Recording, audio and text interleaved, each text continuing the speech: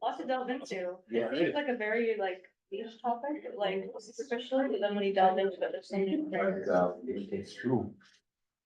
Did you graduate with class convocation ceremony? No, it was, actually, it's longer than, Oh, I know you- 2020. Okay. That's sort of, my brother just graduated there, but they're only things. All right, so we'll go ahead and get started now. Well, have joined us now on Zoom. So, morning, everybody. My name, for those of you who don't know me, my name is Justin Myers. I'm a master's student here at the Balsillie School in our global governance program. And I'm going to be one of your co-moderators for today's event. First of all, I just want to thank everybody for coming out to join us today, whether that's to present, to be a discussant, or just to join in the discussion and see the research we have to share. Thanks for taking the time out of your Friday. It's great to have everybody here at an event like this. And I just want to give a special thanks as well to Laszlo Sarkani, president of the CIC's Waterloo Regional Branch, for making this a collaborative event between the Balsillie School and the Canadian International Council, and for all his help putting this together, as well as Andrew Thompson for his help as well to make this possible, and for being my co-moderator today. At a time like this, as we note in the conference theme, it really does seem like we're at a transition period in the world order. And so it's great to bring everybody here to discuss what's happening. There's so many urgent issues going on that demand our action and that demand our attention. And I'm really happy to see so many of them on today's agenda. I also know that a lot of my fellow global governance students, we're in a bit of a transition period ourselves. A lot of us are here presenting our major research papers that we write in between our last semester of coursework and starting our internships. I know I'm really excited to see what my peers have been working on this summer. And like I said, so many exciting and urgent topics on the agenda. So without further ado, I'll pass it off to Dr. Thompson to introduce the first panel. Thanks, Justin. And before we jump into things, let me also welcome our friends from the CIC. Welcome to the Balsillie School. It's great to have you here and to be part of this. And I would like to thank Justin.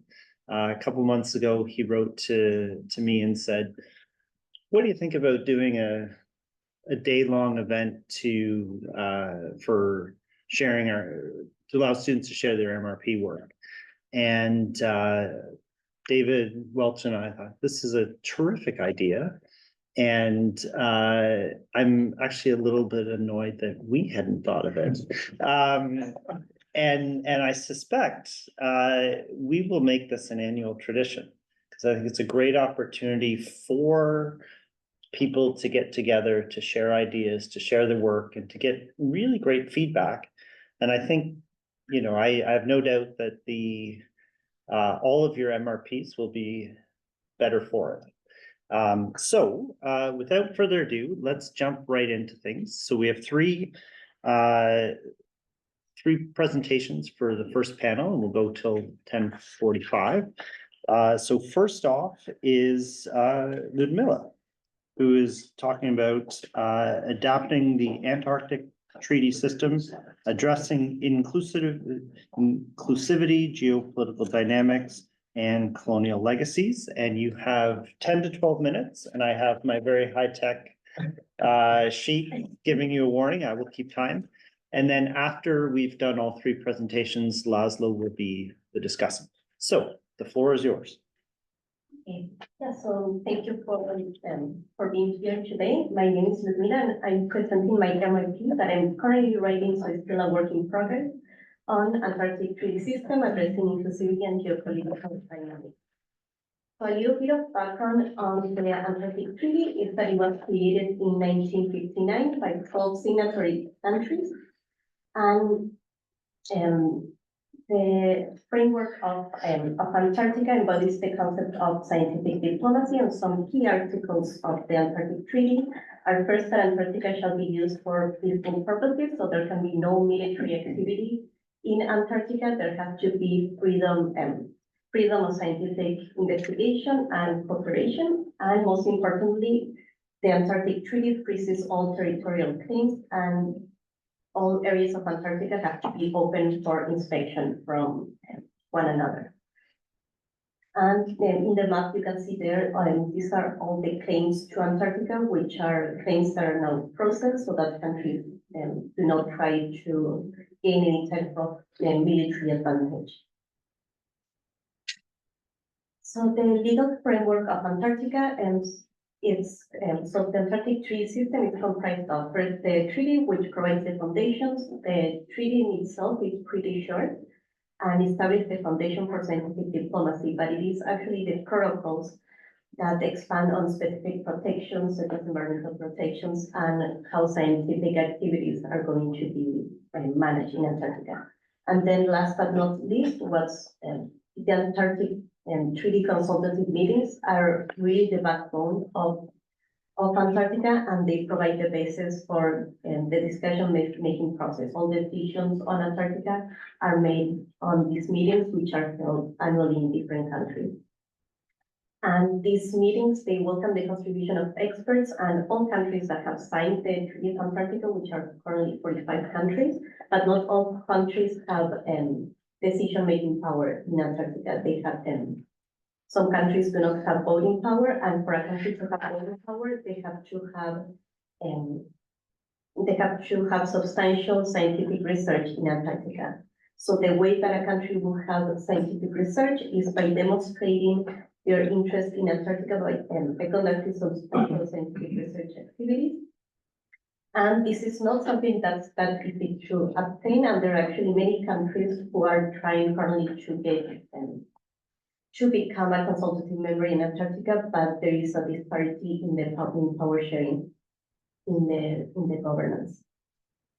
And another one of the key issues and the main critics of the Antarctic Treaty is that because there has to be scientific activity in Antarctica for a country to be part, and some countries do not have the resources to put so much they do not have that much of a big budget to have scientific research. So this lets some countries to have more advantage than others. So this led me to my research questions. First, I will be looking at the legal criteria for significant research activity and how this barrier to entry into the treaty affects inclusivity and what adaptations we need considering the current geopolitical dynamics for the treaty to be a little bit more inclusive. And I will be doing this analysis and I will be doing this by analyzing the legal framework and scientific participation and to look at this barrier. So my theoretical framework, I will be using two main concepts. First, scientific diplomacy, which fosters international cooperation, and really is the use of scientific diplomacy is the use of science as a tool for countries to represent themselves.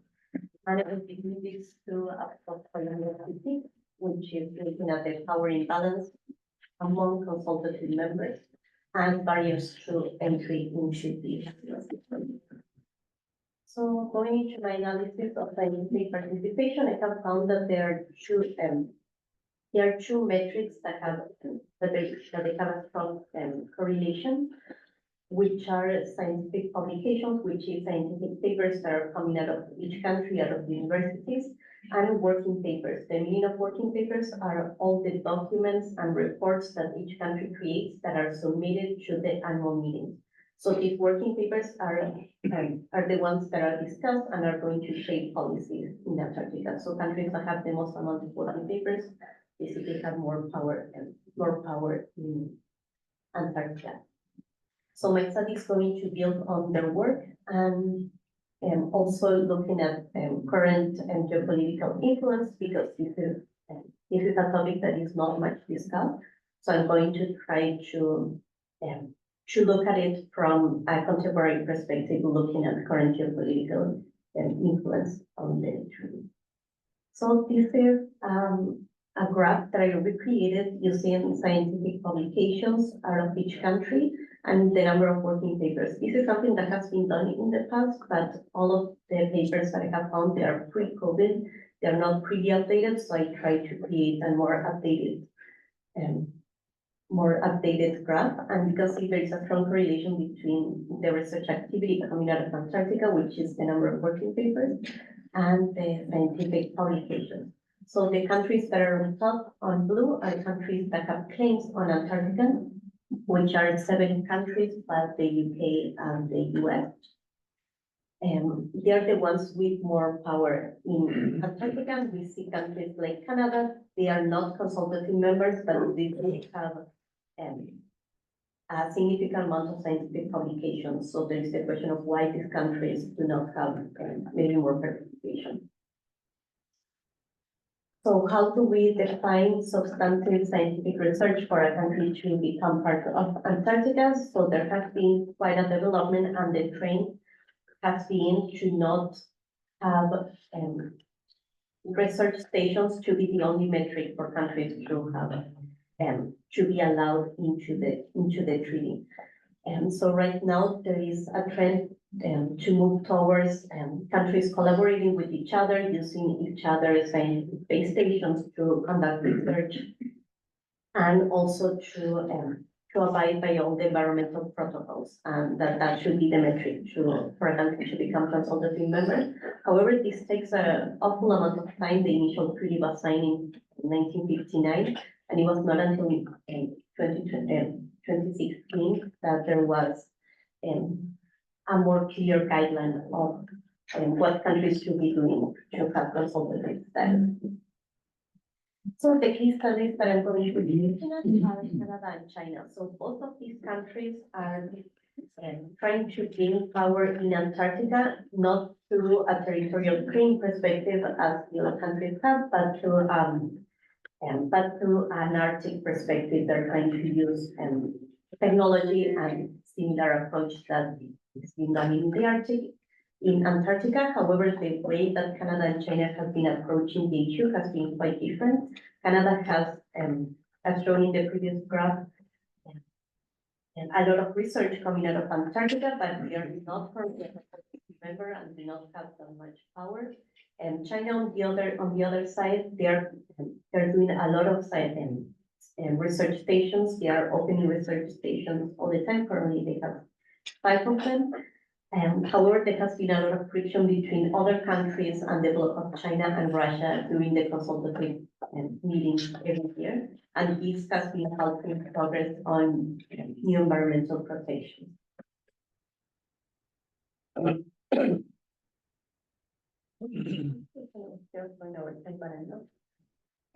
If that the Antarctic treaty system has effectively utilized scientific diplomacy to maintain peaceful governance, it is quite an achievement in the international environment that countries can come together and work on a continent without having any kind of military activity or strong clashes among them.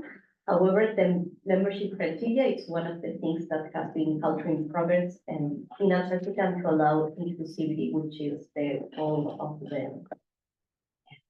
the treaty itself.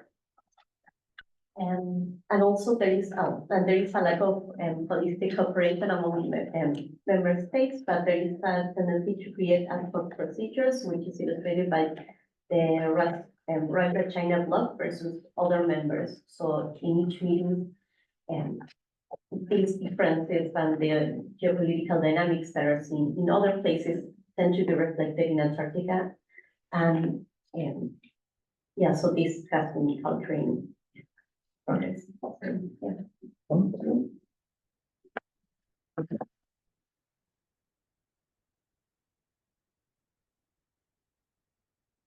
All right. Thank you, Ludmila. So next up, we have Justin, who is going to be presenting on what is at stake in the Northwest Passage, law of the sea, and Inuit human security. The floor is yours.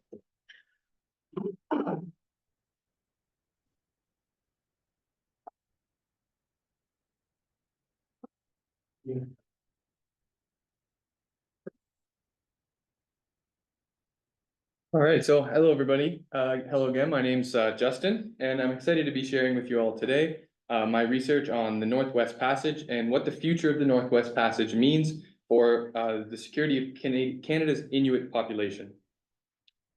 So to be more specific, my research looks at what the different possible outcomes are for resolving the current international legal dispute that exists over the Northwest Passage, and then from those outcomes, looking at how each will impact the human security of Canada's Inuit population.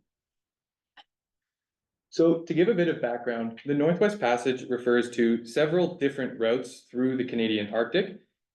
In a dispute dating back to passages from the 1960s, Canada claims this passage and all of these waters as Canadian internal waters, which would give complete control over ships passing through. However, other members of the international community contest this claim, namely the United States, who contends that the Northwest Passage is an international strait, which gives all states a right of transit passage through. The current state of this dispute it has been largely simmering for about the past 60 years and has reached a sort of status quo where Canada has a limited scope of control over the passage. This comes through international agreements such as the United Nations Convention on the Law of the Sea, Article 234 of which was negotiated by Canada and a few other Arctic states, which gives states the ability to enact regulations for the prevention of pollution in ice-covered areas of their exclusive economic zone, which applies to Canada's Arctic waters.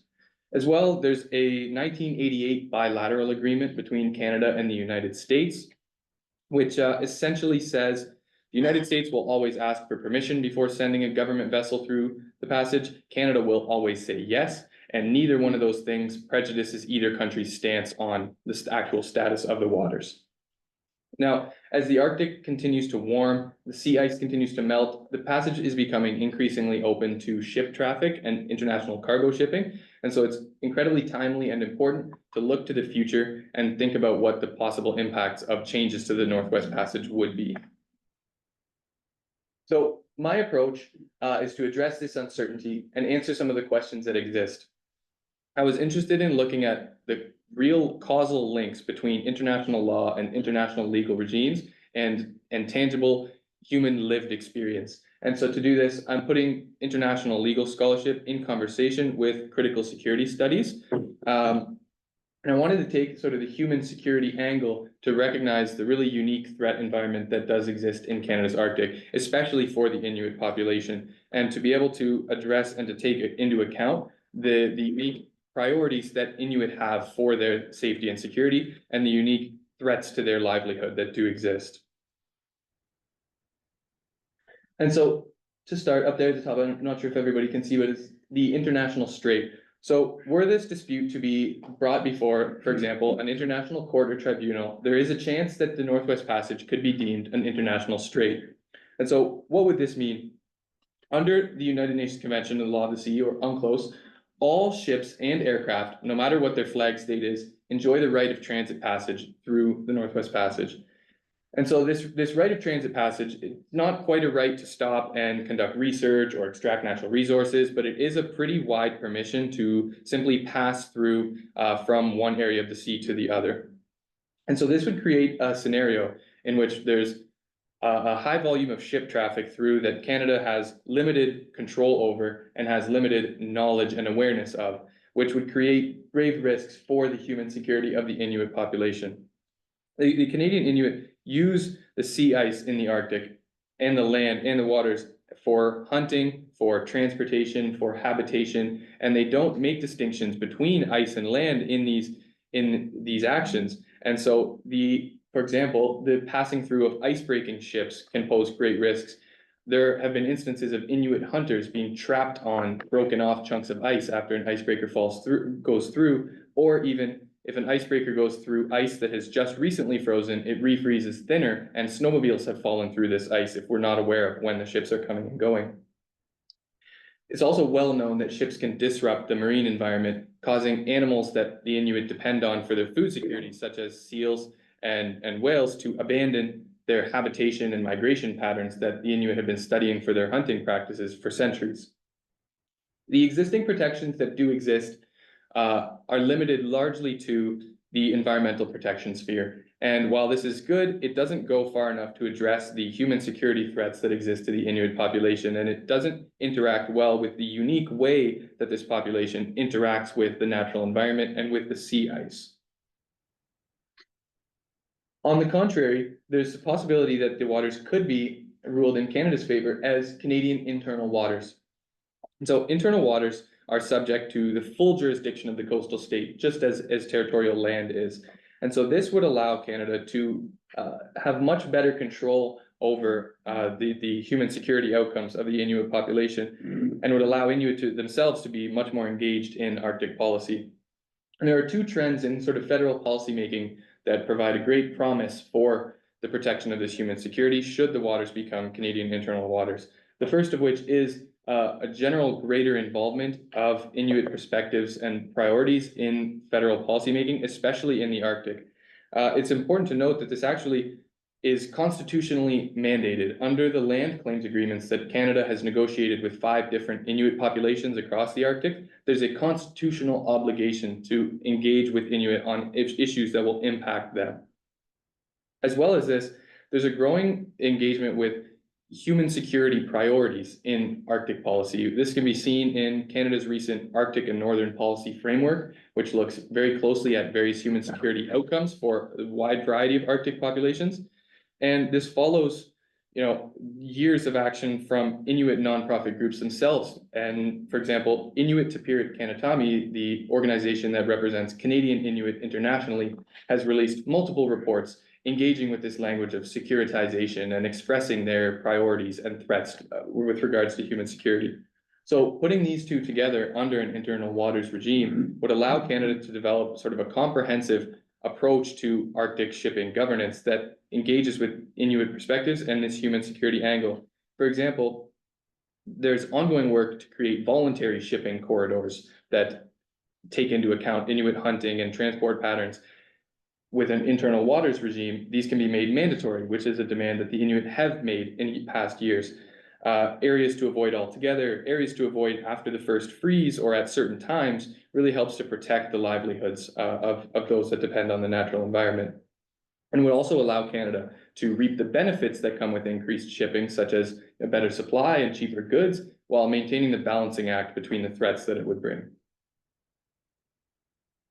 Now, due to the kind of the uncertainty that comes with international litigation and the fact that this dispute has been ongoing for close to 60 years, it's quite unlikely that we will see this question decisively answered or ruled anytime in the near to medium future. However, this doesn't mean that there's nothing that Canada can do to protect Inuit human security, which brings me to the topic of functional jurisdiction. So functional jurisdiction is a term used in international law to describe the exercise of jurisdictional powers by a state beyond its territorial boundaries. And this can be sort of recognized ex post by an international court or tribunal looking at states' past actions of control, or created through something like an international agreement. Canada's current jurisdiction under Article 234 is an example, as are the other maritime zones under UNCLOS that give states specific rights over specific maritime zones beyond their territory. And so this brings to light an interesting possibility for sort of a new basis for cooperation in the Northwest Passage and in the Arctic between Canada and the United States. There's a lot of shared priorities, not least of which is a shared desire to protect the livelihoods of Arctic Indigenous populations. With recent developments in international law that recognize the rights of Indigenous populations to their historic territories and to their historic waters, there's interest in, there's a possibility to sort of form a new basis for cooperation. And this could take the form, for example, of revising the existing 1988 Agreement on Arctic Cooperation to not fully acquiesce to a claim to Canadian internal waters, but to recognize the existing functional jurisdiction that Canada has under current international frameworks. This would be significant because right now the United States is not a party to UNCLOS, which gives Canada its control over the Arctic environment. And so furthermore, a bilateral basis would not only strengthen the existing status quo, but it would lay a groundwork for expanding and building the scope of Canada's functional jurisdiction through other international frameworks. For example, there's possibility for creation of ship routing systems under the Safety of Life at Sea Convention, or the creation of internationally designated protected areas under the IMO's Polar Code. And while this wouldn't be as strong of an opportunity for the engagement of Inuit priorities and perspectives as an internal waters regime would be, it would certainly allow Canada to bring them to the table in a much more meaningful way than is currently being seen at multilateral international organizations such as the IMO. So what does this all mean? Obviously, it means that the status of the Northwest Passage is a very high stakes issue for Canada's Inuit population. Litigation is highly uncertain, and Canada's claim rests on a transfer from the Inuit of their historic title based on historic occupation and use of the water as ice. And this is something that hasn't really been tested under international law. And as we see here, an unfavorable ruling could be devastating. So in the short term, existing partners and existing agreements provide a framework for the building of the scope of Canada's existing jurisdiction over the Northwest Passage and create opportunities to ensure that the human security of the Inuit population is protected throughout the future. Thank you. Awesome.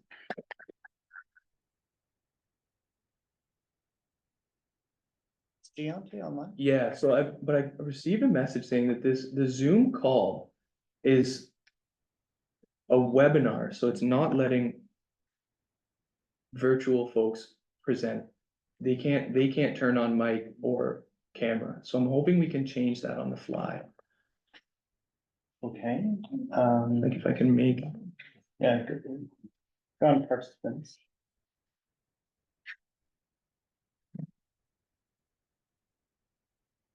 And that was my oversight plans. I thought I could solve everything by posting on the webinar. what's going on? It's just.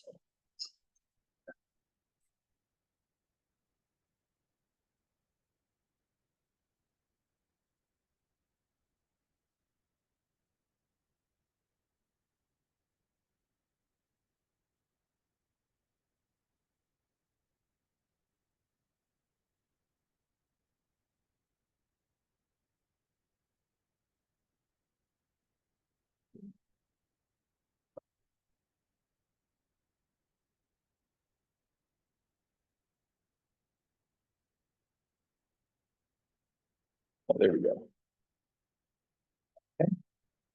Can you hear me? Yeah, there we go. You may have to give her permission to share this. Actually, I have all the present. Okay. Or Janty, can you share your screen? Are you able to share your screen? No, I can't. I promoted you to a panelist.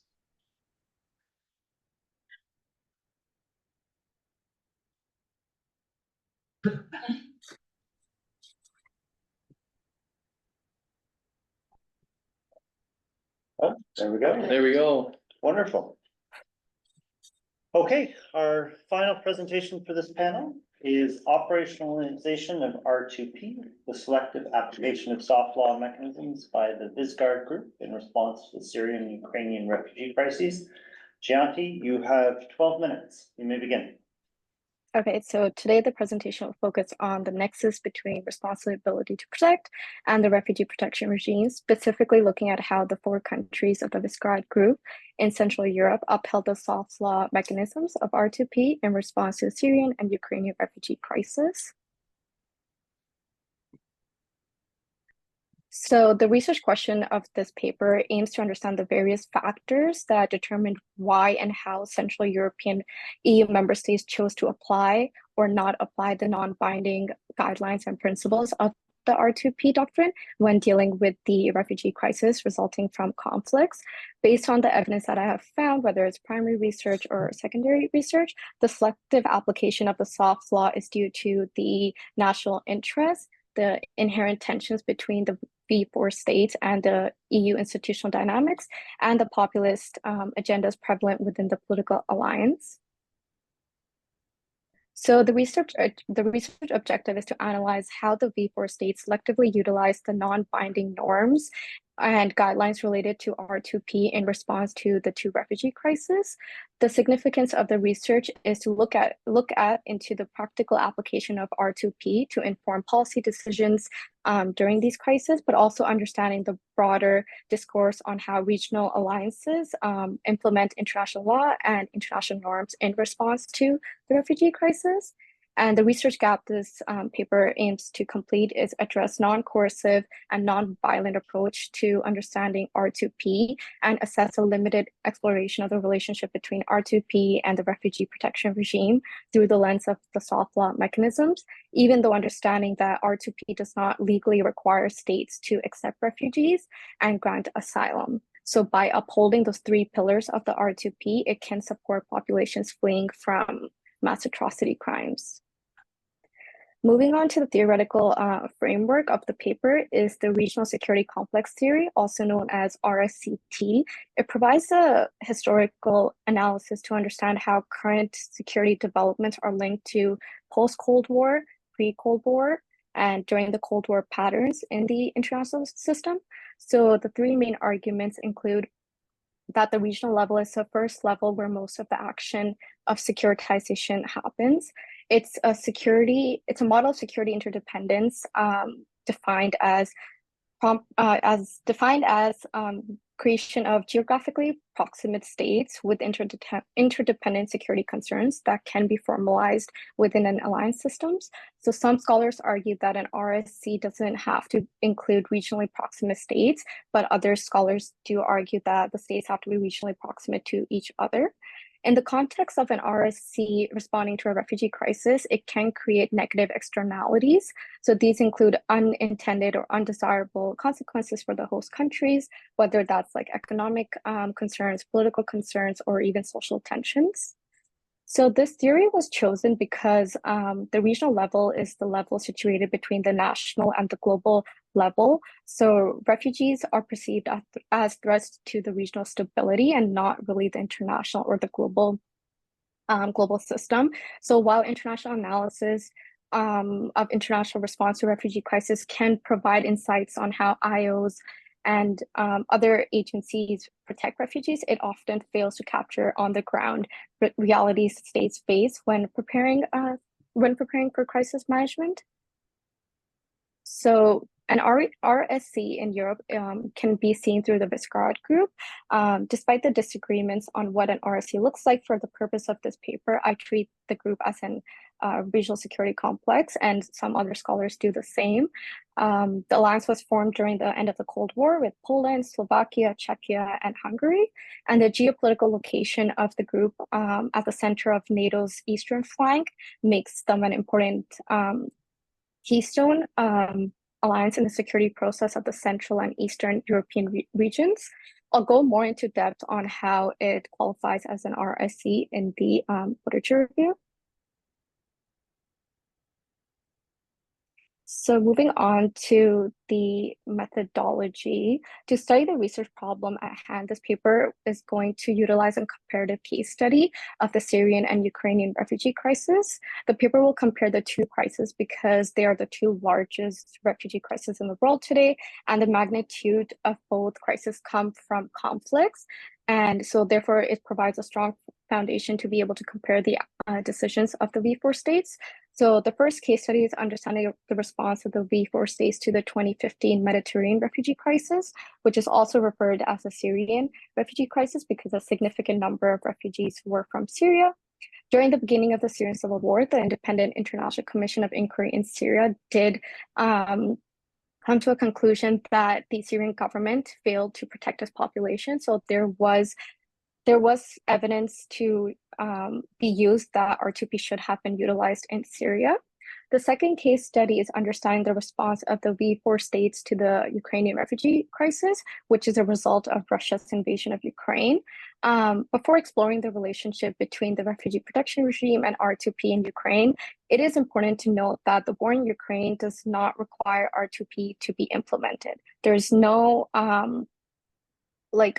Ukraine's war does not qualify for R2P to be operationalized. In Ukraine, the military intervention argued by some under R2P is not against another state for the purpose of protecting people at the risk of harms, but rather intervention is aimed at helping a state, which is Ukraine, to protect its population from atrocities being committed by another state, which is Russia.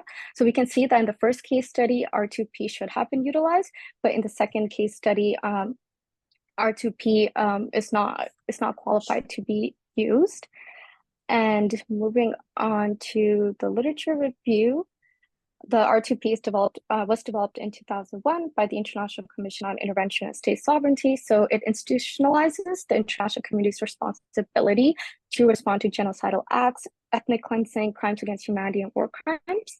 I'm not going to go over the 3 pillars. I'm pretty sure many of us in this room have heard about R2P in some way or the other. But I do want to talk a little bit about what soft law mechanisms is defined as. So in this paper, I treat the pillars of R2P not as components of the soft law, but as soft law mechanisms.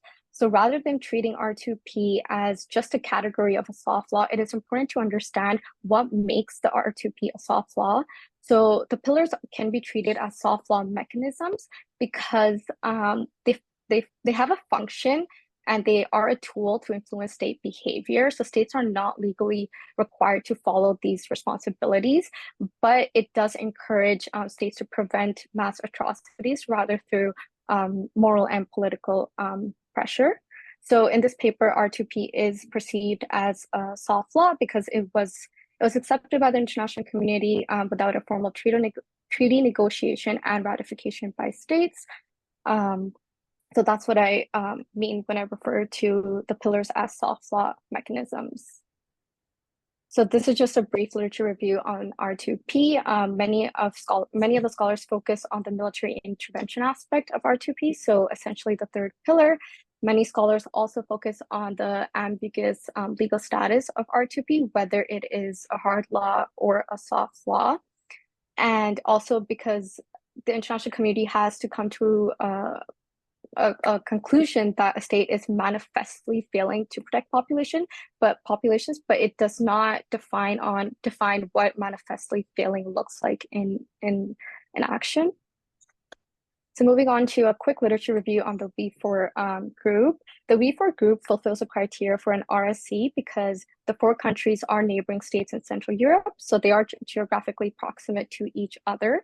Their initial goal was to return to Europe, become members of EU and NATO, which they accomplished. The cooperation is on various sectors, energy sector, defense sector, etc. And during the 2015 refugee crisis, the V4 demonstrated strong opposition to EU's common immigration policy with xenophobic rhetoric.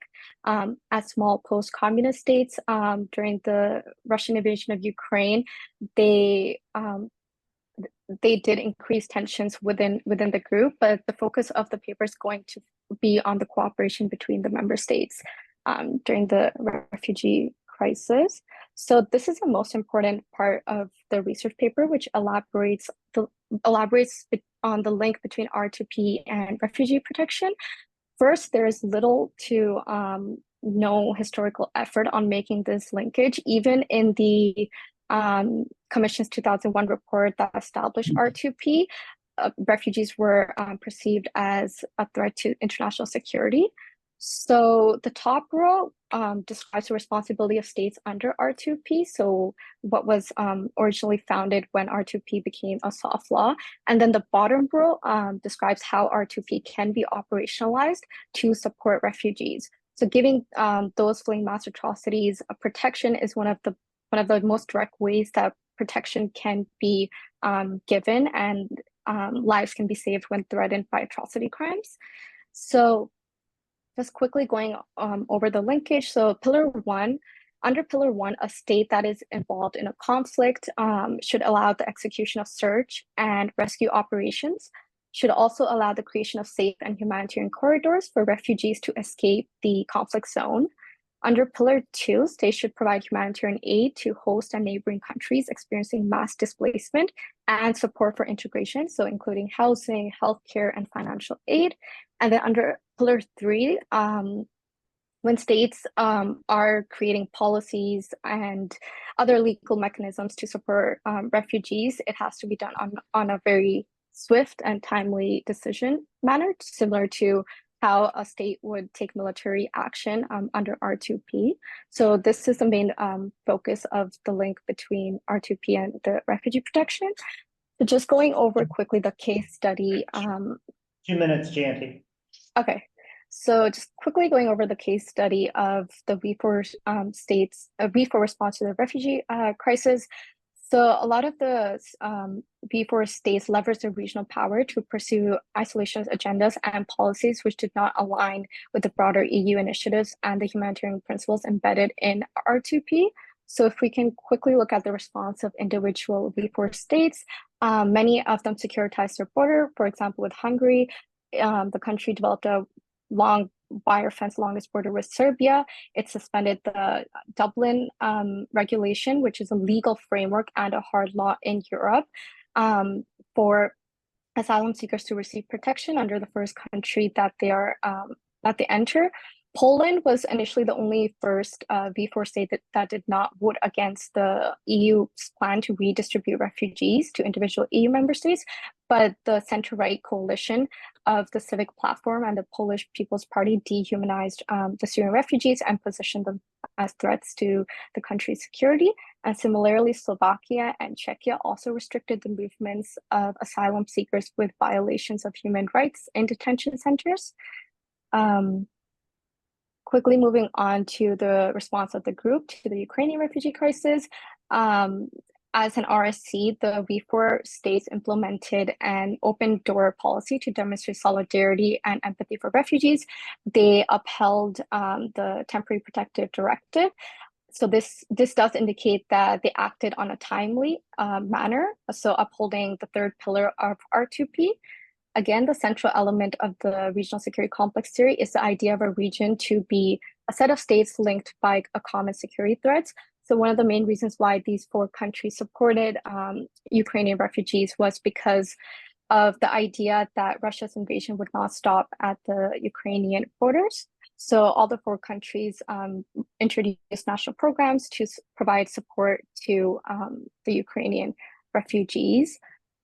And just to kind of conclude off the comparison, during the 2015 refugee crisis, the security concerns and threats were from Syria, the country of origin where refugees were coming from.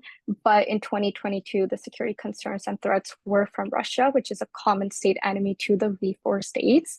And Ukraine is a buffer state between those V4 countries.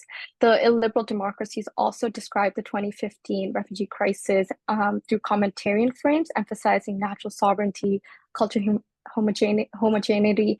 So the research significance is that the same borders that were closed during the 2015 refugee crisis were opened during the 2022 refugee crisis. And that is the difference. And just concluding off the presentation on the policy significance of the research. So as the R2P continues to face legal challenges in its implementation, atrocity crimes continue to create refugee crises. So the literal obligation of states in paragraph 139 is for states to help protect populations from mass atrocities. It doesn't define how this can be done. There is no universal understanding. But if we do operationalize this link between R2P and resettlement and other forms of protection to refugees, we can go from providing minimal protections to refugees and those fleeing atrocity crimes to providing comprehensive protection over time. So yeah, that was my research and I look forward to receiving feedback. Thank you. All right, so we have about 15 minutes. Laszlo, the floor is yours. Well, thank you so much, everyone. Good morning. Thrilled to be here. My name is Laszlo Sarkany. I'm one of 2 executive members of the CIC here in Waterloo. Yes, very few of us. And of course, I'd like to welcome Rob as well. We are thrilled to be here, and thank you so much for the warm welcome, Dr. Thompson, and of course, thrilled to see Dr. Welch as well. Again, I must commend Justin. He's done the heavy lifting, and he's done it so well.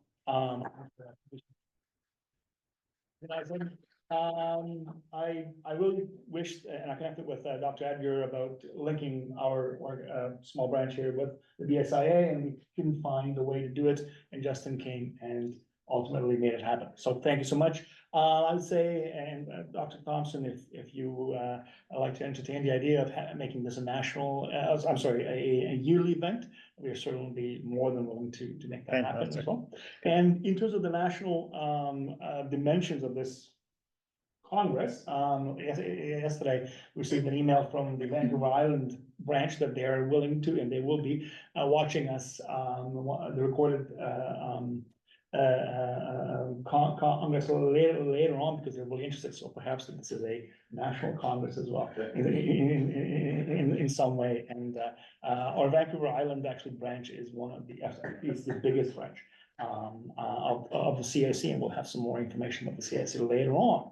I come bearing gifts. So I received an email from the National Council to extend the membership, yearly membership to all students in the audience with CIC. So I'll be more than happy to connect with all of you at lunch. Your first year will be on us, and we can talk about what that means later on. So please let us know if you're interested, and we're more than happy to welcome you. Okay.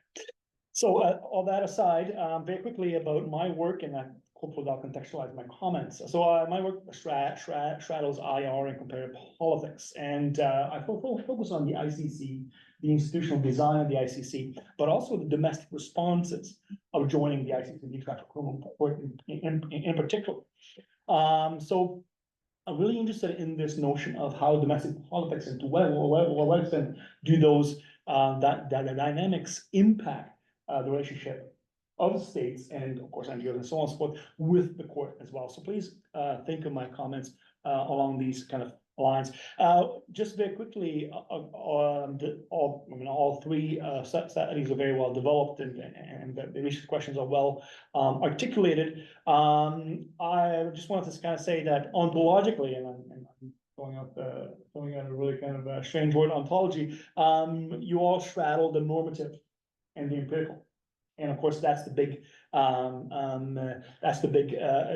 of a quandary when it comes to one of the big quandaries when it comes to international law and the elements of international law and global politics. Of course, this raises the question of to what extent does international law, international humanitarian law matter when it comes to on the ground day-to-day politics, if you will, right? And you kind of grapple with that, which is interesting. So very recently, I came across this body of literature, which is actually 10 years old now, but the notion of behavioral international law, where the agenda is to really understand to what extent does international law, international humanitarian law, and so on impact,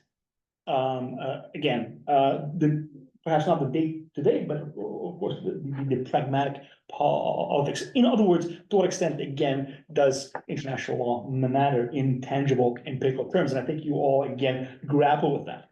The other kind of overall comment that I have would be to think about more intentionally, if that's appropriate, about research designs. I think a number of you, two of you are focusing on comparative research. Justin, I'll ask you about your research design as well. And I'm wondering if, and we'll get into that in a second, to think more particularly about case selection, most similar design or most dissimilar design, and what that means when it comes to developing your arguments as well. So very quickly going to Ludmila's work again. We go from the bottom of the world to the top of the world to the middle of Europe, so we're covering quite a bit of ground. So Ludmila, a very interesting paper, and I would love to read the paper at some point in time as well.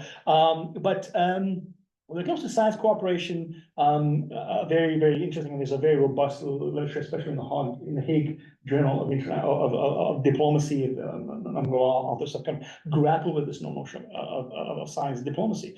I have ultimately one big question which you might want to address is to kind of show how territorial claims are addressed or ultimately determined. Right, so we're talking about certain states that have territorial claims to the Antarctic, but of course they don't have direct territorial connection, if you will, or do they? And how does that kind of negotiate, if you will? So kind of to kind of show a little bit of a further kind of elaboration on the legal rationale for being able to claim territory in a territory that's completely dissociated with your, non-national territory, if you will. I wonder, I might have missed that, or Yeah, so actually, every country that has claims on Antarctica, there has been some And they do try to have scientific research on the land that they are claiming, Mhm. but basically all territorial claims are ignored. They are, Right. because they're frozen.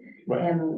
For example, China has no territorial claims and they have research stations. Right. So the countries that do have the claims, they do try to carry out certain activities to try to keep that claim up. Right. But the issue is very much ignored, and the treaty is going to expire, I think it was in 2045 or something like that, and that's going to become an issue when the freezing of the claims expires. But right now, it's an issue that's completely ignored so that there can be that cooperation. So ultimately highlighting that in the paper. Yeah. What you just explained would be wonderful. The other, of course, the other kind of elephant in the room would be the Arctic Council, right? And say, what can Antarctic governments learn, if anything, from that institution, from the ways in which states, and even bilateral relationships within Norway and the Soviet Union during the Cold War. So ultimately, this goes very, very deep, and you could potentially draw on some of these lessons learned. When it comes to the comparative analysis, and you're comparing China and Canada, if you will, right? I'm wondering if you can say a little bit more about the design, and I think you're talking about the most dissimilar design setup, right? And say, then kind of highlight how the two countries are have a very, and you do that in fact, but kind of to be more intentional and say kind of how, what are the differences, and of course, and then at the end, you're trying to explain the commonality, right? That's the whole notion of a most dissimilar design setup or design. Justin, again, very clear research questions, very topical, very important question that you're asking. Again, and again, the whole notion of behavioral international law kind of occurred to me as well. I'd say that you might want to kind of look at that body of literature. And of course, also the notion of the enforcement mechanisms of this functional jurisdiction. Certainly we can make the argument that we should be having a more robust legal framework. We should be supporting, we should be respecting the Inuit and all other groups. But again, why don't we do it, and what do we do, right? And to what extent do we do it? And I think, and I kind of sensed a movement from this notion of multilateralism to bilateralism in your paper. I think you're suggesting that Canada should kind of develop relationships or bilateral agreements, if you will. And I'm wondering if you could kind of perhaps later on say a little bit more about that, if I understood you correctly. Because I mean, if you look at the Northwest Passage, right, I mean, Canada has been submitting volumes and volumes of work to the tribunal, right, to the UN to suggest that that's ours, and so on. But again, should Canada be, and I think that's what you're suggesting, you can, and there should be approaching the United States and other relevant parties, right? Mm-hmm. And of course, and just very quickly, I'm wondering about your research design. How are you kind of approaching, or what is the design here? If you can be like perhaps a little bit more kind of explicit. I think it's all there. You just kind of highlight it, if you will.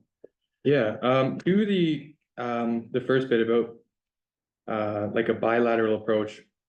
I think the reason that I focused kind of on sort of a short-term approach through bilateralism is just the fact that the United States is at the same time sort of one of our largest Arctic partners with NORAD and all the modernization that is historical and ongoing.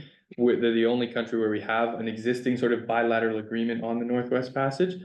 And at the same time as they're like arguably our largest Arctic partner, they're the most outspoken opponent of our claim to internal waters. And also the fact that they're one of few states that's not party to UNCLOS is something I feel like can be rectified. All of those kind of put together make the United States sort of an ideal candidate for not even sort of a new bilateral relationship, but strengthening the one that already exists. Awesome. And then research design, making sure to, at the beginning, sort of, I didn't quite have enough time to dive into like the theoretical background of the sort of critical security studies that I'm bringing to this, but it's definitely in my paper as sort of comparing. You have security, Arctic security from a traditional perspective is very geopolitical, very state-centric. And you have critical security studies, human security, which has a different set of priorities. And then sort of tangential to that is how do the Inuit themselves actually see their security? And so I try to tease out that sort of relationship and get to the bottom of, I'm not trying to assign a state-centric view of a research design or research question onto Inuit security. I'm trying to look at what exactly, through their activism and through their policy work, what are the priorities that they have? And that's kind of informing. The way I've designed it is pretty much like you saw in my presentation, laying out each outcome, how would it result? I do give a lot more detail on how it could possibly happen and then what the impacts would be. Awesome. Well, thank you so much. And again, I think it's all there. You just want to kind of highlight some of these things, and I'd love to read the paper as well. At some Thank point you. as well. Yeah, so Thanks for your feedback. Jayanti, sorry? Thanks Of for the course, feedback. Of course. So very quickly, Jayanti, I'm sure she can hear us. Oh, yeah, I shouldn't have done that. Put her back to Guthers Q&A. I'll bring her back.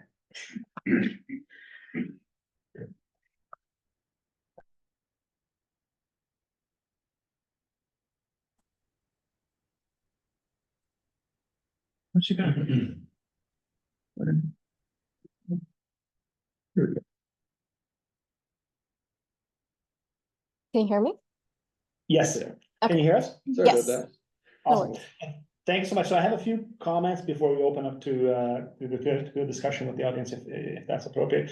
So thank you so much, Jayanti. I received your paper and I made some comments on this, on the margins, and I'll send that back to you at the end of today. Again, very well developed research setup, research questions.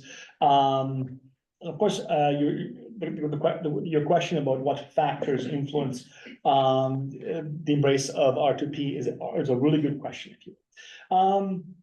Again, I think what occurred to me as I read through the paper is this notion of, if you want to, if you perhaps should interrogate a little bit more of the domestic interests of the Visegrad states with respect to this to the refugee crisis, because I have a little bit of just a little bit of insight when it comes to Hungary. I mean, the rhetoric was all over the place, and we all kind of understood that of course the state and the government is using the situation to its own benefit, as opposed to refugees. I mean, in some cases, the refugees did not want to stay in Hungary, right? So it ultimately is very much a politicized set of interests. When it comes to threats, again, framing comes to mind, right? Again, in the case of Hungary, certainly, I mean, the government advanced a very kind of bastion of Christian Europe, kind of the rhetoric and so on and so forth, which we thought that was kind of, and of course they brought back the greater Hungary idea, and it still kind of lingers, if you will. And of course the question then is, why would these narratives ultimately dominating and so on and so forth.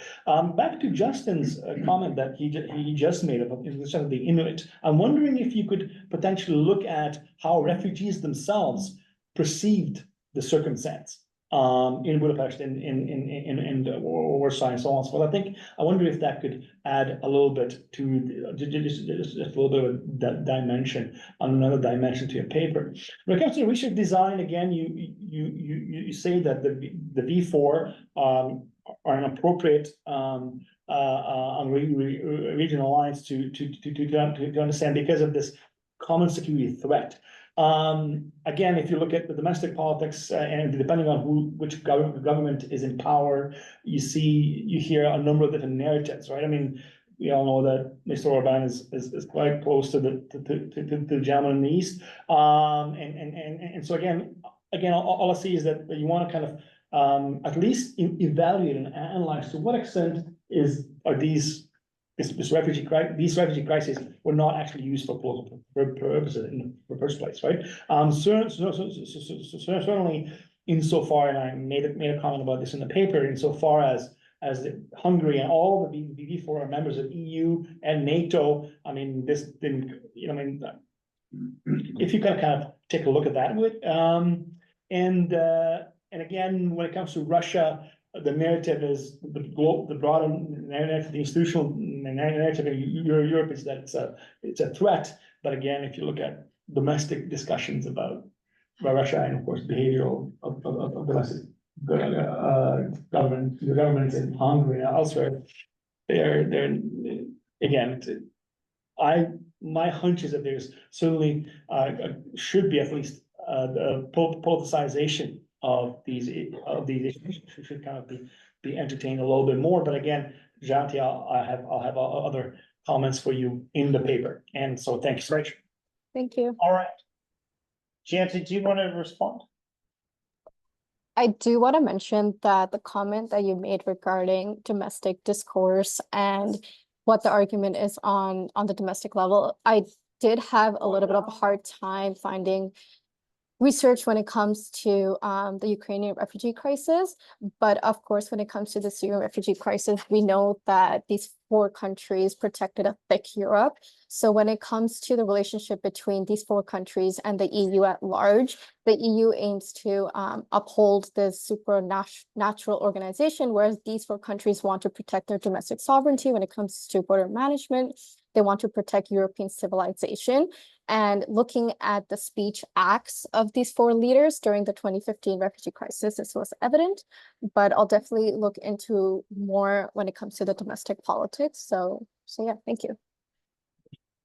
All right, I'm going to make an executive decision and say that we go on break because we have our keynote address in a little over 10 minutes. If you have comments for any of the presenters, I corner them at the break. Just wrap up and say, I think we're off to a great start. That was a terrific panel, and I look forward to the rest of the event. All right, we will reconvene at 11. Thanks.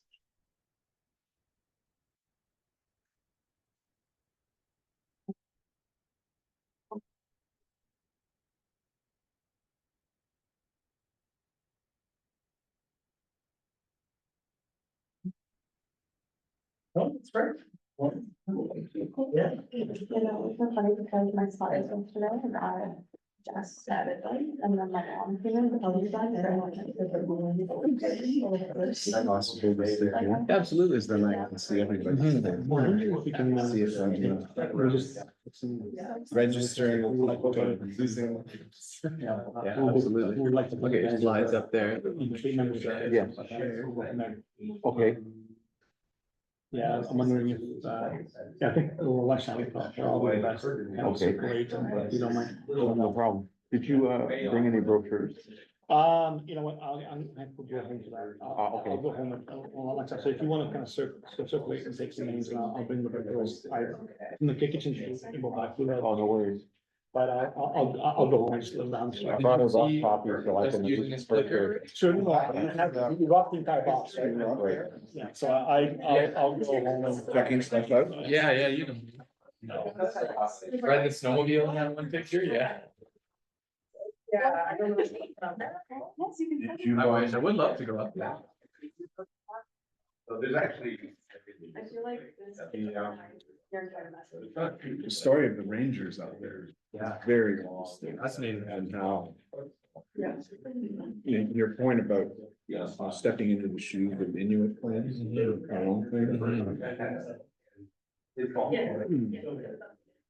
So how do the Rangers feel that they're like in both camp or foot in both camps? Yeah, it's an interesting position to be in. It's interesting to me that that's still such an ongoing, still such a big thing that's going on. It's a long standing.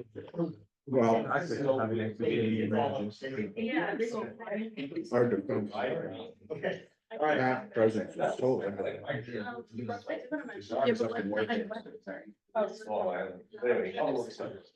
What military we have? Yeah. One is. They were all.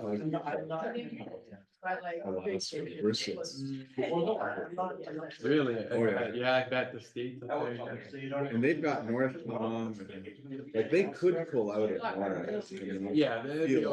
Not feel a whole lot. NORAD, all the NORAD infrastructure is getting old now anyways, so. Right. Right, so it's not like they're dependent on Canada. No, it's quite the opposite. So it's a funny circumstance. So I think leaving that in the bottom right. Yeah. Just gonna check. I think that I saw you shifting it, which is good. Yeah, someone is in the way of this text. Yeah, Angel, here, I can actually say. I don't know if we can get rid of that Yeah. bar at the top. That was over top of all the text on mine. Like, all of my slide titles. Sure. Right. Yeah, absolutely. So what we'll do is at lunchtime, Robert will serve us. Control. And as we Gotta go to the bathroom, but- Oh. Well, that was fast. And if you're interested in more regular, kind of engagement. It's not going. Shut off something. Oh, no, maybe we can only have one or the other. Meeting thing.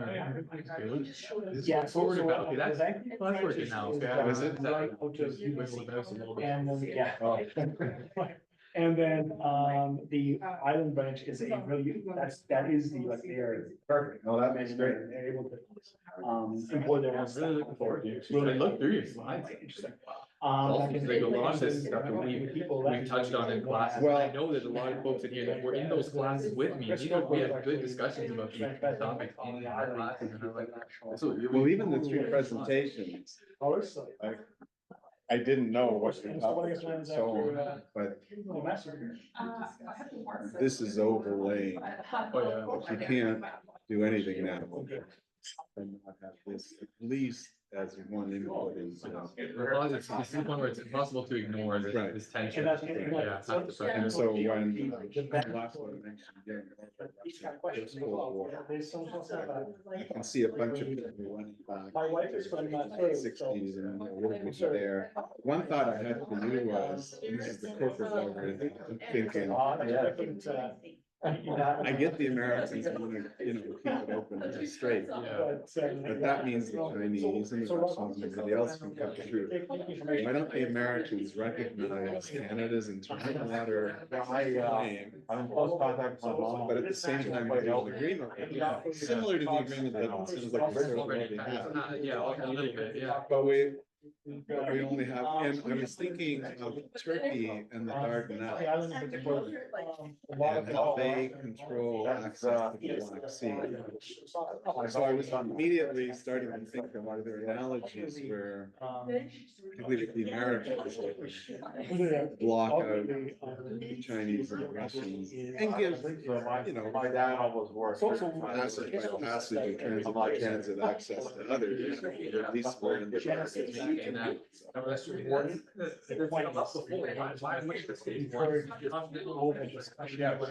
But I guess there's that.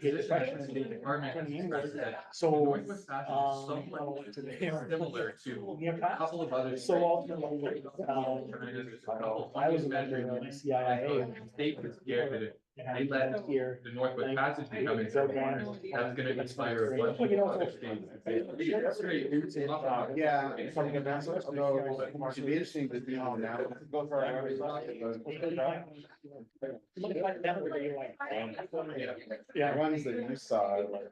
Yeah. Absolutely. So Chris Gilpin was actually a former military attaché. Really similar to these other states. So- And, So again, but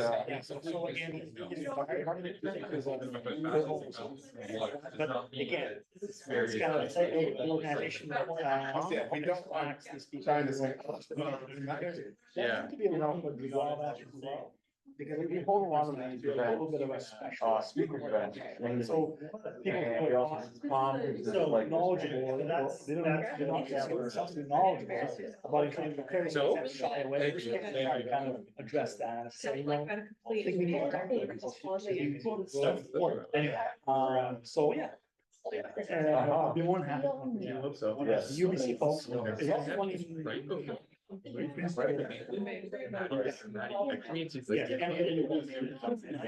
Yes.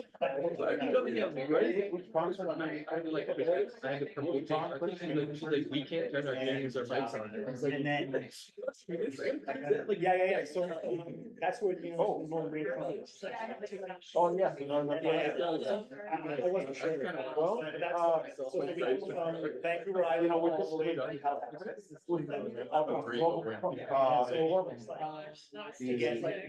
I think as a person, it's easier to pass through these items. So. Third presentation. It's easier to create sovereignty when there was ice blocking the passage, but now there's more traffic. The ones that, You know. and that's just brought these problems. Yeah, but it's really. Julian, I'm last. Uh-huh. 17 years old. I'm last. That's okay, that's all right. That's okay. And so as I was, so. It's true. So I must be doing a lunchtime and we're taking information. Yeah. Don't ask. If you look at the history, the Homo was violated, Because we didn't have. sign was a business. So you're not really costing. But more importantly, and Facebook. Because again, we're only citing these issues. So also, you know, more as well. Which country? So we'll be able to- Oh, okay. And I'm gonna say, in fact, I see the first conference. I think we might need to connect with that, we might make that into some sort of soundbite. Understand. Again, very self, right, very self-serving, but.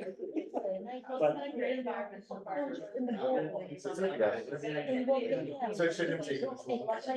No, Well, but so what I didn't mention, so, you know, it is our domain, but for me. if there was an agreement, that even though it was violated, it indicates that somebody had an interest in play that was recognized at one point. I was actually. So there is a basis for an argument. And I think what We asked for it, you see, and then. if you look at any university website, you see that, the unit, like the University of Waterloo, you say, So for me, it's like, we well, recognize the indigenous claims to this territory. 6 miles, any 6 miles on either side of the Grand River was indigenous. So, I mean, I think there's some steps towards reconciliation, but So it's kind I of, think, for me, it's. I think, certainly they're never gonna get back the land they had. By the article, it's kind of like. No, that's what I'm Yeah. saying.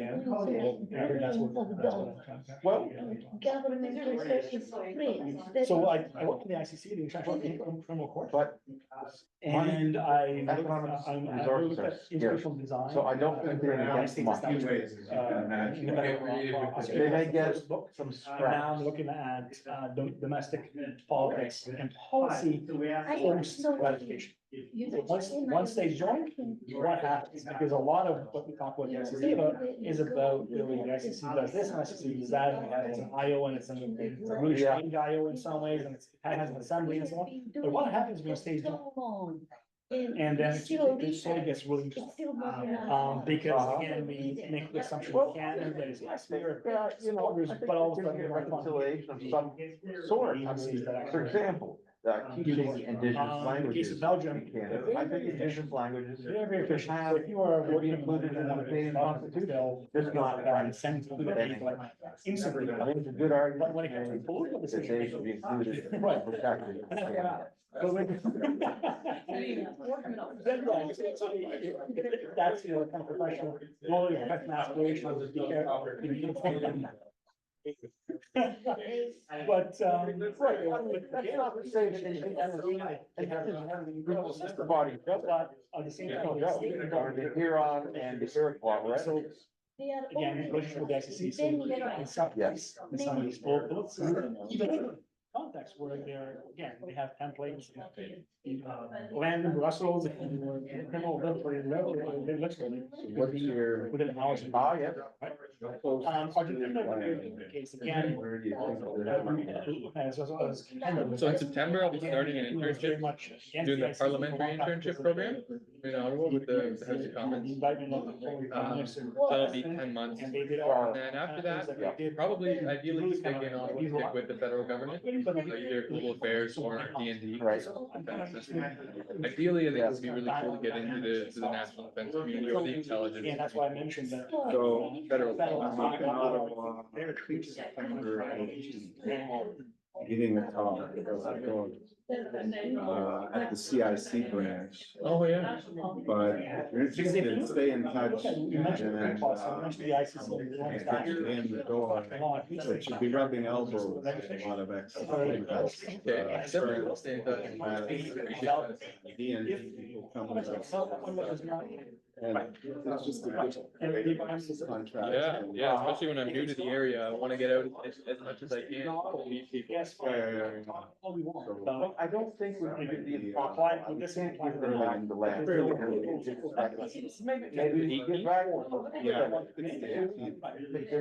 So that's what, You know, transfer. Oh, nice. Like upstairs. They'll reserve. Yeah. But with the bars, so that Of the loosens the tongue and people get. no, I mean, They're a little bit chattier than Mexico. Makes everybody get along. Yeah. European powers, at the time, they did not. So this speech, is this something you talked about, like, you had these slides kind of. Yeah, already I workshopped these even a this. little We look at this sort So, of there's always, I have Spanish background.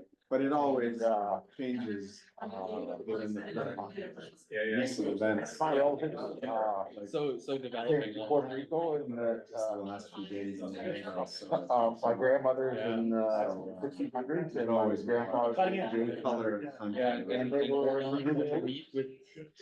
Wrenches and everything. Yeah. It's always been support for Didn't make a indigenous fuss people over in communication. Spain. I'm surprised to hear this. I was surprised to hear. Americans, Definitely thought, been destroyed. It's been a bit of. By, I think in the Borderlands. and, I think they need to use more nuanced discussion of what it's historically. And also One, the reconciliation. Americans, as you know, they. So I think this is Sign a out more, on the calls, but it's complicated. custom. Yeah, it is. Narrative than. I don't know.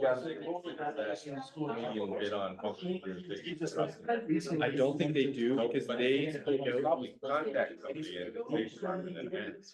What's your official position? Interesting, because yeah, when we made. I'm a legal advisor. Yeah. That's true. But it's officially US position on that particular thing. Right. Is that considered CIL? Right. The other thing is, I want to mention that I'm sure we're planning to raise interest as a possible lever for Canada to make the functional jurisdiction. It's in there. I need to, that's something that's kind of on my list to get into a little bit more. But yes, I do engage with the adoption of under and the idea that under, but I think the specific articles, you know, indigenous groups should have the right to their territory. Yeah, it's, As you know, as government has present. a great relationship. Yes, it's not as present as it should be right now. I need to dive into it more, but yes, it's something. This might be a possible effort. Yeah, it's kind of in there. It's like, when I get into this idea of, okay, how can we increase cooperation with the United States? So the few sort of things, that, like, we can hit this point, we can hit that point, under it's kind of in there. Stay in Canada. We're here in Canada. Yeah, but what did you think overall about the functional jurisdiction bit? Great. That's okay, fine. Yeah, it's been interesting to write. It's been a lot more challenging than I originally thought. Again, able to keep this under 60 days. 40, okay. The draft The right font now. size is gonna be. Yeah, no, it Microscopic. all depends on the comments, so the draft is at, I finished the first draft, like, I think they definitely have. very draft, like, it's at 48 pages right now. But then I gotta go, probably in the ballpark, 55 by the end of the year. They're considered dual citizens of their indigenous. Should we, start again? Yes. All right. Usually Americans do not big fans of dual citizenship, but in this case, it's a reality. So, but I think people just don't read a lot about that, and it's not common knowledge. You won't sit on these.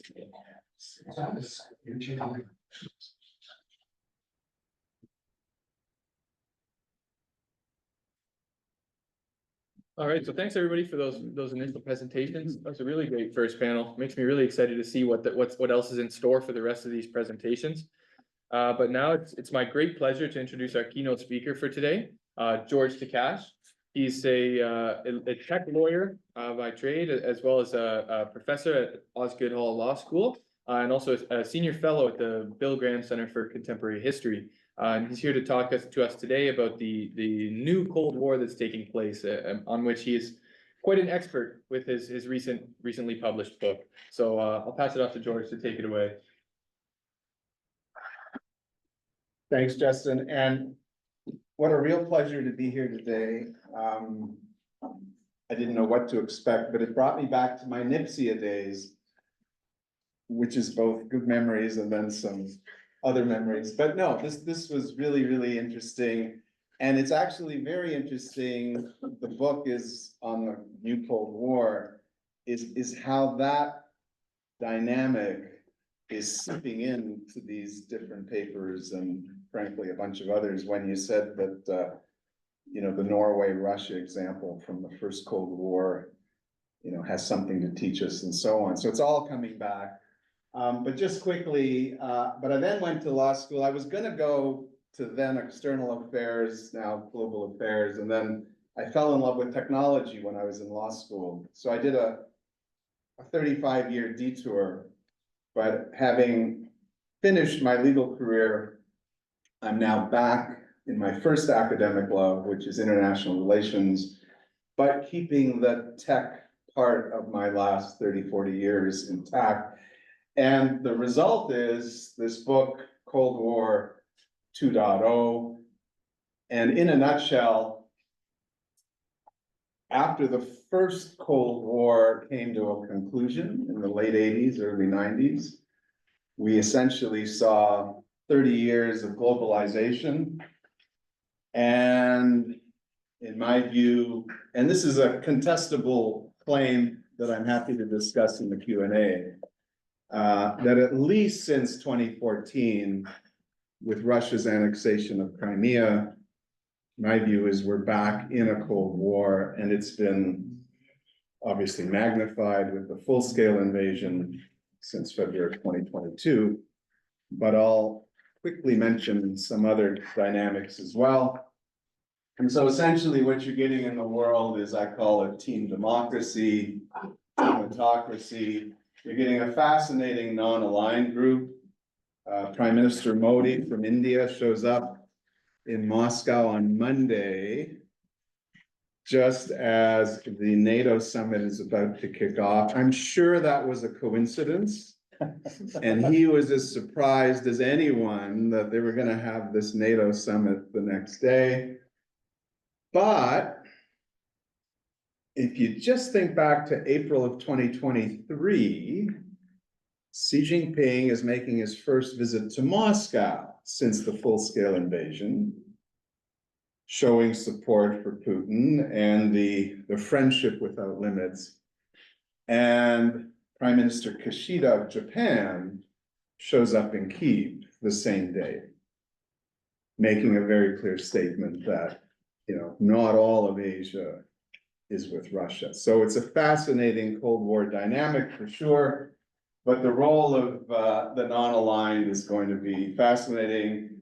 For those of you moving on to your PhD, a PhD thesis about India in the new Cold War would be very interesting indeed. Just a word about the two autocrats, Putin and Xi Jinping.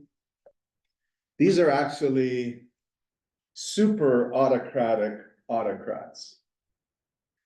The constraints that used to apply, for instance, in the first Cold War, when Khrushchev was removed from power and Brezhnev replaced them, you know, Politburo executive committees used to mean something. In China, you know, there was a normative two-term limit, 10 years in total per leader. Xi Jinping has blown through that. He's now well into his third term.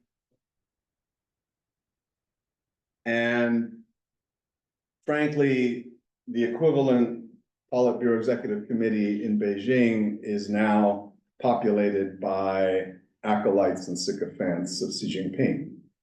So not only are they autocrats, they are the most autocratic autocrats we've seen in a long time. And that has implications for decision-making, for the models that we build to try to predict behavior and so on. So what is the new Cold War? In a nutshell, it's these two principal autocrats, though Iran is now clearly in that camp. North Korea has been resurrected because of this new Cold War. It's a stunning development. Who'd have thought when China and Russia were at the table, literally originally putting the constraints on North Korea, those are of course falling away. But by the way, just as in the first Cold War, the tensions between China and Russia will surface in this one. I'm not sure Xi Jinping is all that happy about how close North Korea is getting with Russia, et cetera, et cetera. You'll see the same dynamic play out in the Central Asian states, Kazakhstan, Kyrgyzstan, and so on. But basically, these two autocrats have made a very conscious decision that they will no longer comply with the rules-based international order. And the invasion and the annexation of Crimea, the invasion of Ukraine in 2022 is the ultimate example. I want to take a couple of minutes, though, on South China Sea and Taiwan, because those are the other two fronts, in my view, that are absolutely front and center for the current Cold War dynamic. But let's not forget that Canada is a target as well.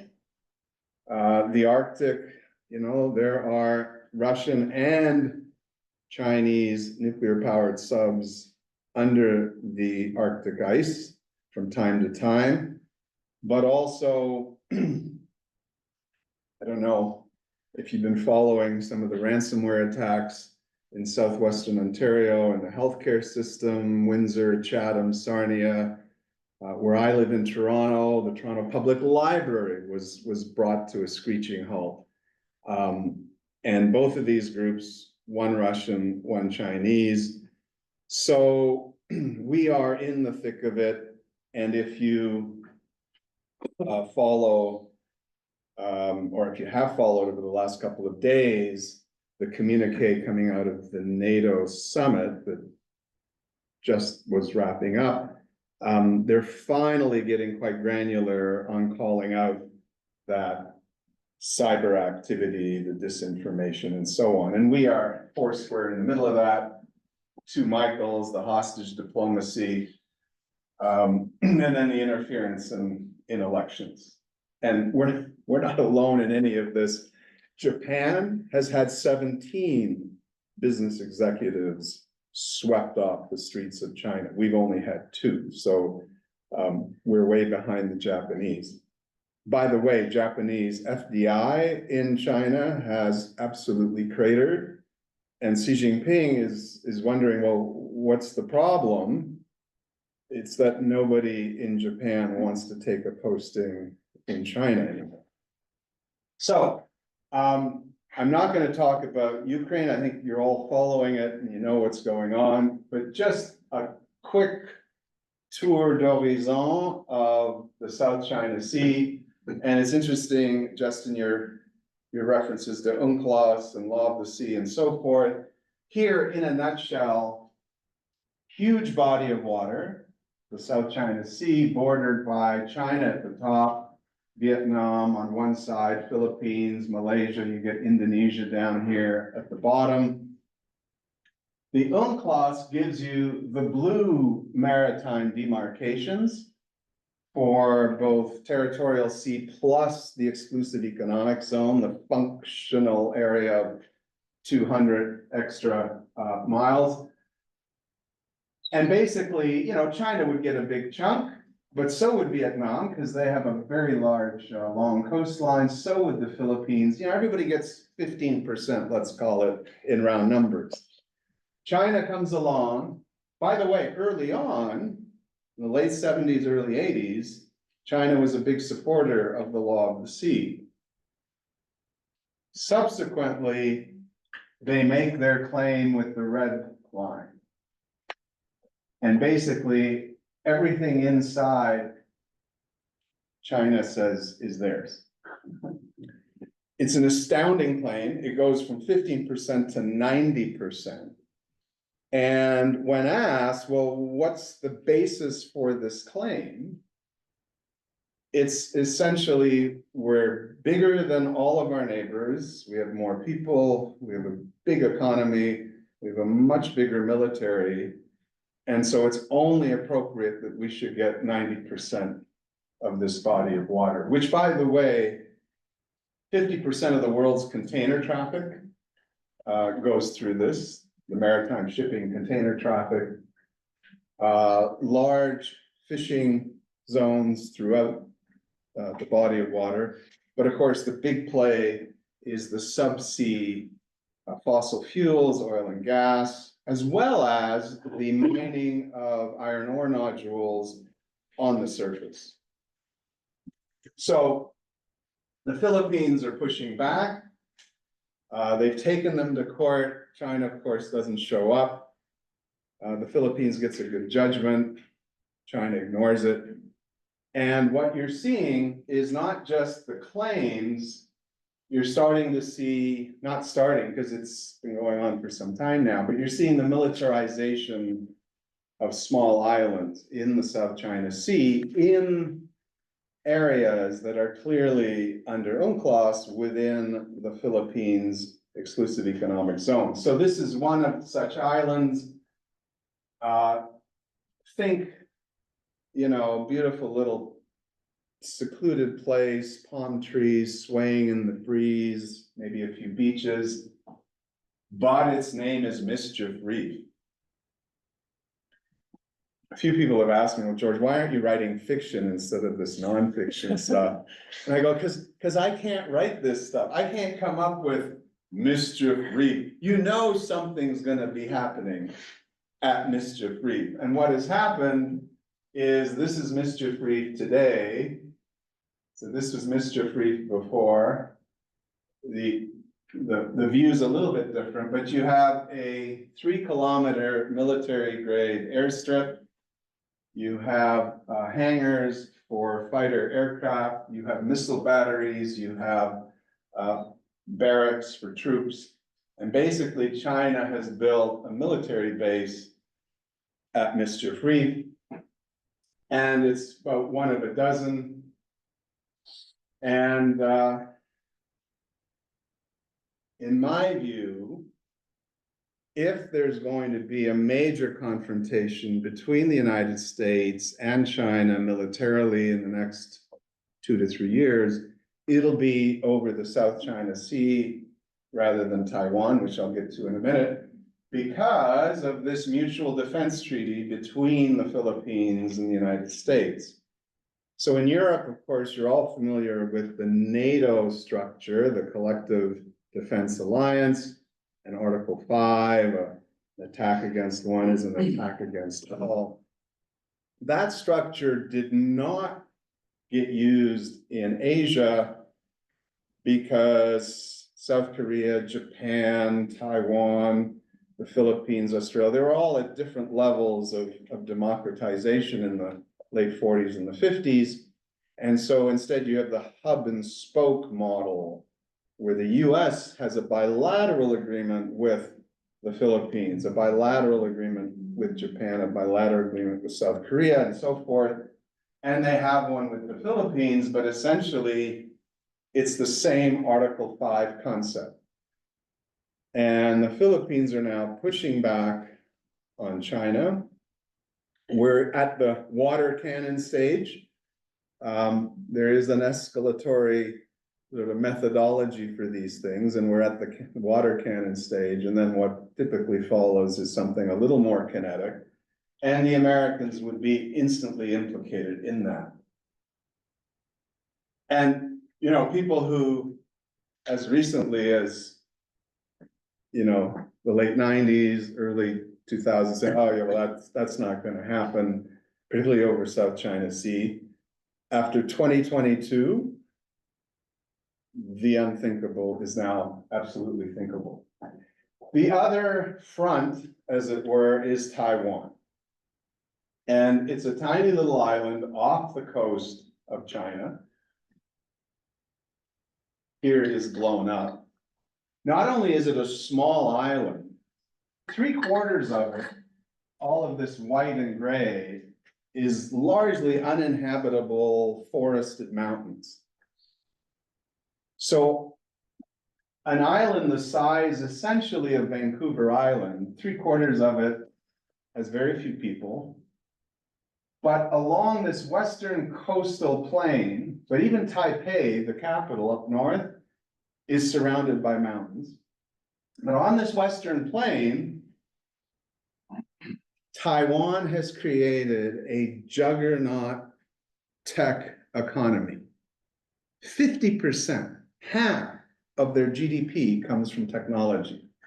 Now, having spent time in the Waterloo region, even if you're from somewhere else, you know just how that works for a community the size of Kitchener-Waterloo. Imagine an entire country. So 24 million people are building, amongst other things, the most powerful semiconductor chips in the world in Taiwan. And at the apex of that economy is TSMC, Taiwan Semiconductor Manufacturing Company, with plants. Their main headquarters is Hsinchu Science Park, which, if you're familiar with Silicon Valley in California, Hsinchu is like Palo Alto is to San Francisco, Hsinchu is to Taipei. There's a fast bullet train connecting the two, it's like 45 minutes. And this is where, Hsinchu is where TSMC has its headquarters, its R&D main facilities. My long-suffering wife and I were there. She was long-suffering because I dragged her to Taiwan. I said, oh, you'll really like Taiwan. Let's do a study trip, because my next book is a deeper dive on Taiwan. And we were in Hsinchu, and it's just a fascinating place, these huge campuses that produce these chips, these fab buildings. They're about 5 stories high, they're about 8 football fields in volume. And as I say, more than 90% of the most advanced semiconductor chips, particularly the ones that drive artificial intelligence. So NVIDIA designs the chip in California, but this is where they come to get actually manufactured. Now, for those of you in the MA program, what's interesting about this picture? Oh, I don't know, there's a Cold War. The world's economy is dependent on these chips, and there's 160 kilometers between where the world's economy is effectively being, generated and a very aggressive China. So speaking of straits, and we got in Justin's presentation a very good sense of there's Venus Strait, internal waters and so on. Missiles coming from China to hit Taiwan would take about 12 minutes, cruise missiles. And of course, if you're Taiwanese, you want to hit those missiles in the so-called kill zone in the middle of the Taiwan Strait. So I actually opened the book with a scenario where China launches, several hundreds of these missiles, which I thought was a little bit much when I was writing it, and then Iran launched 350, between the Shaheeds and the cruise missiles and the ballistic missiles, you got to the same number. Now, the difference there, it took 13 hours to go from Iran to Israel, and so most of them were shot down. Here you've got basically 5 minutes. And that's why I call it Cold War 2.0. I'll come back to this in a second, because technology is underlining this confrontation even more so than in Cold War I. I have a chapter on Cold War I. My nephew got the book and he's looking at the title and he says, Cold War II, uh-oh. Does that mean there was a Cold War I and did I miss it? Do I have to read about Cold War I? I said, it's all in here, Mike. You don't have to get another book. But technology is going to be central. So I focus in the book on AI, semiconductor chips, but particularly in the context of AI, quantum computing, which might be new for some of you. And if you go across the street to the Perimeter Institute and what they're doing with quantum and so on, you might be familiar with that. This is a different kind of computing, and it might, become a very critical overlay on our traditional computing. And if you're China, you're very interested in quantum because the US is leading a program to ban AI and semiconductor chips, high-end semiconductor chips, from getting into China from the democracies. So quantum might be sort of a way around that. And then I add biotech, because what we're now able to do with the human body, with other sort of live animals and other live matter, plants, agriculture, and so on, is essentially what we do with software, where we can manipulate the basics of how it all works. We can now do that with biology, and that produces a whole raft of opportunities, prospects, as well as challenges. And the good news, I also have a chapter on other technologies, but they're less important than the big four. And after you get depressed at the front end of the book, because we're back in a Cold War, this is the good news for the democracies. We do innovation much better, like much, much better than the autocracies. And we do that for structural reasons, the way our politics and our economics are structured and ordered. It helps that we're committed to gender equality. We're not 100% there yet, but we're way further up that curve than the autocracies. Social diversity, Tim Cook, CEO of Apple, is gay, and the gay community is very active throughout our societies, and that gives us a huge leg up.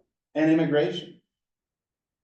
The current CEOs of Microsoft, Google, IBM were born in India.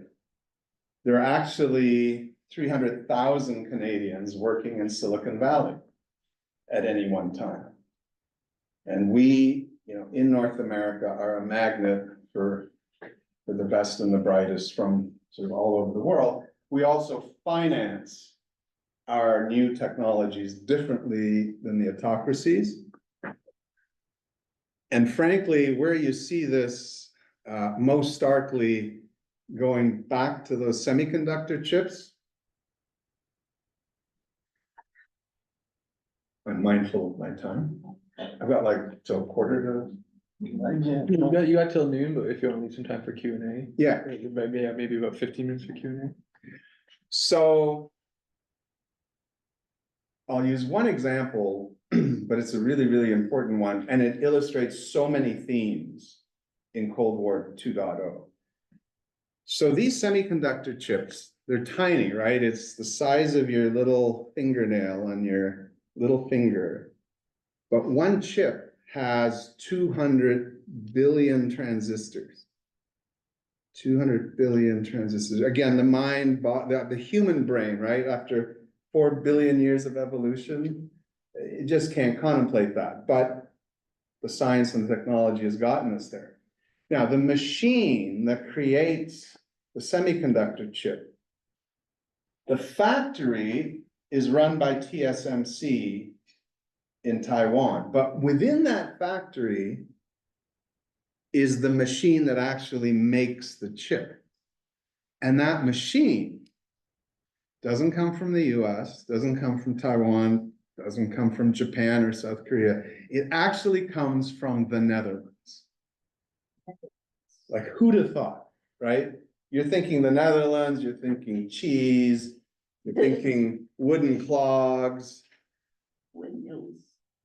Yes, windmills, very successful land reclamation from the sea. But there's a company in the Netherlands, ASML. So those are the two acronyms for today. TSMC, ASML. This is a machine. It's about maybe twice the size of this room. It costs, depending on the model, anywhere from $200 to $400 million US, one machine.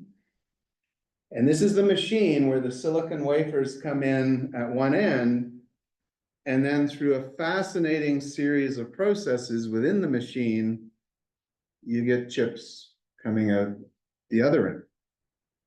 Now, this machine has thousands of parts. 2 of them come from Germany. And I'm going to just explain one briefly, because again, it'll blow your mind.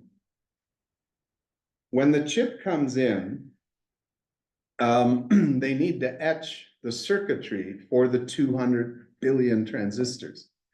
And what they found is that vaporized tin does a good job if you can deposit that on the silicon surface. So the tin comes in a feed in sort of physical form. And then there's a laser made in Germany that zaps the tin and breaks off a tiny little droplet. It sort of liquefies it. And then there's another zap, and that basically vaporizes it completely so that it deposits. But this process, this double zap, happens, wait for it, 50,000 times a second. It took years to develop this laser. It took 17 years roughly to make the whole ASML system work. It took about $10 billion of R&D.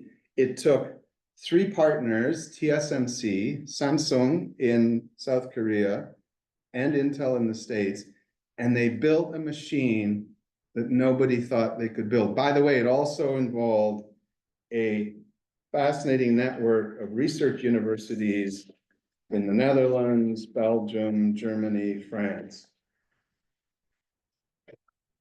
This machine has now been banned from being exported to China. And the Chinese are furious. Because without this machine, you cannot make the high-end chips that run artificial intelligence. All the NVIDIA chips, all the AMD chips, they're all made by this machine. And by the way, as that vaporization happens of the tin on the silicon, there's a series of mirrors.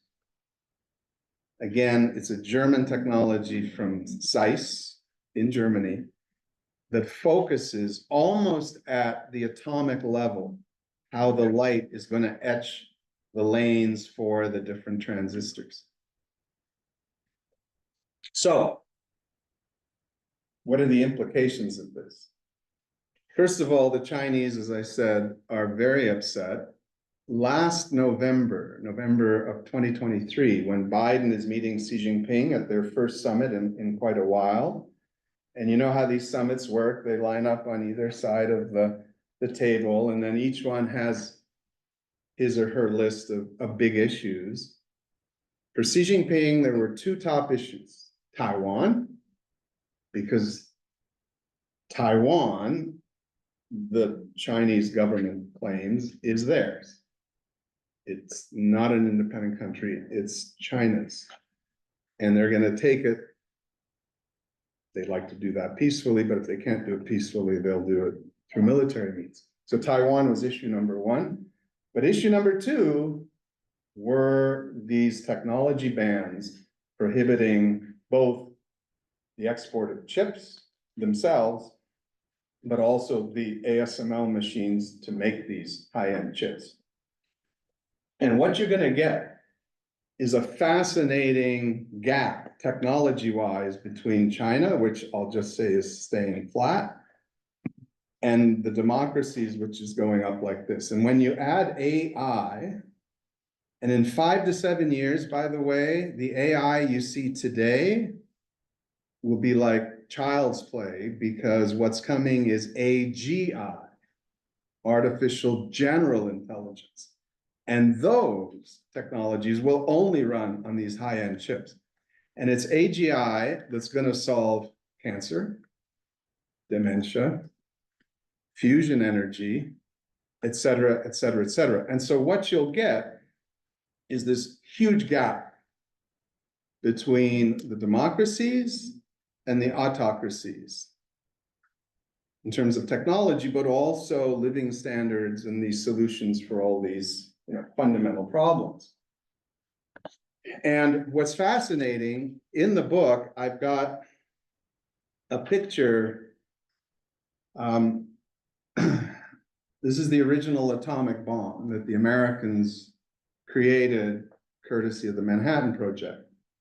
And very quickly, the Russians, who didn't believe in atomic research, at least in an applied fashion during the Second World War, but as soon as two of these dropped in Japan, Stalin said, oh my God, we're way behind. And the way they built theirs was simply through espionage for the most part.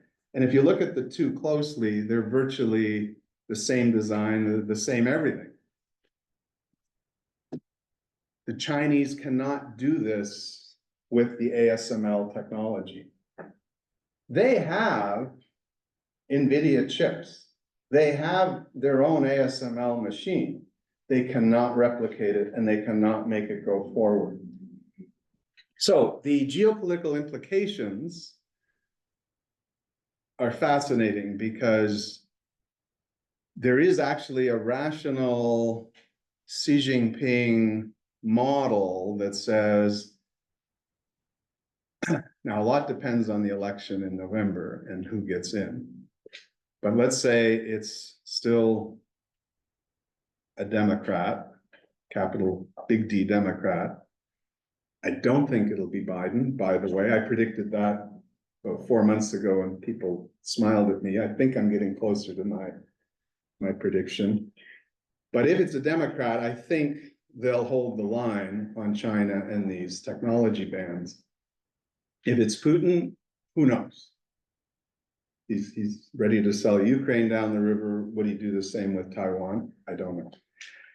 But if it's the Democrats and this technology gap continues to grow, you might actually conclude, if you're Xi Jinping, that I should go and try to take Taiwan sooner than later.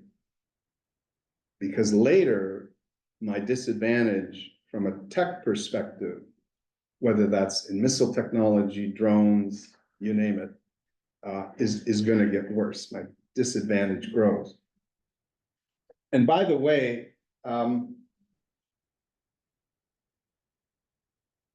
why Taiwan is such a difficult issue, it's not just this TSMC semiconductor chip dynamic. And by the way, semiconductor chips are now in everything that matters. Anything that you turn on and off and that runs on electricity has semiconductor chips. The Tesla cars, they have roughly 7,500 chips now. The EVs have a lot more than the old combustion engine cars. And those that have autonomy, which is again just artificial intelligence, those have many more thousands of chips. And we saw at the kind of the conclusion of the pandemic, as the economy was trying to come back, there was a shortage of chips. And the auto industry, the world's largest industry, basically came to a halt because there weren't enough of them. So we know what a strategic technology semiconductor chips are. But it's not just the semiconductor chips that matter for Taiwan. When I was there on my research trip, I found an amazingly vigorous democracy, but a civil one. On January 14th, earlier this year, they had their election, 3 candidates. The 2 that lost graciously got up and conceded. It's like, whew. So it does still happen from time to time in parts of the world. Way to go. An amazingly vibrant civil society, whether it's, you know, religious diversity. You see a Confucian temple beside a Catholic church, beside a Buddhist temple, beside a Presbyterian church, and the same family, you know, might have the husband goes to one, the spouse goes to the other one, you know, the kids go to one or the other, or a third one, or not at all. The gay community is large and active, and if you want a quick sort of litmus test for a country's you know, civil society health, look at the gay community and how it's treated. We have a very clean federal government. There's a little bit of corruption down at the municipal level, but not a huge amount. Often ranked the #1 healthcare system in the world, but also incredibly accessible and very, very conscious about access to healthcare.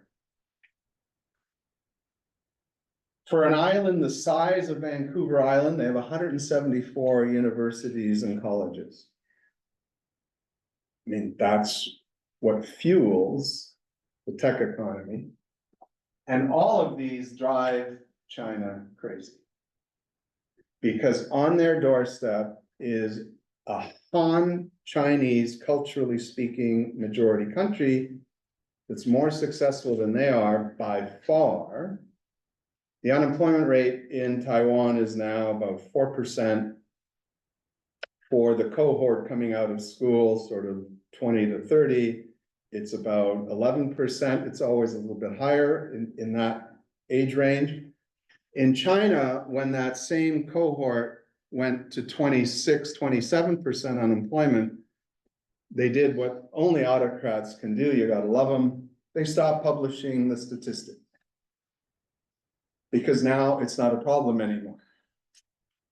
And they cannot countenance a democracy with a working, globally integrated economy on their doorstep, because what if people start to get the idea within China that, you know, that line that, you know, Confucian societies aren't appropriate for democracy and so forth.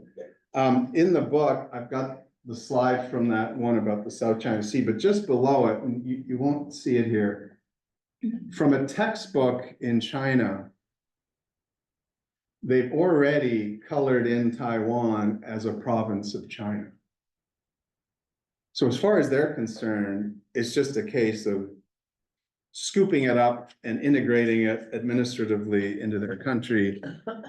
But for all these reasons, 1.5% of the Taiwanese, 24 million people, only 1.5% want to join China.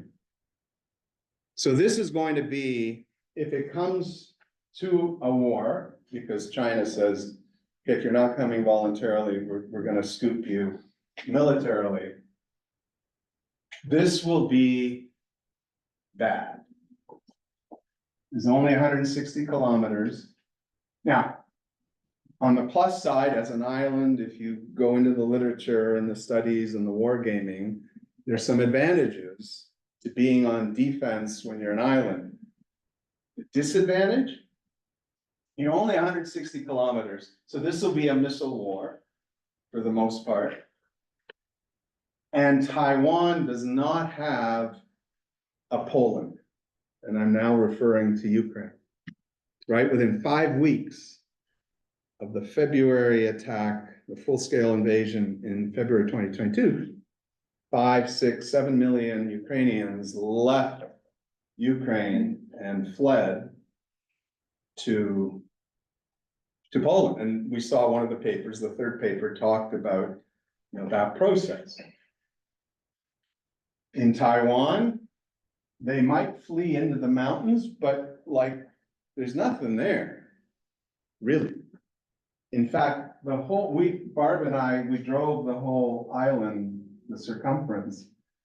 This is a beautiful drive. There is a road up the East Coast. If you've ever driven the Cape Breton Trail in Nova Scotia, it's a gorgeous drive, but it's like sheer rocks and there's no ports to speak of. So to actually implement a blockade, and as soon as you say that, people think of, the Cuban Missile Crisis and the blockade around Cuba. This is not that. This is super easy. This is just saying anybody that goes into Kaohsiung or at the top, which is the two big ports, is going to get a missile barrage, and you've now got your blockade. So this is going to be a very difficult situation to deal with. So what do we need to do?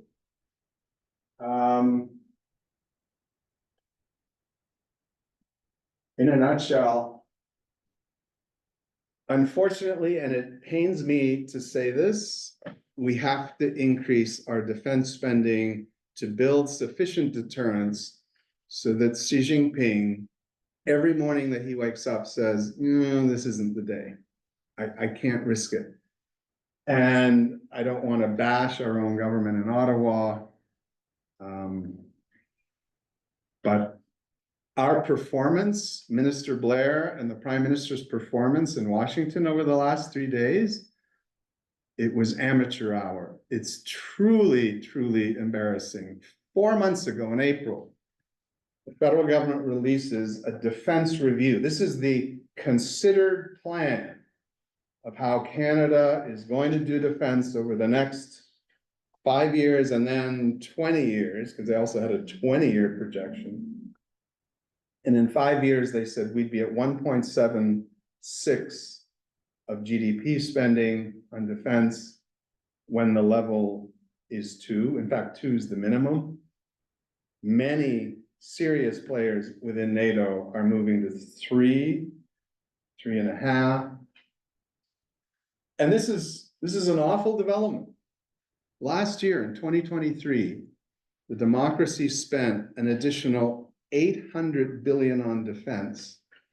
That's money that didn't go into climate change, that didn't go into education, that didn't go into healthcare, it didn't go into helping the elderly, it didn't go into raising minimum wages and so on. It all went into defense because of 2 autocrats in my view. We don't just need to spend more on defense, we have to rebuild our defense capacity.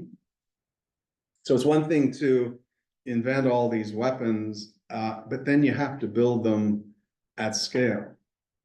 And NATO, including the Americans, thought, well, no war is going to last more than a few weeks, because with all the fancy hardware, it'll just, boom, it'll be over. And the old artillery shell is back in vogue. But it's fascinating. General Dynamics, one of the top American defense companies, is building a plant in Georgia to build sort of artillery shells, which the Ukrainians desperately need. And the first phase of that is you've got to form the artillery shell from a metal slug. And so they're building a big new plant, all the technology and the human expertise for getting it all set up and working is all coming from, wait for it, not Holland, it's coming from Turkey. Because the Americans no longer know how to bash metal and shape it. They haven't done it. They design great chips. They design great software. They design great everything companies. But building metal containers for artillery shells, not so much. You know, the big cranes that you see in ports that unload ships and so forth, the big shipping containers and so on.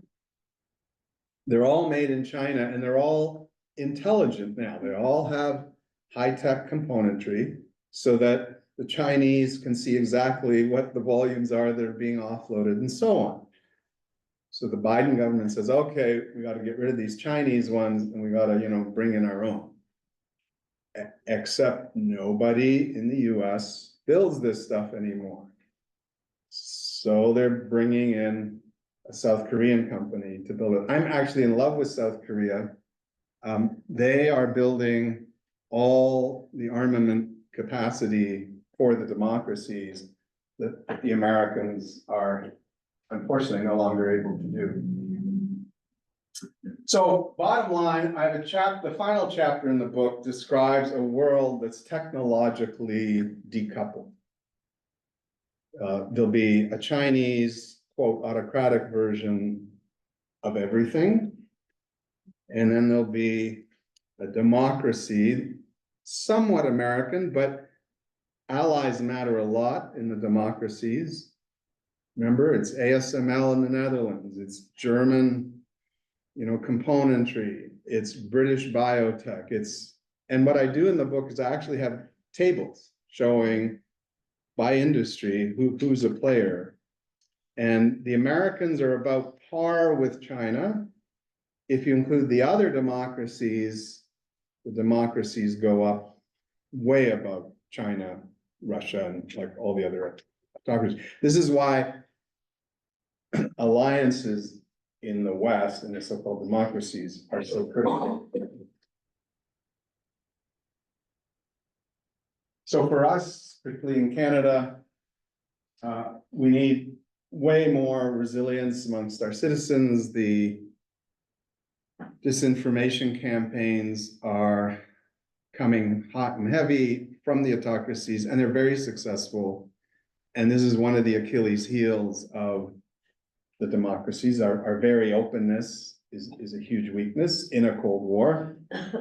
And Quebec has 2 fact-checking organizations, English Canada, not so much. Huge problem. Those of you that are finishing your MA and are a little more entrepreneurial, create that first fact-check NGO that makes us proud. And then finally, thwarting the autocrats among us. At the end of the book, and I have an American publisher because I wanted to reach an American audience as part of the distribution of the book. Simon & Schuster distributes it. And I had the guts to say, actually, the biggest threat to the national security of the democracies is not China, it's not Russia, it's actually Donald Trump. And the isolationist wing of the Republican Party that thinks America can just go it alone. And we just retreat back to the continental US, we leave Europe to fend for itself. We do a deal with Xi Jinping over Taiwan, we get some chips for a while, but basically we build all of our own chips. And we just do everything ourselves and forget about the rest of the world. It's just a pipe dream. But, the Americans, they eventually get to the right answer just only after they try everything else. So we cannot afford 4 years of Trump trying to do the isolationist model, because that'll be incredibly dangerous. Happy to hear from you. I don't do social media anymore after I retired from McCarthy's. I'm out of the salt mine, so I don't need to do that anymore. But if you have questions or you have issues or whatever, or you vehemently disagree and you don't want to voice that here. Oh, and then finally, I brought a couple of copies of the book for sale. It's $45, but you get me saying nice things about you on the cover page, which your grandchildren, well, maybe that's too far down the road. Your parents, your grandchildren, and your spouse will enjoy. But happy to take some questions. Yeah. Hi, so I'm Claire. I'm actually a PhD student at the University of Waterloo. Okay. I actually studied the South China Sea disputes, and I recently presented at a conference at CPSA on a paper on Taiwan and looking at Chinese IR. So kind of just my questions are sort of multi-layered, but I was interested in like what the research design and kind of the theoretical framework of your book is based on, but I'm also just wondering with regards to just even the title and some of the things that you brought up throughout your presentation is just how productive is a Cold War 2.0 lens is in terms of examining US, China, and international communities' engagement with China more broadly, because to me, you know, it seems a little kind of fear-mongering. And so I also think that, you know, I was wondering within your theoretical framework and your research design, if there was any account for like Chinese understandings of various disputes, whether it's the South China Sea disputes, whether it's the Taiwan disputes, and just kind of looking at the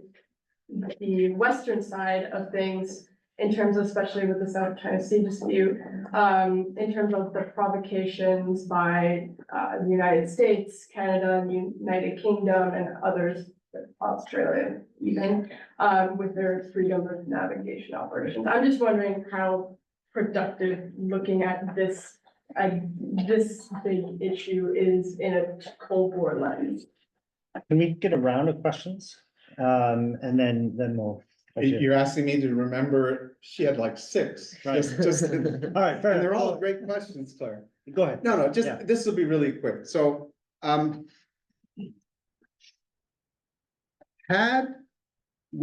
yes, the title's provocative, intentionally so. I've gotten a bunch of readers and others saying, oh, to call it a Cold War, it'll become a Cold War. And is that really helpful? If after 2014, when Russia invaded Ukraine and annexed Crimea illegally, and if you look at the history of Crimea, yes, it was given to Ukraine in the 50s, but it was confirmed as Ukrainian territory in 91. There was a referendum throughout Ukraine. Every oblast voted to leave Russia. In 94, Ukraine gave up the nuclear weapons that were on its soil, gave them to Russia and said, okay, but in return, you have to recognize our 1991 borders, including Crimea. Russia said, absolutely. And then in 2014, Putin comes in and says, well, I'm scooping Crimea because unfortunately, autocrats, if you think about it conceptually, this is my research design, an autocrat does not live by the tenets of democracy. So no fair and free elections, no human rights, and no rule of law. And someone who doesn't live by the rule of law domestically will not live by the rules-based international order internationally. So contracts, agreements, treaties, they get ripped up. Had the democracies taken a much more muscular posture in 2014, when he first took Crimea, I think we could have avoided 2022. And that's actually the genesis of the book, was, I was still working on Bay Street doing tech deals around the world, and I said, our tech is so much better than theirs. Why do we put up with this breach of international law, this brazen breach of international law? And in fact, the slight sanctions that came out of 2014 only came up a year later when Russian operatives in the Donbass shot down that commercial airliner and killed a bunch of Europeans. Then finally people said, oh, I guess we should take this seriously. So it is provocative. Everything you said has value. And if we were 30 years ago, I'd be fully engaged with you on it. Let's bring China into the WTO. Let's bring them in, let's bring, as we did, let's bring Russia, including Putin, into the G7. It became the G8. We were talking openly, well, let's bring them into NATO. There was even talk of that. And unfortunately, there's another very good book out on this by David Sanger, the New York Times columnist. He goes actually through that piece in great detail. I only do it in the chapter. The short answer is we tried all that for 30 years. We really did. Even after Tiananmen Square, when it was pretty clear in 1989 that the Chinese were going to liberalize their economy, but not liberalize on human rights. Even though they signed the UN Charter and human rights is a second pillar, we saw that in one of the papers again. So unfortunately, and it pains me because again, as I said earlier, the amount of money we're going to spend on this Cold War is huge. It's huge. Now, the nuances around Taiwan and sort of, should it be China's, shouldn't it be China's? That is like an hour and a half discussion. But bottom line, and I would say the same thing to Putin, even if it was NATO eastward expansion that provoked you, is a full-scale invasion to decapitate the government of Ukraine and ending up with so far, what, 350,000 dead and wounded?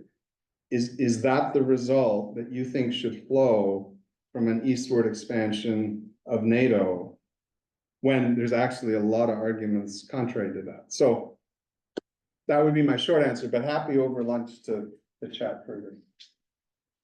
Why don't we take 2 or 3 questions and then, Jessica? Just in hearing you speak, I couldn't help but think of Havana syndrome and how that's become more of like an evolving topic within the news. And I was just wondering, is this like new forms of technology and sonic weaponry have a voice within your book in terms of Russia and America? Not so much. The publisher's going to do a paperback edition, and I'm negotiating with them to maybe do a little bit of an update. The one that I'm particularly interested in, there's the Havana sonic stuff. But the one I'm particularly interested in is the high energy pulse weapons, particularly for slower drones.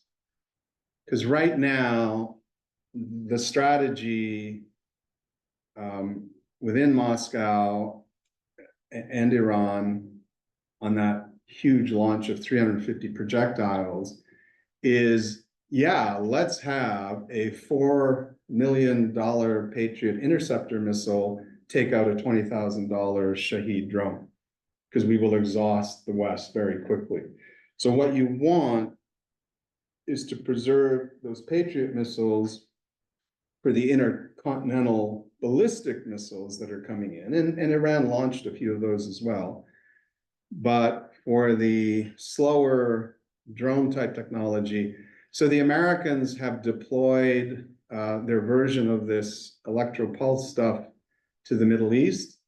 The first reviews are, boy, it worked way better in the lab, in pure, pristine conditions. In the field, with a lot of dust and sand and so on, it's got to go back for some hardening.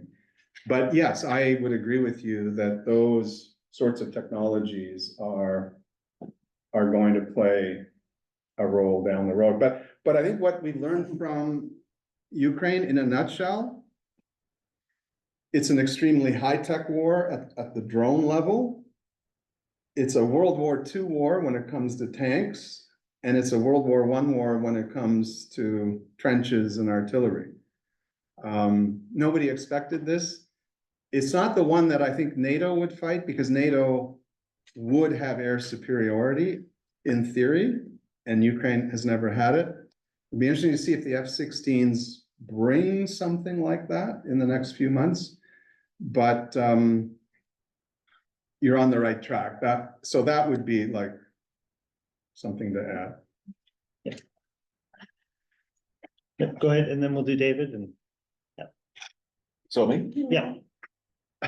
Oh, okay. Difficulties talking, but it seems to me that the global human awareness is, rather than to build higher and higher walls, which cost lots and lots of money, bring suffering to all of us, to start bringing those walls down, but you are promoting to build that wall higher and higher. I'm quite surprised. Yeah, so again, to follow along Claire's point, 30 years ago, using Japan and Germany as models, right? And I talk about Japan in the book as a perfect model for China. Here was a country, Japan, that in the 80 years before 1945 thought that you had to plant your flag as an empire all around Asia to be able to suck out of those countries, including Taiwan. Taiwan was actually Japanese between 1895 and 1945. And then what Japan figured out after the war, with a lot of American coaching and then some, is that you actually don't need a physical empire to do well economically, as long as you have an open, rules-based international order. And I would love China to follow that model. And I would love Russia to follow that model. And for 30 years, that's exactly what we tried with China. When China says 800 million Chinese have been pulled out of poverty and are doing much better, that's because of the World Trade Organization discipline and model, where we integrated them into the world economy, and all the stuff Canadians and Americans and Europeans buy from Walmart made in China has had a huge impact on China, positive impact. And everyone thought, well, that will just continue. And unfortunately, they've decided now to take a different path. And so, unfortunately, as I say, it pains me to say we're back in a Cold War. Okay, we've got two questions here. So here, and then David. Yes, I'm Robert Boris. My background is, got a PhD in political studies from Queens, and my background is in international development firstly, and then it's a secondary specialization in international relations. I know that your book focuses more on AI and technology.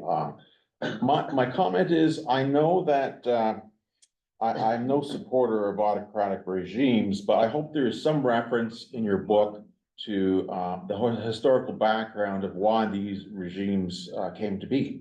That is, I think there needs to be discussion. I won't get into Russia, but you talk mostly about China. I think there needs to be some discussion of the origins of the Chinese Communist Party and why the Chinese Revolution occurred. They had a lot of problems with Western interventionism and domination. And I think they have some very legitimate claims about their sovereignty being violated. And if they have a grudge towards us, I think we need to look to those events and things that that are still occurring. So as far as the, I'm not so sure I swallow that the international economic order is as balanced as you let on. I think I don't think that doesn't sound to me very critical of what's going on. I certainly, I support liberal democracies, but I just think we need to be mindful of, realities of our own self-interests. David? So, couple of quick Sure. shots. All right, and then we'll go to David. So lots to talk about, for sure. The 100 Years of Humiliation, the Opium Wars.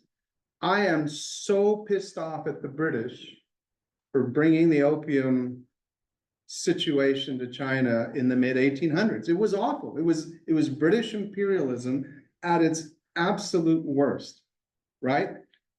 They wanted to trade with the Chinese. The Chinese said, well, there's not much from you that we're interested in. So the British bring a bunch of opium. They get like huge percentages of the Chinese population hooked on opium, and it was awful. I'm with you on that. I'm with Claire on that. Absolutely. So is that a justification for gearing up for what will be an absolute bloodbath in Taiwan? So I leave that with you. Second point, to me, and this was in the third paper that was presented this morning, the first pillar of the United Nations, in my view, is national sovereignty recognition. You will not aggressively attack a neighbor or anyone else for territorial gain. But the second pillar is human rights. And there's a history of human rights in the UN and why and how it came to be and the role that Eleanor Roosevelt played and so on. Take a look at what China is doing today with its Tibetan minority. I think you all know about the Uyghurs and so on. Just take a look at Tibet. They're putting age 4 and 5-year-old Tibetan children, they're taking them from their mothers and fathers. This is in 2024, not 1880. This is 2024. They're taking them from their parents. They're putting them in boarding schools 3-4 blocks away from the kid's house, so that Monday to Friday, they learn Mandarin. They're taught not to respect the Tibet. They go back on the weekends, these kids, and they don't talk to their parents anymore. And they think, oh, you guys talk Tibetan. The real language of the future for China is Mandarin, and so on and so forth. The Economist has done a great podcast on this if you want to hear some of the details. So I don't think that the humiliation that they suffered, which I agree was absolute humiliation in 1860 and 1840, should be considered a get out of jail free card forever when they're doing residential school activity in 2024. And what I fear about both with Ukraine and Taiwan is Putin's made it absolutely clear that he's intent on wiping out the Ukrainian nation as a fact, because these two autocrats, they're the last two remaining empires, right? The French have given it up, the British have given it up. Da, da, da, da. So happy to chat over lunch. Lots to chat about. All right, final question to David, and then we'll break for lunch. Okay, so it's not really a question, sorry. I'll try to be as efficient as I can. First of all, thanks for the talk. I agree with almost everything you said, including the fact that we're a second Cold War. I mean, there's a zero in on where I disagree. The Chinese attitude towards the rule-based international order needs to be a little more nuanced. They hate the liberal elements. So it's about liberal international order they're not a fan of. But China's been a huge net beneficiary of the other parts of the rules-based international order. And there's this raging disagreement inside China between people who think that China's interests are best served by keeping its nose clean and from an international legal perspective. Those people are mostly in the foreign ministry. And people who don't give a damn about international law and just think that China's interests are best served by shoving them down everybody else's throats. Those people are mostly in the PLA and the security party. In the South China Sea, very complicated story, and I'll send stuff to you because I don't have time to go through it properly. But Chinese policy in the South China Sea today is the result of a major own goal. They staked out all kinds of claims, grounded them in sort of dubious legal theory, then signed on to UNCLOS. which basically invalidated all of their other claims. Meanwhile, however, every generation in China has grown up since the Second World War, believing from their textbooks that the entire South China Sea is Chinese. So the 2016 arbitration decision comes down, lo and behold, it's not. China's actual EEZ rights are very limited, only in the northern part of the South China Sea. The government was exposed and wasn't actually able to admit publicly to its own people that it had been wrong about the nature of its claim. So they've been obfuscating internationally. They won't even tell us what their claims are, maritime claims. They will not tell us what their maritime claims are. 9-dash line, which was an ROC invention, was an island's attribution boundary. It was only meant to describe a claim to territory within it. People's Republic of China has never said that, nor has it ever denied it. Whoa. It's in their textbook for the kids. But It's now a 10-dash line because it includes. So actually, it was a 10-dash line earlier, it was only a 9-dash line because that's what they submitted to the arbitral tribunal in The Hague. But anyway, the official Chinese position internationally is unclear. But the arbitration decision actually has 14 pages on trying to figure out what the claim must be. And they make it clear that the 9-dash line actually is not a jurisdictional boundary, because China accepts principle of freedom of navigation through it. So it's not a hard territorial type thing of any kind. Anyway, the bottom line is the Chinese know that they're wrong, not the international law, but they can't afford domestically to say so. So they've been trying to fudge. And from 2016 until pretty recently, if you look carefully, you'll see that China was actually technically staying on side, the letter of the law from the Philippines Arbitration Tribunal decision, but while aggressively trying to signal to everybody else in the neighborhood not to do anything that would expose them domestically to their own audience. Right now, I think the assertive nationalists are gaining the upper hand again. So what's happening right now in Second Thomas Shoal, this is scary, because it indicates that foreign ministry people are actually on the losing end of these internal arguments. And that's where you might see it. And where do you position the 12 militarized islands that are in the exclusive economic zone? So they have 7. The only one that is only unambiguously in another country's EEZ is Mischief Reach. That's the one where they're most exposed.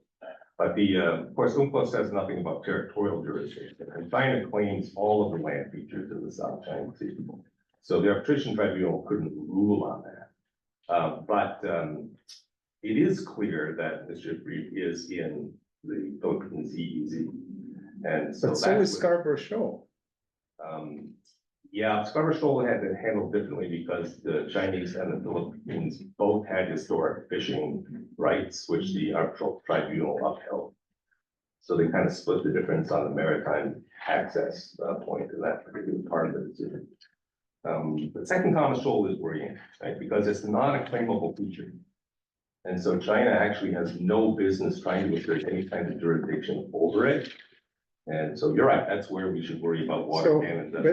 But let me go back to your core point, which if I'm understanding it correctly is because they sold to their populace the South China Sea as a Chinese lake, all they're doing now is making good on that narrative. They're trying to prevent other countries from doing things that would make it obvious that it's not. That's basically what they're trying to do. And when they signed up to UNCLOS, that was just a mistake or an aberration, and that should just They be. didn't think this through. I had a foreign ministry official, a senior foreign ministry, tell me point blank, one-on-one. At the time, the Americans were opposed to it, so we thought it would be good for us. They did not think it through. But conceptually, does that hang for you as a principle of international relations that if I sell to my people that the Ukraine nation never really existed, that gives us the right to go in and take over Ukraine? China doesn't want to destroy UNCLOS. But they want people to stop talking about it in the South China Sea because they've exposed themselves to this own goal. And they know this, they're aware of this. but they're terrified. I mean, Xi Jinping, you're right, he's the ultimate autocrat. But he's also paranoid as hell. And he's really, really worried about his own position, about China's international position. And he's right to worry for a lot of the reasons you talked about. He's very right to be worried. But the thing he's most scared of is his own people. Again, you're right, the idea that there's a Last successful thought, democratic Taiwan. Isn't one of the advantages, quote unquote advantage of an autocrat is that he can modify that narrative on a dime, Tries to, yeah. right? The information space control in China is incredible. He can absolutely say, you know what, we've reached an agreement or an understanding, and this is how, and we've reached an agreement and an understanding on Taiwan and so on and so forth.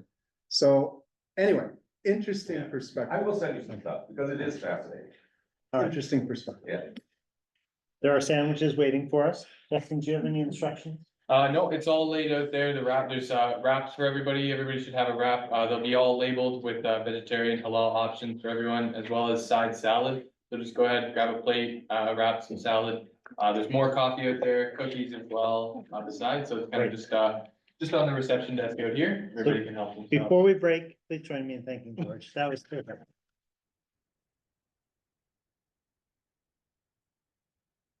All right, lunch is served.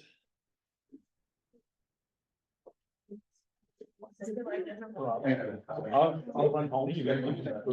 So, okay, I will do that. Yeah. Okay. Yeah. That thing is on, I think. it's Okay. gonna be on. Okay.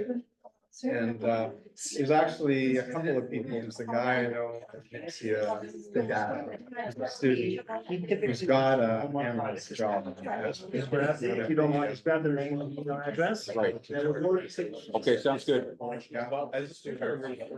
No, he, this poor guy, he doesn't have a lot of money, so he's literally working like Yeah. 50 hours a week. He should be in the office. And then doing a graduate degree program on top of that, so. But one of his, I think he's got 2 jobs, and one of them is full-time analyst, because he speaks Portuguese. Oh, Does a lot yeah, of- that's. Does a lot of stuff. Because. Very appealing. I just came back. Oh, yeah, do you have a second language? Just French. Right, yeah. No, you need a third language. I know. Obviously, it's a different thing, but. Russian, Chinese would be good, right about now. Yeah, that'd be useful. Anyway, just want to say thank you. Yes.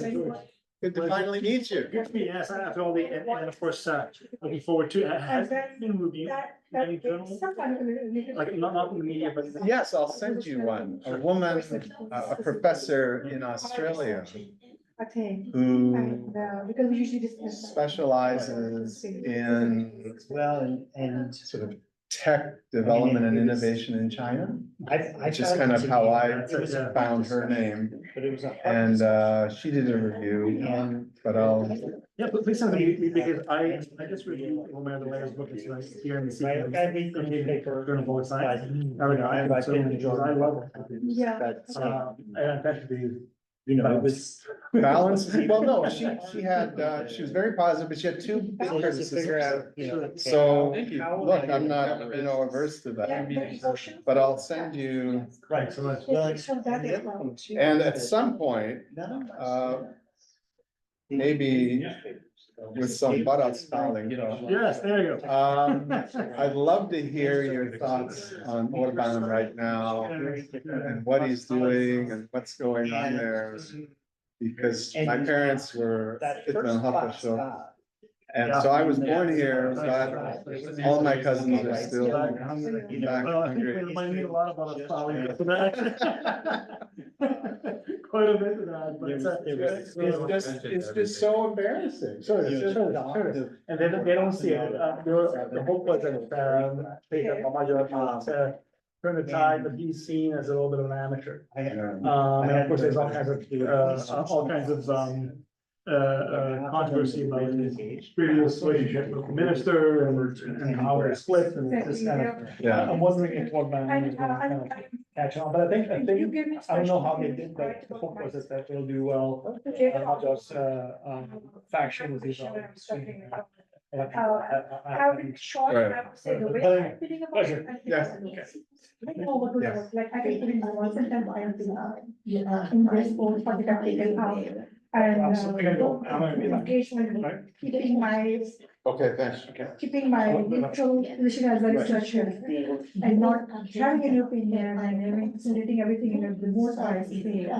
I think it was very helpful. Sure. And I thank you very much. That's Well, and what saved me was international. All these. Like, what does international mean? And then and that's why I felt like I was on some solid The footing. difference. So what about topics that you You and I not have have international public laws? space. So that's what worked for me. You gotta figure out what your international law is. Yeah. Really not much, that's my argument. Government. Dissertation. That's Perfect. all. Yeah. Yeah, well, it's very much. Yeah, sure. Fix those deficiencies, and you and I can do this. Well. You can't do that in China, I you was- can't do I that. was brought in Czechoslovakia, Yes. regime under communist Yes. party. And there I was, it's good for you, like, you come and talk about democracy, you bring your vision of democracy, and you put it into different culture, and you want the other culture to. Last time we talked to Andrew about this, Andrew spent about an hour and a half talking me out of it. But that's my point, that I want, Same thing, I spent about an hour and a half talking me out of it and then say, you're. and it's working, You have a really it's good working internship position coming really, up that really will well. lead to. In fact, more opportunities. if we look at the rankings of development rather than democracy, necessarily Taiwan. When do you wanna start panel two? If you did, it's. Do you think it's in 20 minutes is too soon, or do you think that'll be enough time? They were supposed to do. It's only two presentations, so I think we could maybe bump it to 1 o'clock. Yeah. In America. If it's just two, yeah. Yeah, it's a shorter panel, so we could cut it to 45 minutes and I thought- give folks a chance to Or have let's some give lunch. people half an hour. It's been broken. Yeah, okay, so we could say around 1 o'clock. Catch ya. I remember 1968. Right. I was 10 years old, I was starting a scrapbook, and I remember in the drama stock. Had a picture of the Russian tank rolling in. It's.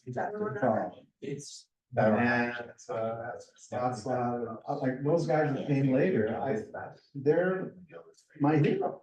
Yeah. In terms of like the lowest amount of clawback and like that would amazing. Really? Yeah. That's what we. Just for a few minutes. Ah. Find out. You know. And is that maybe that was the maybe lights, That's the incorrect statement. The lights are on both sides. So don't just push, talking about. That's what people were saying, and they also have the lowest. One side, try to see A lot of people. every look Clawback means on your from- side. from your certain- Yeah. And Like, by the way, just no funding, it's pollution. you lie, we have agenda, It is you increasing. have agenda, what the hell can we do? Now we can The bring more you find those things, the better luck you have. together, stop by. We did really well this year. So do you think that right now, in 2024, I just went to Moscow and said, let's talk to one. Let's just get together and make things work. I think I did very People online or here? On the Um, membership Jessica, there. so CIC both here. Waterford, Okay, all right. We talked to Laszlo about our free membership. And if you would like to I have that, you could leave your name and email there, and that'll allow us to be in touch with you. Example.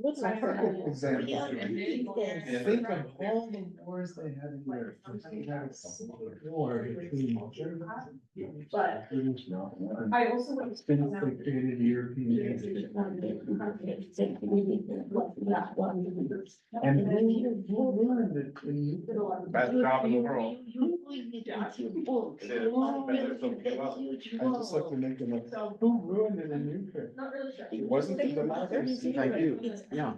It's all legible, right? Yes. Julie and. Okay. I lost your presentation. Yes, we have a website, and Thanks for coming. Laszlo was actually, gonna bring some more of these brochures, but, you wanna take down the, let's see. There's, yeah, the CIC.org. That'll get you into, the CIC website, the read bonus. Did I earn my lunch? You did. Thank you, and, so you're working on your, MRP here? Okay. Yes. Because it's the 2 hard sections, the logic interaction, and that's. Oh. And that's just because. Ah, okay. The most exciting. Yeah, I've heard about the, that program you're in, and I think it's very good. Anyway, I better circulate and see if other, master students that would want to sign up. So like. They changed it to make it more fair. So now it's reading. Yeah. Is. So I would love to get some of that human rights. I think stuff. they will provide. Nope. So I'm not President Laszlo. an apologist for Putin They were or offering 300 Jing, for 1 year. We pay you the fee. but I do feel, For so 1 year. I was in my If you'd be interested in that, we could. And read. late twenties, Email in September. and get back to you. Yeah, that would be. So I was born in 75, so I would have been. And the American response to that event, you know, I was just so damaging to the rules-based international order. And the two, I mean, the Iraq war, I think, did more harm than any other event. And the Bush administration's decision to withdraw, unilaterally withdraw from the ABM treaty, sent a message to Russia that, you know, the détente that had been negotiated was over. And beware of non-optimal war. Yeah, we should never have been in Iraq. Because, you know, with the Cold War, it And takes even two in- to tango. And even in Afghanistan, take out as many, you know, Al-Qaeda fighters as you can. And then you know what? Exactly, right? And, Get out. Just, you know, and I think the greatest counterfactual question of my life, Yeah, yeah. Like you remember, I remember hockey. what if Florida had gone to war? say that again. What if Florida had gone to war? Yeah, he's like. Right? Like, Anybody. yes, there probably would have been a war in Afghanistan. There would not have been a war in Iraq. You know, their background. You know, who knows? He may have been a one-term president and then a Republican comes in and tears things up, but. At least like what I'm looking at, like. But the neocons. Well, and we should, as did a lot of, you know, the French and a bunch of others, and they should, The actual regular. I'll be there with you in Kandahar. I'm not going into Iraq, like a lot of people. And my counterfactual is, And the basic physical aptitude test. It's not that. what if, And I think Secretary of State Colin Powell had stood up to Bush and said, I was the only person who did that without breaking. I just don't see it there. Like, instead of going and sitting at the National It's meant Security to simulate. Council, or sorry, the UN Security Council, and, you know, saying that, which I think he's There's a lot. on record as regretting, like, Absolutely. the most regretful thing he's ever done, and so on and so forth. Right. Big one. Well, the other The sandbag thing. The other interesting, I think, turning point was Libya. Throw it to all. And Do 12 of them. In a minute. When Gaddafi was deposed, in all the papers in Southeast Asia and the Middle East said We started. Gaddafi There was was a chump. 60 people that day. He gave up his nuclear weapons, and now he's the victim. of regime change. And the lesson was, I don't And care. you don't. weapons of mass destruction are the greatest insurance policy against war. That already took in all the words. Your problem is that you're better off for regular. But, you know, the new Cold War, Then we did the. through a series of very stupid, very short-sighted, The only ones that actually managed. helped create the conditions there. Not to get you a medical. Regime improvement, etc. Only two actually completed the If medical. we don't, you know, this is the, And then. you know, we need to. They plus you right. Altruistic wealth. But that's to me. I thought it was amazing. I was like walking. Like, I think it's the other way around. So even with War between states. 100% with on Iraq, And I. I can get there on Vietnam. The Americans didn't understand that was a north-south thing rather than an east-west thing. Whatever you prefer. Yeah.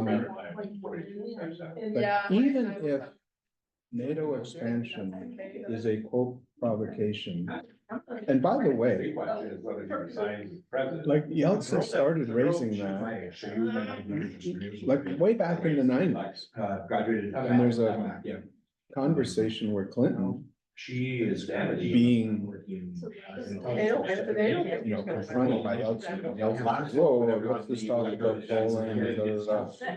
But this is. Clinton says, well, And she's a. Boris, you know, Yeah, and- people are nervous that you're okay and things are, you know, moving in the right direction, but if things change.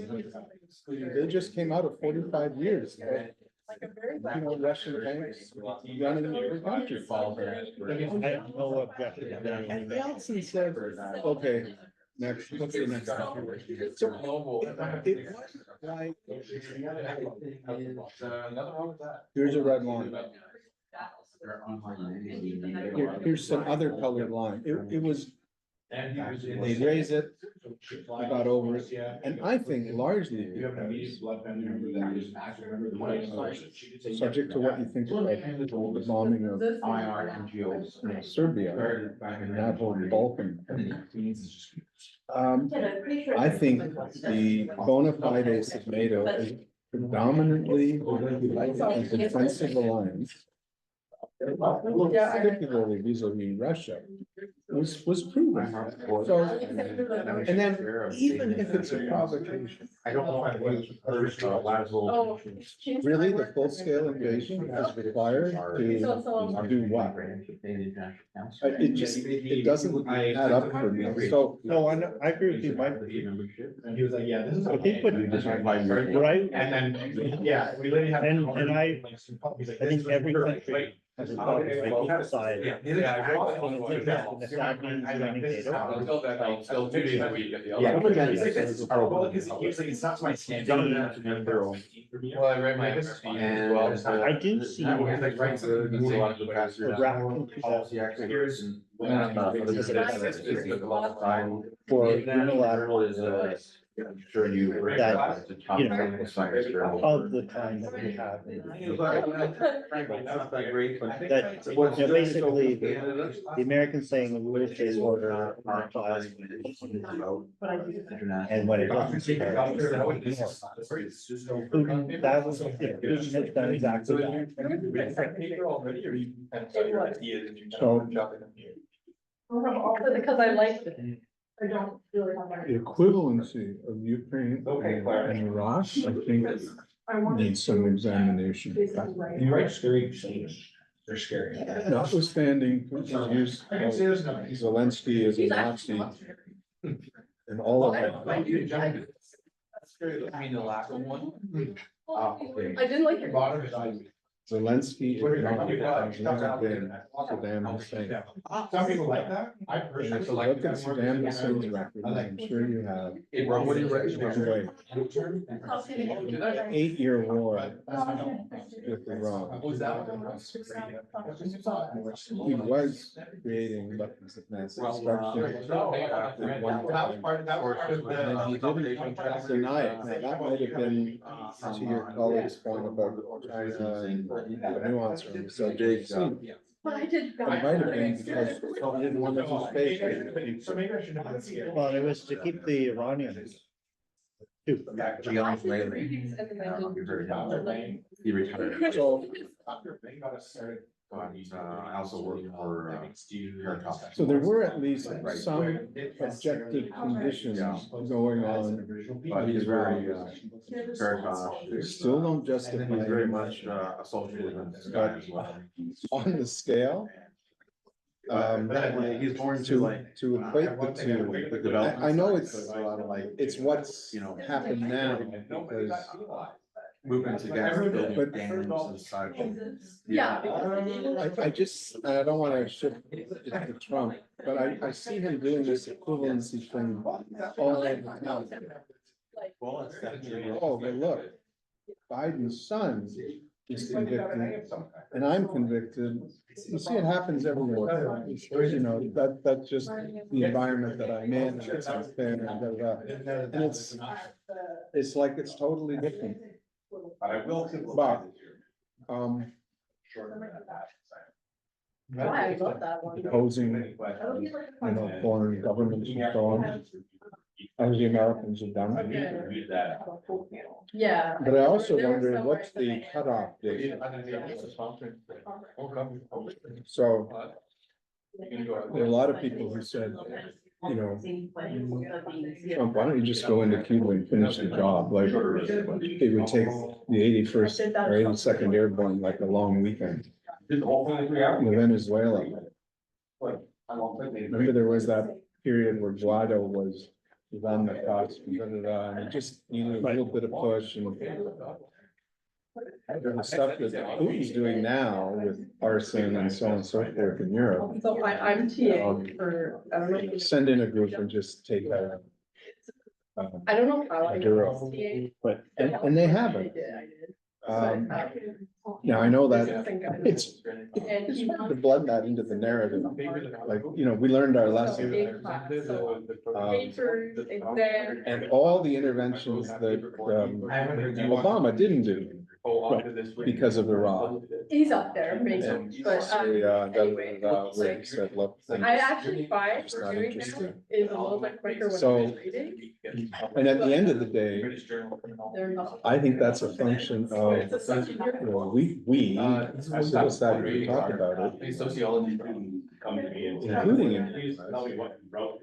And- Comments here. No. I don't think they would do it. No, he never, he didn't go. I have no idea. Well, they absolutely. He was there. He didn't. Or at least they're far less likely. No, There's that one was- exam who they So- wrote in person, and I can write. It's an interesting paper, it's kind of, I even cited one of his. So, I mean, papers, it's like, the Bush- So I literally- So I've gone through all of Donald Trump's papers. Oh, wow. So the National Security Archives and Use together, get it published.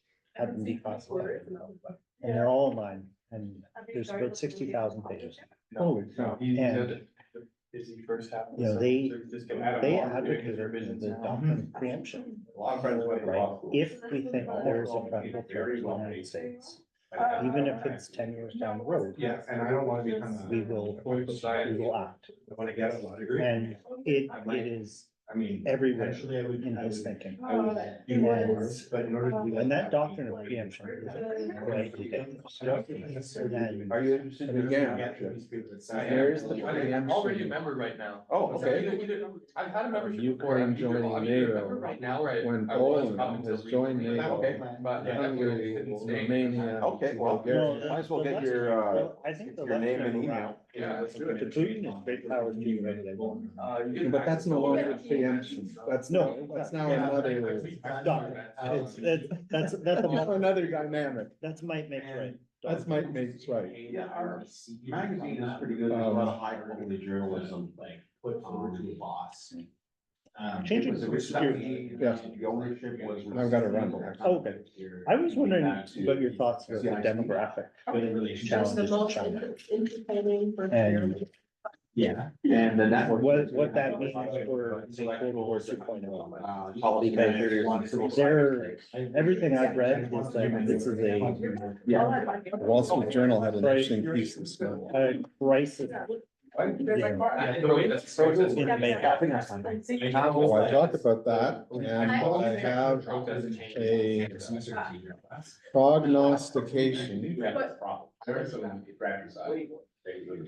Yeah. Just make like, yeah. In the biotech. And I wrote an op-ed for the Globe on this, a while ago. Yeah, old one, yeah, it's a. Goes back to 1920. Yeah. 18 branches in Canada. It's called ectogenesis. You heard it here first. It's a bit out there. It's the only technology that is somewhat speculative in here. The rest is like, it's out there, it's being used today. An ectogenesis machine is basically an artificial uterus. Right. We have all the IVF stuff from the front end. We have, now we're down to, I think, 23 weeks, we can keep the preemie alive. And there's a doctor in Philadelphia, a reputable medical center. He's got lamb embryos. Okay, to be fair, like, I actually. He was like. Basically built a sac. For my Australia. He solved the hard nut, which was the umbilical cord. Everybody kept making umbilical cords. And he came up with, no, get away from umbilical cords, do it through sort of release of gases into the sac that can still do all the nutrition that you need. And you can basically do creation of the embryo, bringing it to term without any women involved. And then. And if you go to the Economist and read what they're doing about boarding schools for Tibetan kids from age 4, it's basically Spartan. Oh, I thought. Take kids at age 4, give them to the state, may raise them, and so on and so forth. And so that's what I think is going to happen. I know they're on my. If you give me your email, I will send you the piece. Because I go on to say. Iowa National Organization. Yeah. My own law firm. There were a lot of women partners. Like, What he presented on. Caitlin did. So, okay, so like, it's actually on like. They were debating should I have a child, should we have a child? And many of them, like not just one or two, but many of them said, you know what? Pregnancy and this, the 9 months, it's just too much trouble. I got an ectogenesis machine. First in the autocracy. The rules are different. What's your presentation? I actually think there'll be a market for it in the West. South Korea, study the 0.8, which is even lower than China. But the latest UN numbers that came out last Thursday, and there's a piece, I believe it's in the Wall Street Journal too, that they revised downward. Not only when you put it on your resume, For 2100, it's the end of the century. It's down to like 500. And there's no way I'm that not opposed to I criticism, can't I like the. autocratic regimes. And then in Russia, And I wasn't even. it's even more pronounced. Because they've lost 1 million people by immigration, and then there's a lot of people on the battlefield. So that's what I'm just gonna. Because women, the current response from the Beijing regime is Xi Jinping getting up, exhorting women, think of your motherland, quit your job, go home. He was like. The other problem he's got There's so many big takes in my life. is Looking at this. I need some The guidance. problem with them is this- female spouse. Sort of like in her 20s, that Fall apart. gets married, He wasn't. just to take care of her husband, still very, Yeah, patriarchal. And, Then you take care of unfortunately, originally, and certainly when not I to. started researching as a young. Then you take care of your own parents, and then you take care of his This parents. is a great place. And the burden Showed up. on. Intellectually. By the time I got. And so that's why they're not interested in getting married, let alone having children. Well, they, even with relaxing the one child policy, Yeah. very few families are actually having. It's definitely that has been head of my program as well. So I think the state is going to step in. They were very Because beautiful, there's market diverse failure, viewpoints. They so all it's the made economy points. And, And, West will be horrified. I mean, if you're following just the controversial idea in the Senate of the US, bit rational when it comes to. their heads will explode over the genesis. I was pleased in terms of. And they don't do immigration. Like even Taiwan Pretty good. has a problem with immigration. But China's a problem. They don't do that. Might become So more conservative. actually, if you look at the numbers on immigration, My work. they're coming around, even Taiwan, so they have 150,000 Filipinos. I know where to look for, I mean, don't find Mainly it. in construction, a lot of man. So I'm sure that they take it all. China just, No. One French guy who just presented. and then what they're doing on Mars and Tibet and Libya and so on, they just, I don't expect that well. yeah, I think the other possible idea of China. And do you have specific media that you Again, consult to get and like? Not being realistic is they look at the diaspora, the Chinese diaspora. Oh, well, what? And it was like it's chapter. Well, they'll say Standard political science favorites, like the economists. that's gonna happen. But I didn't. do the next step. Not that. And what's, just very quickly, what's on your new research agenda? I'm working on a book on the UN Commission for Human Rights. And it's essentially charting the rise and fall of the This rules is a based on rock national order from the lens of the High Commissioner. So, I did enjoy it. yeah, no, each one seems to get weaker and weaker. And, So there's a lot of member only events. Just as the numbers go. yeah, no, it's exactly, but it's, It needs to make you, hustle. yeah, I mean, it was an idea that dated back to the founding of the UN. Thank But the office was created in 1994. Huh. Because it was seen as an intrusion into state sovereignty, right? And, it was created at a particular moment. Largely thanks to Madeleine Albright. Yeah. Yes. When she was Secretary of State. He was very. And the American, and the. I've gone through. It's amazing. It includes the High Commission as an instrument of this foreign policy. And this was at the time. Clinton administration. Good Free markets. Thank you. And so this was. My research started. And then, the first guy. Yeah. And it looks like Robert's got a good list of a lot of people interested in the membership, quite a few names on there. I'm gonna go, When I was. I Translated articles. And- Yours is translated. Yeah. Yeah. I've been.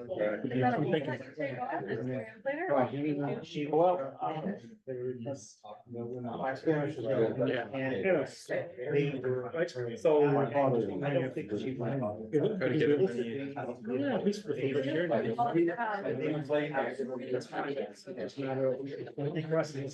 And so Mary Rock was putting all in. I just married. Yeah, when it builds it up. Yeah. Good people. That's the thing, right? Because there are so many of us. Yes. Thanks to you then. as I said, I want to connect with, I did connect with the IC about making a connection with the student and body, and then organically, I'm just stopping. Yeah, this has been perfect. Great to meet you. Really good. And kudos to you. Thank you again. Okay, that's been a pleasure. Pleasure is mine.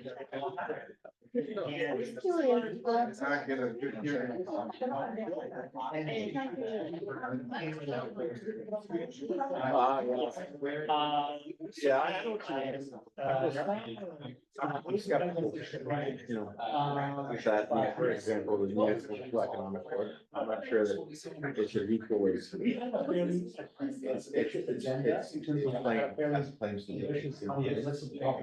So we're almost looking for advantages.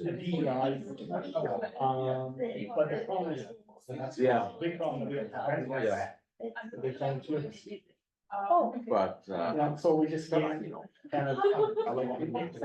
Very, very thin. you have to say But what, of course, if you have the conversation with Jim, at this stage. I get it. I You know know. what I mean? Because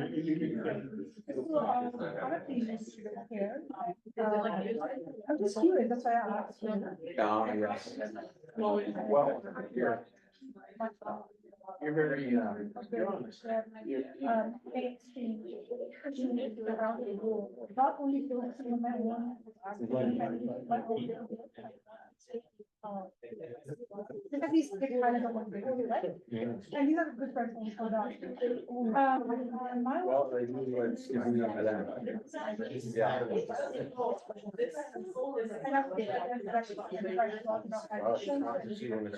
Thank you for. Yeah, and maybe the nation of Pakistan and Bangladesh, which is I did as well. I did as well. But, Right. So I would just. I appreciate the comments and people like yourself. I mean, there is a, there's, so there's an act, so there would be an act. Oh, well, you know, frankly, if you read the newspaper regularly, it helps. Or you do like, But if it's not, so always get a newsletter sent to you once a week on one topic. we work with this. You get you- We provide a. I did, for my PhD, it helped a great deal. So. Yeah, this is. There will be no objective.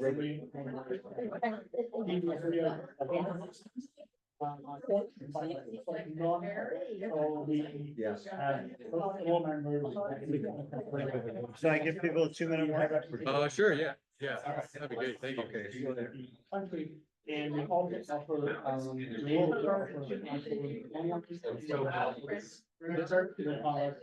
both. It's on both. And we also have registered for information. Can I have everyone's attention? So if, we're gonna start in 2 or 3 minutes, so if you want to top up your coffee now, please do so. And then we will start the second panel.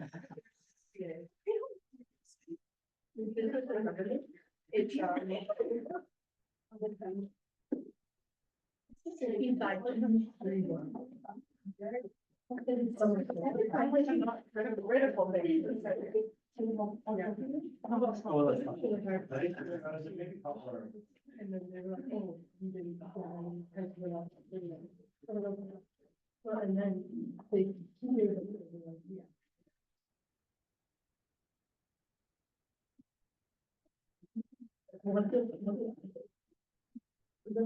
It's finished.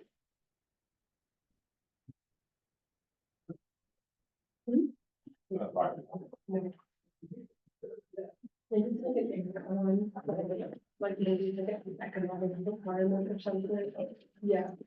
And like that. But no, the thing is, it's a. You want to set up. Yeah. Bring the conflict there, like, Yeah. email, but it just went to the TA, and then when we send it back to him, and. Awesome. Yeah, got quite a few people, taking us up on our offer. Yeah. I'm wondering, likely, to everybody. Sorry? To everybody. I think it's. Makes sense. There's just one that didn't, was moving away, so. Well, that's fine. Interesting. Very interesting. Oh. Oh. Okay, there is a, in my undergrad, well, I mean, like, all the time, where he was like. Yeah, I didn't say to me, I'm gonna totally like. That's like a bird. Yeah, but I didn't know. It's like a bird. I know, like a red breasted. That's any bird I've ever seen. Go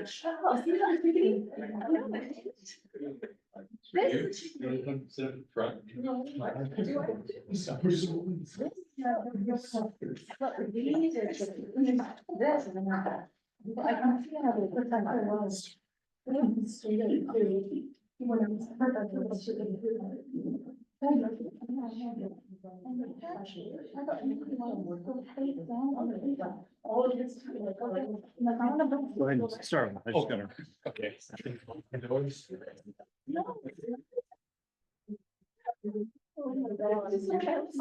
On top of my own. There's a cool bird, but go upside down. You understand what that is?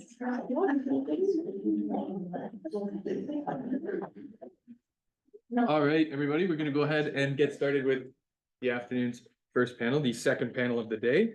This is our geopolitics and security panel. With two great presentations on the agenda and our very own Dr. David Welch as a discussant.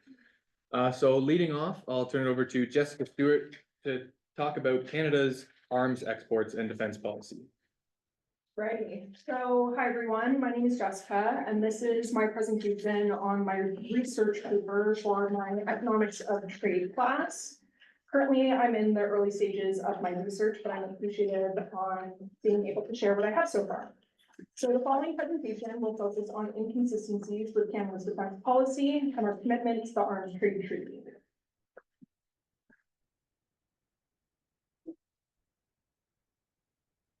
Working? No.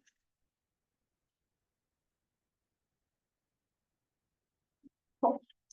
So we'll begin with an overview of Canada's defense policy, followed by the Arms Trade Treaty. Then we'll discuss the economic impact of Canada's defense industry, focusing on exports. To follow, I will briefly discuss my case study on Israel to illustrate real-world applications. Afterwards, we'll proceed to an evaluation of principles, analyzing the ethical and strategic considerations involved, followed by conclusion. Okay. So Canada's defense policy is guided by several key principles that underscore its international role and strategic priorities. Canada upholds international rules governing trade, navigation, nuclear non-proliferation, and humanitarian law. Through strategic dialogue with global partners, Canada fosters cooperation to address shared challenges. The country prioritizes stability through peacekeeping missions that safeguard global trade routes and maintain international security. Canada responds to global threats with a steadfast commitment to sovereignty and adherence to humanitarian law principles. Through defense trade arrangements with trusted partners, Canada enhances economic opportunities, promoting job creation and sustainable growth for the defense industry. Canada invests in cutting-edge technologies such as satellite technologies and secure communications, committing to innovation. These innovations bolster future military cooperations and strengthen international defense collaborations. By integrating humanitarian law into defense strategies, Canada reaffirms its dedication to upholding global humanitarian standards and actively engages in peacekeeping efforts worldwide. So the United Nations Arms Trade Treaty was adopted in 2013, marking a significant step towards regulating the global trade of conventional weapons. The treaty's primary objective is to promote peace, enhance security, and ensure transparency and accountability in international arms transactions. Member states are required to establish robust national control systems that oversee the export, import, transit, and brokering of arms. Although we've seen in practice that this is not necessarily followed by all members and signatories. These systems include rigorous assessments aimed at preventing arms transfers that could be fueled for human rights abuses, terrorism, or organized crime. Central to the treaty, the promotion of international cooperation and adherence to shared standards by fostering collaboration amongst countries. The treaty seeks to curb illicit arms trafficking and ensure that all arms transfers align with international humanitarian law and human rights principles. So Canada's defense industry has experienced growth, significantly impacting the nation's economy. Between 2020 and 2022, the defense industry revenues increased by 55%, contributing to 9.6 billion annually to Canada's GDP. Employment within the sector also rose by 34% during this period, demonstrating its role in job creation and economic prosperity. Exports are pivotal to Canada's defense sector, generating 82% of revenue. Major export destinations include the United States, the Middle East, Europe, and showcases Canada's strong international presence in defense trade. The primary exports from Canada's defense industry are ground vehicles, particularly light armored vehicles, which constitute 60% of the products exported. Canada also excels in military technologies and naval vessels. In terms of military aid, Canada has also provided $2 billion to Ukraine by August 2023, with 500 million transfers in 2022 alone. This underscores Canada's commitment to international security and humanitarian assistance. Okay, so as we address the current humanitarian crisis in Gaza, it is crucial to understand the broader context. The recent escalation began with a devastating Hamas attack on October 7th, resulting in the deaths of 12,000 Israelis and the capture of over 200 hostages. This sparked a severe response from Israel, leading to an intense attack of Gaza. The impact on Palestinian civilians has been catastrophic, with over 38,000 being killed and children comprising 1/3 of these casualties. Around 2 million people have been displaced, facing dire shortages of food, water, and medical supplies. Healthcare facilities have been targeted, further exacerbating the humanitarian crisis. Canada has played a significant role in this conflict. Between October and December 2023, the Canadian government approved $28.5 million worth of military exports to Israel. By continuing these exports, Canada risks complicity in the ongoing violence and human rights abuses. International humanitarian law mandates that countries, including Canada, refrain from supplying weapons that could be used to commit atrocities against civilians. Several countries, such as Belgium, Italy, Spain, and the Netherlands, have suspended arms transfers to Israel, and it is imperative for Canada to follow suit. Despite suspending new permits, Canada was late to impose a comprehensive arms embargo to help put an end to the suffering and violence in Gaza from the hands of Canadian exports. So Canada's conflicting position. Canada's defense strategy is fundamentally rooted in the promotion of peace, protecting human rights, and upholding international law. When we supply arms to countries that commit human rights abuses, we are directly undermining these core values.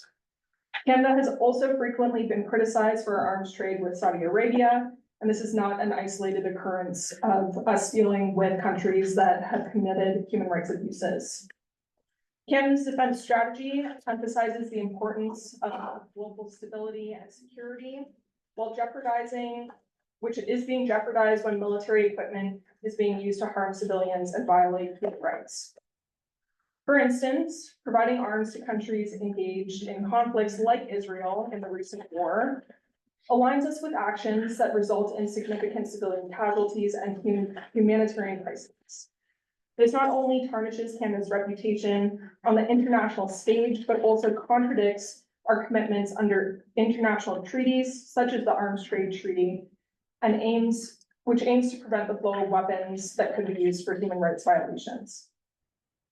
Moreover, by continuing these arms supplies, we risk being seen as complicit to the resulting atrocities. This complicates our diplomatic relations and reduces our moral authority to advocate for human rights globally. Upholding our defense strategy means taking a firm stand against the misuses of Canada's supplied arms, ensuring they are not used to perpetuate violence and human rights abuses. It is crucial for Canada to align its actions with its principles by suspending arms transfers to countries and reinforcing our commitment to peace and human rights. Experts have criticized Canada's position, largely focusing on the Arms Trade Treaty, increasing transparency and accountability. However, as it stands, Canada must reevaluate our alignment to principles and ensure our actions reflect our guiding doctrines. Okay, thank you for your attention, and I'm thankful for any feedback you might have.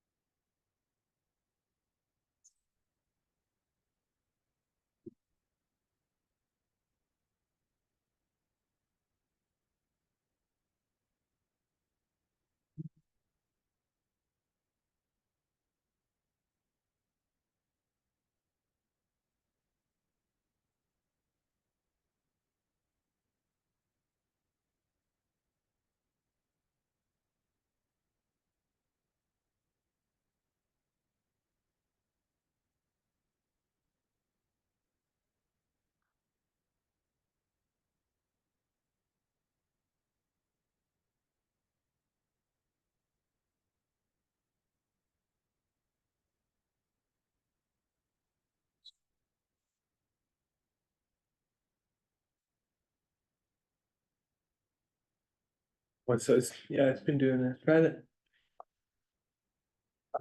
Okay. Okay. Hello, honored guests, cousins, and fellow presenters. I am excited to see you all here today. My name is Alan. Today, I will be discussing a research paper entitled "The Role of the North American Opioid Epidemic in U.S.-China Rivalry." So, from 2011 to 2024, drug overdoses became the leading cause of preventable death from poor Americans aged 22 to 68, an epidemic fueled by designer drugs or synthetic drugs synthesized in clandestine and professional laboratory settings. One of the primary differences between the ongoing third wave and prior waves of the opiate crisis is the potency of the opioids currently available on the street, including xylazine, nitrazine, fentanyl, and fentanyl analogs, such as carfentanil and sufentanil. Originally synthesized in 1960 by Dr. Paul Janssen and the Janssen Company of Beers, Belgium, fentanyl is considered a breakthrough in anesthesia for surgeries and has become one of the world's most important and frequently used opioid analgesics. For decades, fentanyl was relatively unknown outside of the medical community. However, in the early 2000s, as the internet became more available, detailed medical, chemical notes, and experiments became easy to access, many of which remain online today. These pieces of scientific knowledge, sometimes published decades ago and often forgotten due to lack of medical significance, allow rogue chemists and companies alike to lift synthesis techniques to create what are known as new psychoactive substances, or NPSs. NPSs are a complex and diverse group of substances, often known as either designer or synthetic drugs. These substances proliferate rapidly with many different drugs in different drug classes, peaking in 2015 with one new NPS reported per week to the United Nations Office for Drugs and Crime. To date, over 1,200 NPSs have been reported to the UNODC since 2015. The ongoing opiate crisis and its effect on Canada and the United States is what led me to begin this research in an effort to understand how fentanyl and these NPSs were entering the country. Immediately upon beginning this research, I was overwhelmed with sources, both academic and governmental, pointing towards China as the primary source of these drugs. This comes as no surprise, as China is the largest producer of legal chemicals in the world, responsible for 40% of the global chemical supply. However, the more I researched, the clearer it became that this problem could not simply be attributed to the size of China's chemical industry. What I uncovered was a series of incentives, tax breaks, and legislative support for the production of NPSs that point directly to the Chinese government incentivizing their production. Most recently, the Chinese state has set the dangerous precedent of using drug and precursor legislation as a method of asymmetrical warfare against the United States, obtaining political and economic concessions in the process. China has, over the past 2 decades, grown into a powerful player in global governance, with the power to lead and challenge existing institutions and norms. China has taken on a bigger role in international institutions, and Chinese nationals have ascended to senior roles in international organizations, giving China international influence and legitimacy. It has also created its own international organizations, which it has used to develop closer ties globally, carving itself a space of influence and offering an alternative to the West for developing and developed nations alike. This new role and position in global governance has served to expand China's international political clout, helps it project its own soft power, and promotes its domestic economic development. China's rapid economic growth during this period has allowed it to become the world's largest exporter and second largest importer. China's increasingly assertive presence has proven divisive, particularly for the United States. Over the last several years, there has been a growing rift between the United States and China over differences in trade, investment, technology, and their intensifying rivalries ideologically, militarily, and diplomatically. Described by many global political economy scholars as US-China rivalry, this rift has particularly revealed itself through the decoupling of American and Chinese economies. One critical portion of the Chinese economy is its ever-growing chemical industry. The US Department of State estimates that over 400 chemical manufacturers operate within China, manufacturing antibiotics, fertilizer, industrial solvents, and concerningly, psychoactive drugs. Companies within this realm operate legally, illegally, and in between, with the clumsy, understaffed bureaucracy of China struggling to find those companies who break the law. This massive industry can synthesize any chemical you want, capitalizing on government subsidies, cheap land prices, and lower environmental and worker safety regulation standards. This industry has boomed over the last 3 decades, with over 100% growth in pharmaceutical and organic chemical exports over the past 5 years, according to the OEC. According to investigative journalist Ben Westhoff, who investigated 2 Chinese novel psychoactive substance labs in 2019, Chinese chemical companies selling drugs for illegal purposes can be divided into 3 categories. Companies that make drugs illegal in the West and China, companies that make novel psychoactive substances that are illegal in the West but legal in China, and companies that create precursor chemicals. The companies within the second and third categories operate in the open, paying their taxes directly to the government of China, receiving plaudits and subsidies simultaneously. These companies are often legitimate chemical producers, legally producing and selling chemicals globally. And many of these companies' products are accessible through the surface web and simple Google searches through phrases such as buy drugs in China. These companies generally get their chemicals into the United States and Canada through 2 methods: via the direct purchase of fentanyl from China by American and Canadian individuals for personal consumption or domestic distribution, or through the cross-border trafficking of fentanyl and fentanyl-laced drugs from Mexico by transnational criminal organizations such as the Sinaloa Cartel and the Cartel de Jalisco Nueva Generación, in addition to smaller criminal networks. Now, understanding how many of these companies can operate legally and out in the open and within China is quite complicated. China's chemical regulation industry is a bureaucracy of at least 8 different regulatory agencies with different responsibilities, operating independently of one another. This multi-layered bureaucracy makes enforcement action extremely slow and difficult in China.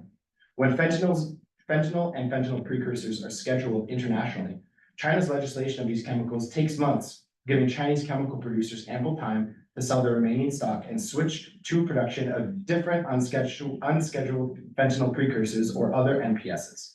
Furthermore, Chinese legislation requires each narcotic and precursor chemical to be individually named, further limiting their effectiveness against these drugs.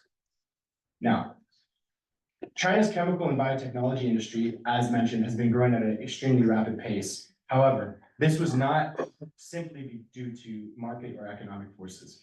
It was spurred by CCP incentives for these types of companies. Companies in these sectors that have, quote, spurred innovation, unquote, are named new and high technology enterprises by the CCP, entitling them to preferential treatment. The CCP has provided massive tax incentives, subsidies, and direct financial support to these companies, driving their innovation and expansion. And these incentives have provided direct funding and support to companies directly implicated in fentanyl and precursor production and distribution. Now, this is the main body of my research and the particular focus of the research, because it focuses on what happens now. What has been happening over the last 2.5 years and where are we now? And it has gotten arguably much worse than it ever was before. And that is not owing to a proliferation of drugs, but that is owing to how China has begun to use fentanyl as a bargaining chip and tool of blackmail and diplomacy to achieve geopolitical goals. So China has used fentanyl regulation as a tool of bargaining and leverage over the United States to achieve economic and political concessions repeatedly over the last 5 years. Two specific moments in US-China relations caused the shift, beginning with the US Commerce Department's addition of China's Institute of Forensic Science to its entity list, subjecting it to export controls and restricting its import of American goods. This moment was the beginning of the deterioration of US-China relations, taking their worst turn in decades in August of 2022, as discussed by Dr. Takach. Following then House Speaker Nancy Pelosi's visit to Taiwan. In response to this visit, and this is outspokenly stated as their retaliation in response to this visit on Chinese state websites and Chinese state media, China suspended all bilateral narcotics cooperation and unscheduled fentanyl, fentanyl precursors, carfentanil, and 38 other NPSs, causing an exponential rise in fentanyl and its precursors entering North America. Bilateral cooperation in fentanyl scheduling in China only resumed when the United States removed the IFS from its entity list, an unprecedented concession on behalf of the Americans. This concession has emboldened China, which has called for further concessions from the United States, asking the nation to correct the mistake of listing China as a major drug source country. And so, regardless of China's outward stance, claiming to be doing everything that it can to prevent the production and export of drugs within this nation, the evidence contrary to this notion is damning. China utilizes tax incentives and other economic support methods to continue the expansion of its domestic industry, and the growth of this industry is in alignment with Chinese geopolitical strategy and resistance to American hegemony. The illicit fentanyl crisis is worsening by the day as the US continues to log record numbers of fentanyl overdoses and poisonings. This drug trafficking is enriching and empowering Mexican cartels and their Chinese chemical suppliers. The Chinese and the cartels are waging an asymmetrical war against the US through the fentanyl drug trade that is killing tens of thousands of Americans and thousands of Canadians, and consuming vast government and private sector resources in the prevention, treatment, and supply interdiction aspects of drug addiction and drug prevention. In this case, classic asymmetrical warfare refers to a conflict in which the resources of adversaries are uneven, and consequently, they may attempt to exploit each other's relative weaknesses. In this case, the Mexican cartels and the Chinese are exploiting America's weaknesses, the appetite for illicit drugs like fentanyl or fentanyl-laced drugs, and the porous southwest border. Pelosi's visit to Taiwan in 2022 clearly delineates a shift in Chinese attitude towards the United States' opioid epidemic. 1 minute warning. Thank you. Coinciding with the deregulation of fentanyl and the halt to US-China cooperation, Chinese rhetoric shifted from a language of cooperation to a language of blame. Compounding this, China removed regulation and control over NPSs as a bargaining tool against the United States, flooding the North American market and worsening the ongoing epidemic within the nation. This has forced the United States to accept Chinese concessions to have China's narcotic legislation restored. China has now shown willingness to overtly resist American interests and actively utilize all portions of its economy against the United States to exploit its weaknesses if necessary. Weaponizing the legislation of fentanyl is a further concerning element that is unprecedented, representing a shift in how China interacts directly with the United States. The United States, in parallel, has demonstrated its willingness to give concessions to China.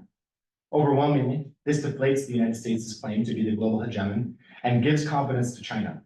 Despite China's renewed cooperation with the United States, drugs such as xylazine and tetrazine, overwhelmingly synthesized in China, continue to flood the market, with overdose deaths showing no sign of slowing. As these new drugs continue to proliferate, China has yet to introduce any legislation prohibiting their manufacture. Moving forward, it is unlikely that China will end its approach of subordinating its anti-drug and anti-crime cooperation to its strategic calculus. The United States has long hoped to get China to delink anti-crime cooperation from the overall state of the bilateral relationship and establish strong law enforcement cooperation separate from geopolitics.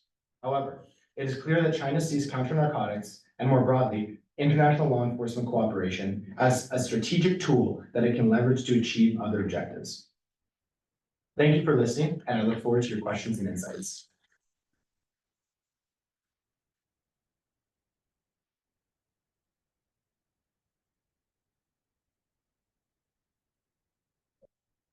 All right, so I'll hand it over to the discussant if you had any feedback on the presentations. Yeah, thanks. Thank you both. Very interesting. So let's start, Jessica, this is a paper you're working on. Yes, Okay. very early stages, I don't have my like analysis. Okay, this, I haven't read anything on either of these, so what you're getting is just what I heard. But anyway, so what you had to say, I thought was very logically laid out, and it's clear, you know, what you want to do and why you want to do it and where you're going to take it. So this paper should write itself, as far as I can tell. That's good. The one, I guess I would say two things, maybe one suggestion. Like I said, what suggestion? First suggestion would be about the frame. So you sort of set it up in terms of Canada's defense policy and consistency of our arms trade policy with that. I don't think defense policy is necessarily the right frame. I would make it foreign policy in general, because arms exports are really industrial policy rather than defense policy. And the defense policy is supposed to be informed by the broader foreign policy. So everything you said about Canada's commitments under its defense policy are also true under our foreign policy commitments, but there's sort of additional layers of things in foreign policy that the folks in Department of National Defense don't worry about. And those would give you even more bites.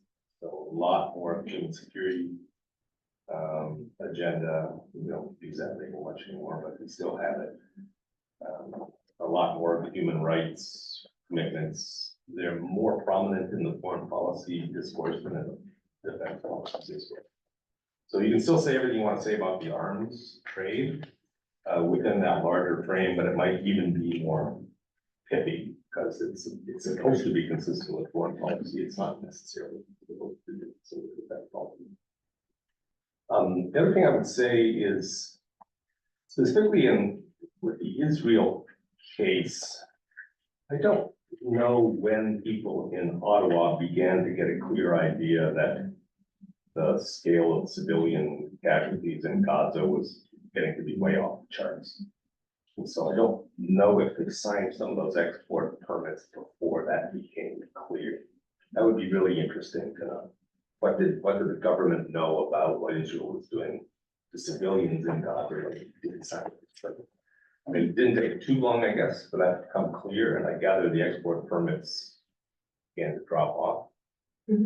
But it would be interesting to know, in part because, you know, who's actually making recommendations about signing those permits? I think GAC does that. I think these requests come through GAC. And then GAC will make a recommendation to the Prime Minister's office, or at least the minister first.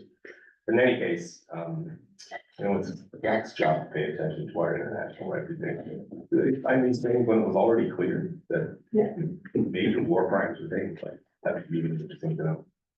One thing you didn't talk about, and I don't know if you need to bother with it in the paper too much, is that there has been some controversy too about Canada selling things to one country and those things winding up in other countries. Yeah. Okay, so it was either Oman or the Emirates that we sold some links, LEDs to, that were checked out in some of the heavy duty crowd control armamentation, and those wound up in Saudi Arabia. In violation, I think, of the initial country's commitments not to re-export. That's the one interesting question is how much of that is on us? Was that a failure of due diligence on Canada's part, or was that just something we couldn't possibly control? So we should give them a moment. I don't get time to get into that, but that is a very interesting dimension to it, the re-export problem. Adam, so before I say anything, can I tell you my favorite opioid story? Please. So about 20 odd years ago, I had minor surgery, and afterwards the surgeon said, you may experience pain after this, so I'm gonna write you a prescription, and if you feel pain, you can just sort of take this. So he handed it to me on my way home, I filled it out, but I didn't actually have that much pain. So I never bothered taking any pills. A year or two later, I was going through my cabinet and I came across the bottle and it said OxyContin on it. And I thought, whoa. And my son at the time was still fairly young. I thought, I don't want this stuff in my house with my son around. So I took it to the pharmacy and I asked him to destroy it. And I was telling this to a student of mine and he said, I could have gotten you $3,000 for that. I figured I wasn't in the drug trade business. So I didn't feel bad. But anyway, yeah, a really interesting subject. It's not one I concentrate on. Your discussion did have a sort of classic rational unified actor gloss to it. So the big question I had in mind as you were talking was how much of this is really strategic and centrally controlled, and how much of it is just an artifact of lousy regulation or lots of loopholes. So in particular, if China's trying to weaponize fentanyl, I'm not sure I would want to use Mexican drug cartels as my middleman. It's not, you don't have any control over them. Mexican drug cartels, I suspect, are in it for money, not for geopolitical reasons. You're right, absolutely right, that China occasionally will try to weaponize export for foreign policy objectives. We saw that with the rare earths, of course, after the Japanese nationalization of the Senkaku Islands, and after Nancy Pelosi's visit. But I wonder how much of it was symbolic as opposed to, you know, a really serious effort to try to keep Americans addicted to illegal drugs and kill as many of them as you possibly can. So, you know, if it is symbolic, it's sort of cynical. And it's really up to the United States to control its own border and to make sure that Chinese drugs don't get into the United States. And that's a big piece of Chinese state, right? Yeah, right. America's fault. So it would just be interesting, I think, to know how much control does Beijing in particular have over this whole thing? And to the extent that they have control, is it really just something they can use symbolically because it's convenient, or do they really, really want to try to undermine Western democracies by support? I did cut out a significant chunk of my research, and two big parts were talking about the mercantilist vision from Sun Yat-sen, and then also looking at how China has been looking backwards towards the 100 years of humiliation and the kind of retributionary mindset that has come with that. Obviously, those aren't particularly causal links, but the big causal link that I also left out, because it requires a lengthy discussion of Chinese VAT and tax laws in order to understand, is that China has until 3 months ago, from August of 2022 till the end of April, China had value-added tax rebates of 13 or 14% of all exports of ANPP and AN, which are dual-use chemicals, which is their two primary uses are the synthesis of fentanyl. And that was up until April of this year that those are completely unscheduled by the federal government through Beijing, and then they were rescheduled. And before 2022, they were unscheduled. And So those were exported. Exported. And so he was thinking, where was the fentanyl being made and manufactured? Primarily is Mexico. It's where the vast majority of manufacturing takes place because they have no restrictions on ANPP and AN. And those are just two of, I believe there's 48 known dual-use fentanyl precursor chemicals that China has manufactured in the past, or still manufactures. So, yeah, there's a lot. I want to work on getting this published, so I want to present it to get more feedback. Yeah. Can I add a two-finger Adam question? Does China have an opioid problem? No, they don't. And a lot of that is rooted in the last 80 years of their history following 1949 and the 100 years of humiliation. Part of those 100 years of humiliation was a massive opiate addiction that had a huge hold over the whole country. And a big reason now why you see such, I don't necessarily know what the right word is, but draconian seems correct. Very draconian drug laws in Asia is particularly rooted around that opium spread. And China, to this day, based on their outspoken foreign published media that's in English, they will outright say that they have zero drug problem. They'll even go as far as to say nobody really takes drugs in China. There's a couple really insane websites that you can find where they're English source Chinese state media, where there's a lot of disinformation being put out that you can find. And that was, I think, when I realized that there's a reason why they're so draconian at home while still producing all of this stuff.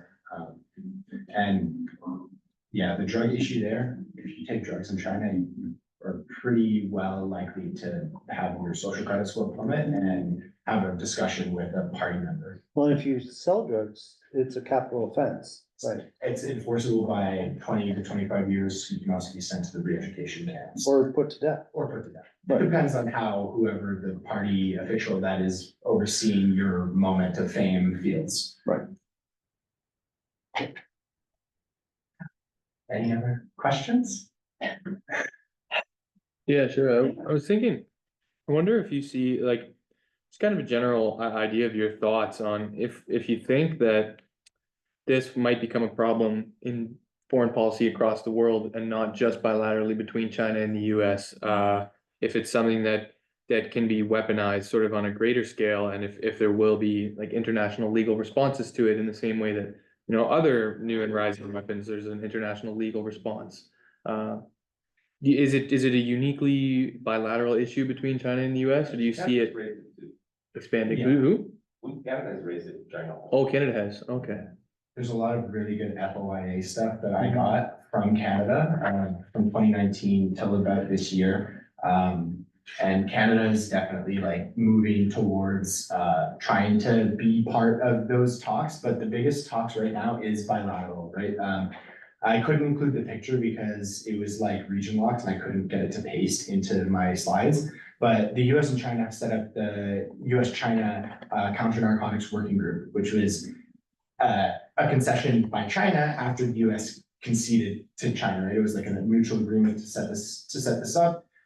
So that kind of does point towards it staying bilateral. However, the opiate crisis, at least in Europe, according to the DEA, is on the rise. Not with fentanyl though, it's with tramadol and another prescription opiate that have become very popular there, primarily sourced from China as well. And they're having their own battles right now with that, trying to restrict those shipments into Europe. But they have an even bigger problem, which is the land borders, right? In addition to shipping and air, very porous land borders, borders all around.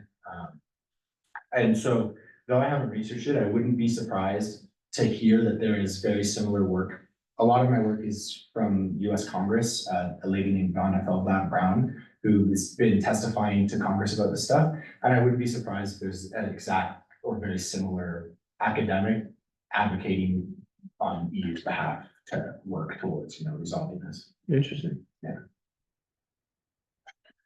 Yes, thank you so much, and very well done. As mentioned, and please note that I'm not a specialist at all in these matters, but I'm wondering if at all, there's any connection to the World Health Organization and China's relationship with the World Health Organization, especially in light of the COVID-19 crisis. I wonder how they've kind of, if they are a player at all, if they're any stakeholder involved.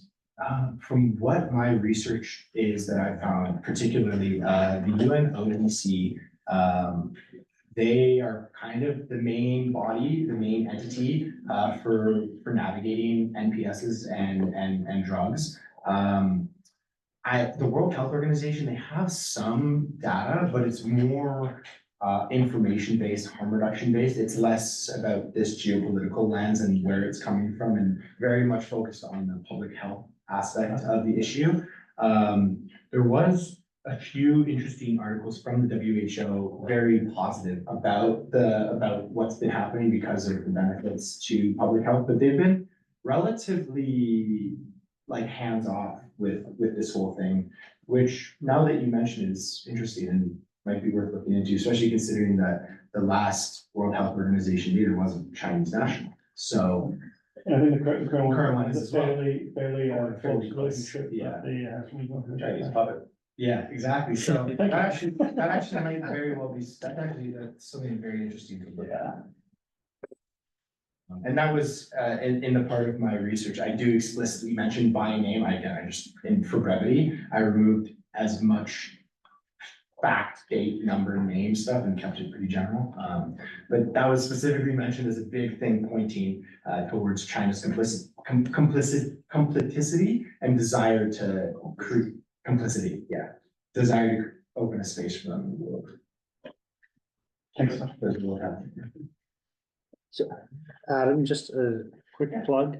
I know it's fiction, but Barbara Kingsolver's Demon Copperhead is just an incredible novel about the impact of opioids on American communities. And I suggest taking a look at it. It's a powerful book. If you don't mind, just mention the name again, sorry. Demon Copperhead, Okay. by Barbara Kingsolver. Justin's getting off the hook here, nobody's got a Yeah. hard question. So it could imagine, just one more thing, I might have. It's recently a controversy about Canadian sensor technology being found in, was it Iranian drones or Russian drones or something like that? Yeah, so another one is monitoring the flow from. Yeah. What do you do with these small components that might be sold to anybody for anything? And it winds up in a drone. Mhm. They, after your papers, not 500 pages, so maybe. Yeah, it's hard to sort of touch all the bases because there's been so many news articles. Yeah. And it's not even very highly researched as well, because it's not. Right. It's not really able to be researched. A lot of fields are swept under the rug. Yeah, what I have found is it would be a 100-page paper with everything. And if I may, just very quickly, I mean, in 2015, one of the very first issues that the Liberal government was wrangling with was the sale of light armor vehicles to Saudi Arabia, and I wonder if there's any kind of connection, or any kind of a connection to that as at all, or any kind of a follow-up. It's in what Professor Welch was talking about, kind of pinpointing what happens and where. I wonder if process tracing might be another method to kind of engage with, right? Especially if you're doing a comparative analysis. Yeah, I did do a case study on Saudi Arabia as well. I just thought the Israel component is a little bit more current, and it's very obvious that there's human rights abuses occurring. With the Saudi Arabia one, Canada basically responded to that and said that there wasn't probable evidence of it, of our components being used for or against civilians. So it is, Israel's like a really good example, but I'm still trying to work through having other examples within a normal life. Absolutely, and I think the reason I'm mentioning is because I think, if I'm not mistaken, the manufacturing plant actually is located on Ontario, and I teach there, so it's kind of always a really interesting discussion. By the way, we actually support that. It's electorally very important. It's electorally very important. Yes. Thank you. Thank you. All right, if that's all the questions and feedback, then I guess we'll take a bit of a break. We'll jump back in at 2 o'clock for the last panel.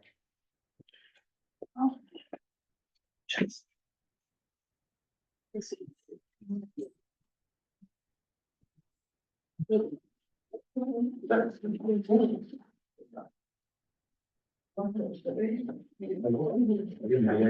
assuming that you're doing something else. Yeah.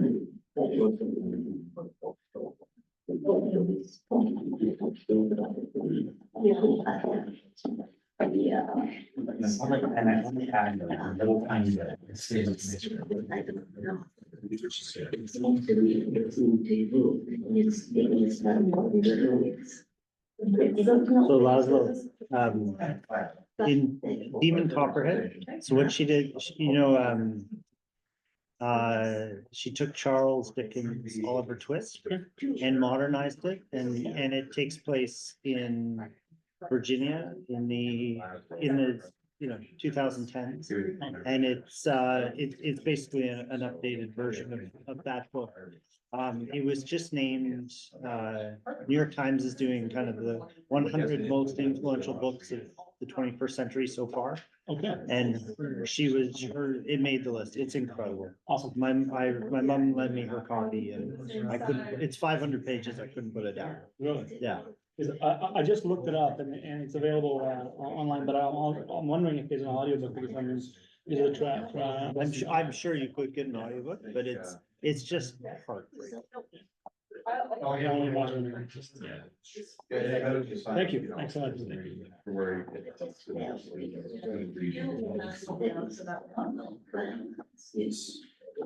Yeah, that'd be cool if you got.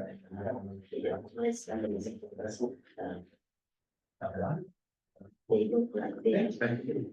They killed somebody Israeli, but I think it's flipped though. I think it's flipped now. well, yeah, I know, but Yeah. always when you hear that presentations, people are always It's scary because it's that the entire topic is brand new. And just absolutely. And like, it's contingent upon like.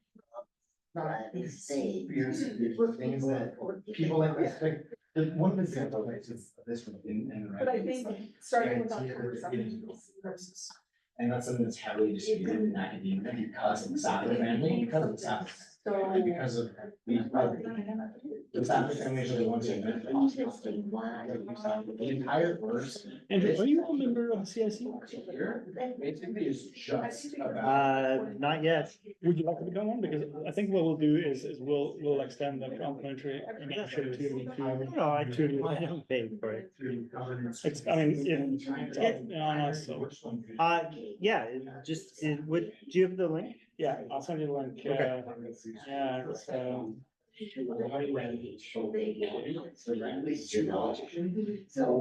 not really, I mean, Lesser people. And it's like the country work, yeah. Why is this Educational trips. To great? actually. They don't evil. Talk about the benefit of. The reason for this was because. They started. Based on Sacker's and projections, if it was prescribed as necessary, then I think most so of that, bad. of the bills that we introduced in order to. You know, when injustice is done. Less than one per person. It will.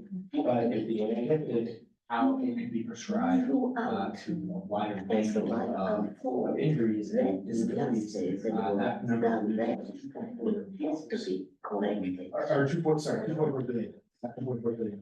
And it will be, say, you just wait a few. I don't know. It will be.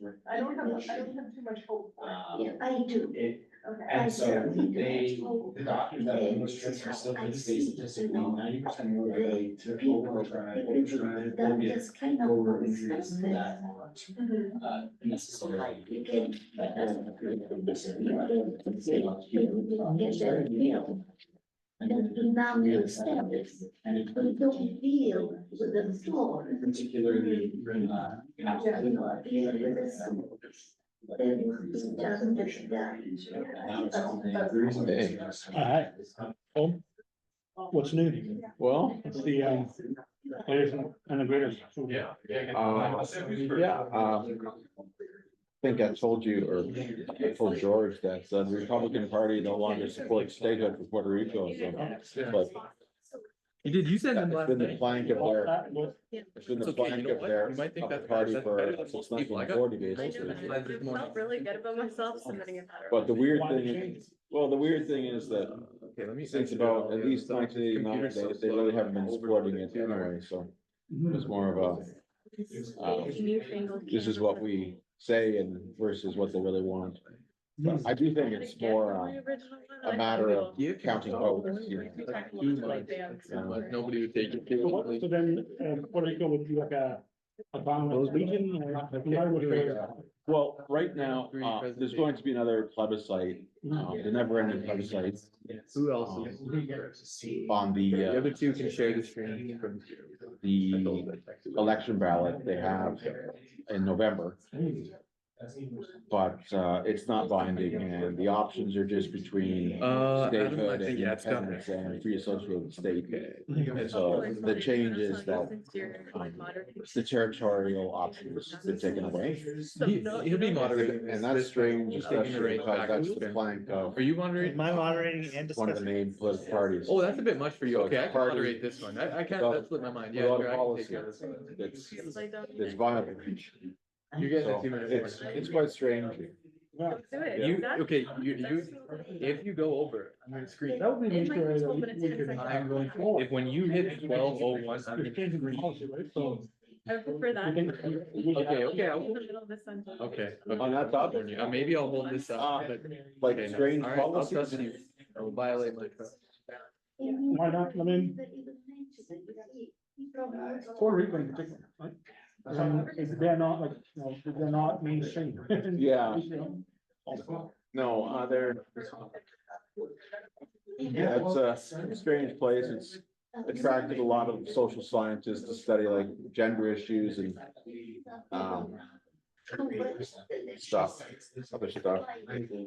What about Cuba? I mean, we had a really good Zoom talk. I think it was a year ago, no? Yes, Yeah. well, Dr. Grenier's, talk was rather grim regarding human rights in Venezuela. It made Cuba look pretty nice. And I mean, I still don't understand what keeps the Maduro government. Is that Russia? Is it oil? I'm not oil, because I mean, what is it? Why are they still with their? Well, I think for a long time under, the poor people were, grateful for the transfer of wealth that Chavez, was responsible for, so poor people really benefited.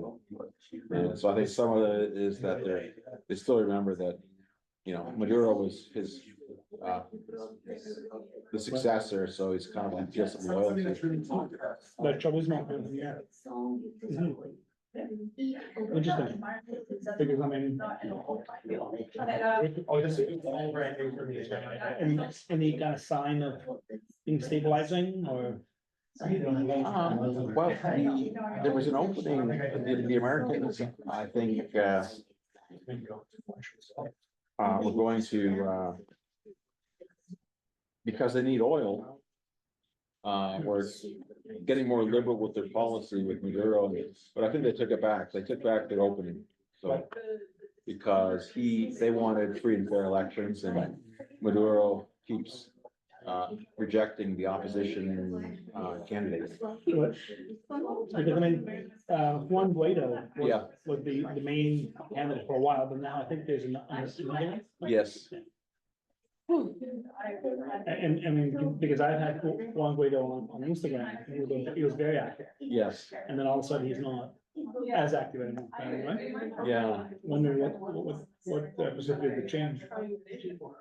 yeah, I can't remember. Dr. Grenier covered it pretty well. I think the window closed on Guaido and what I'm not sure what his political status is. He's not one of the opposition leaders anymore, I don't think, so. They have some very conservative Venezuelans,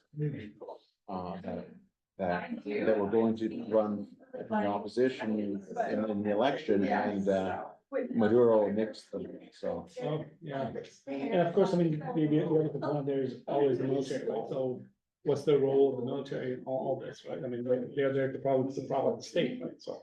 That's right. Right. Yeah. Very interesting. Because that's another, I mean, I think that's fair to say for most of Latin America. It's true. Yeah, you always need the support of the military. Really interesting. knowledge. Very interesting. I'm doing a little bit of research about Argentina. Oh, Well, Argentina in particular about their post ICC era, or more importantly, what happened in Argentina after they joined the ICC. oh, okay. And it's really interesting, because Argentina, when it comes to international law, they have universal jurisdiction, you have use cogence is actually part of the legal framework, you know, I mean, if you commit a crime in Austria, you can be held accountable in Argentina, because the universal jurisdiction is actually part of the constitution. Really? Oh, yeah, so again, you know, of course, because of the junta and so on, right? And of course, in this post, of course, them joining the ICC was not smooth either, right? I think they joined a few, even though they had a number of the diplomats and negotiators still involved with the ICC. Dr. Fernandez de Garamendi is one of them.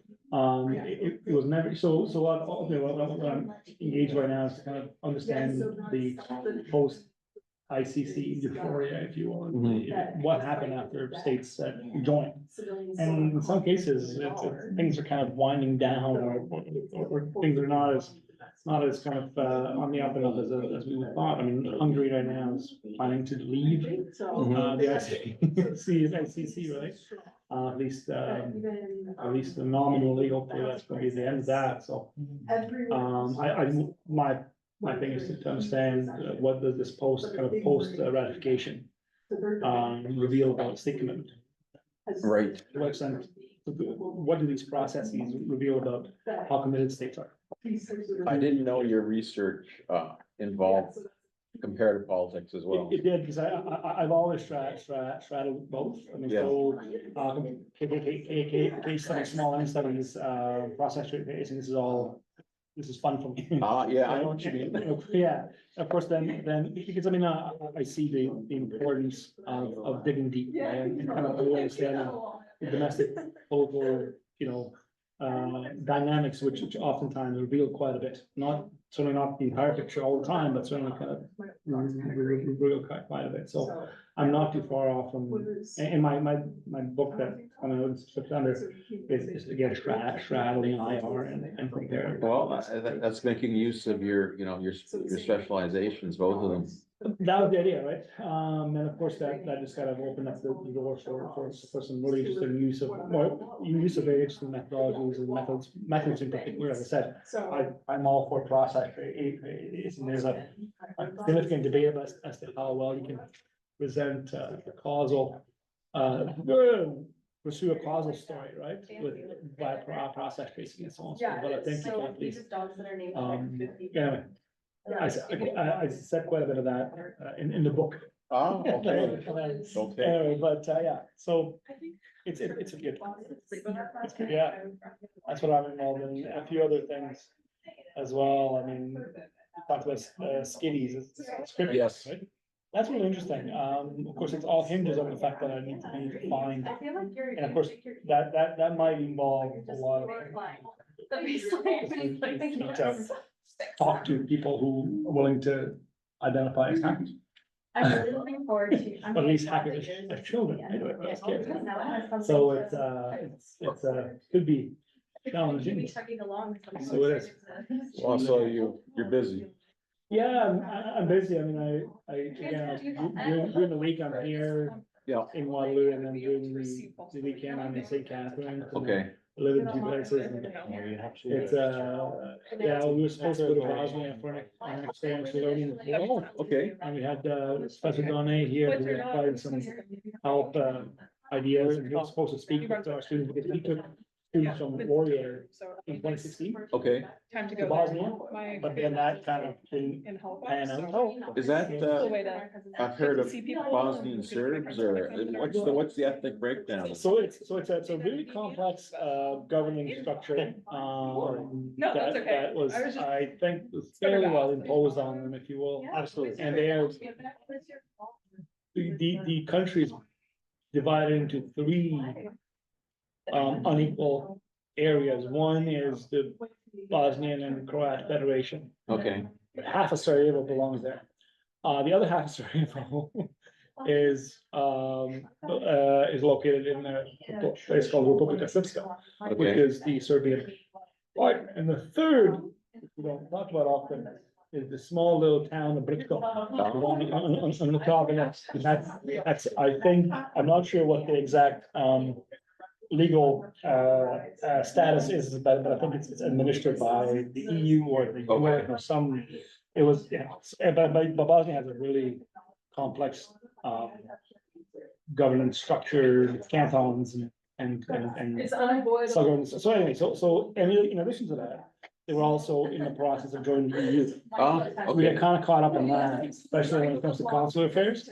We're trying to get students, non-Canadian students to get a visa to Bosnia, and they were here in Ottawa, they were like, no, sorry, actually, at the end of the day, they admitted to the fact that they didn't have capacity to actually give out the. Wow, I had a close friend who was Romanian, but from Serbia. Right. And as I recall, he spoke both Romanian and I guess Serbo-Croatian. So, yes. And I would just remember in public school that there was this young little boy, and he was agitated and he only spoke Serbo-Croatian. And so they get my friend Joe they call the principal, calm down to, calm him down and because he spoke the language. That's it. Yeah. Yeah, no, so I think, again, it's a really, like I'm just assuming that he might have been from this region of Vojvodina, which is Banat. The area is extremely, multi-ethnic. Right, Okay. so we have Hungarians, we have Romanians, we have Germans, we have Czechs, Slovaks. Wow. And so on. So it's not really, it's not very homogeneous, not as homogeneous as it seems. Wow, his dad, I remember he was an MD. All right, should we get the, Yeah, absolutely, yeah. sorry to interrupt this, but this conversation, but. All right, everybody. I think we're gonna go ahead and get started with the next panel now. We got a busy panel, so we want to make sure we get started right on time. So this is our fourth panel of the day, the environment and migration panel. And so I'm gonna go ahead and get things started and pass it off to Christy Lorenz, who's gonna be talking to us about the use of drones to monitor migration. Good afternoon, everyone. My name is Christy Lorenz, and welcome to my presentation on the impact of surveillance technologies at the border. Today, we will examine the deployment of Frontex drones in the Mediterranean and how they can simultaneously care for, control, and criminalize migrants. We will first review the advantages and detriments of multi-purpose drones, then analyze the tension between humanitarianism and security within the broader context of the digital border.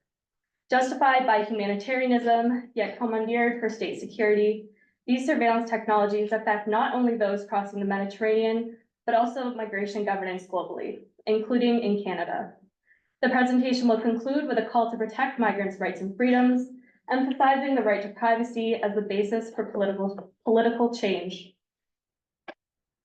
This study focuses on unpiloted, multi-purpose, and military-grade drones, also known as unmanned aerial vehicles. Frontex, the European Border and Coast Guard Agency, is increasingly deploying these drones for alleged humanitarian and security purposes in the Mediterranean, as well as other regions, making the multi-purpose drone a rapidly growing market. The Guardian has identified 3 contracts with a collective value of nearly 100 million euros for drones that provide intelligence to Frontex. These drones include the Hermes and the Heron, both developed by Israeli companies and initially designed for combat missions in Gaza. The use of military or quasi-military autonomous technology reflects the broader militarization of the Mediterranean and migration controls in general, as states continue to wage the war against migration. Throughout 2022, Frontex aircraft participated in missions across Spain, the Central and Eastern Mediterranean, and the Black Sea. They were also active in the English Channel, the Adriatic Sea, Serbia, and along the Ukrainian border. According to Frontex, in 2022, these aircraft detected 800 events, which was twice as many incidents as the year prior, assisted in approximately 400 search and rescue operations, and helped to save over 21,000 lives, clearly illustrating the growing role of drones in maritime and migration surveillance. Drones are increasingly preferred to other surveillance technologies due to their cost effectiveness, rapid coverage of vast areas, ability to navigate challenging weather, and low risk to human operators. In other words, drones are well suited to carry out 3D tasks, or missions that are dull, dirty, and dangerous. Drones offer high interoperability, connecting seamlessly with other surveillance tech such as satellites, databases, ground monitors, and AI systems.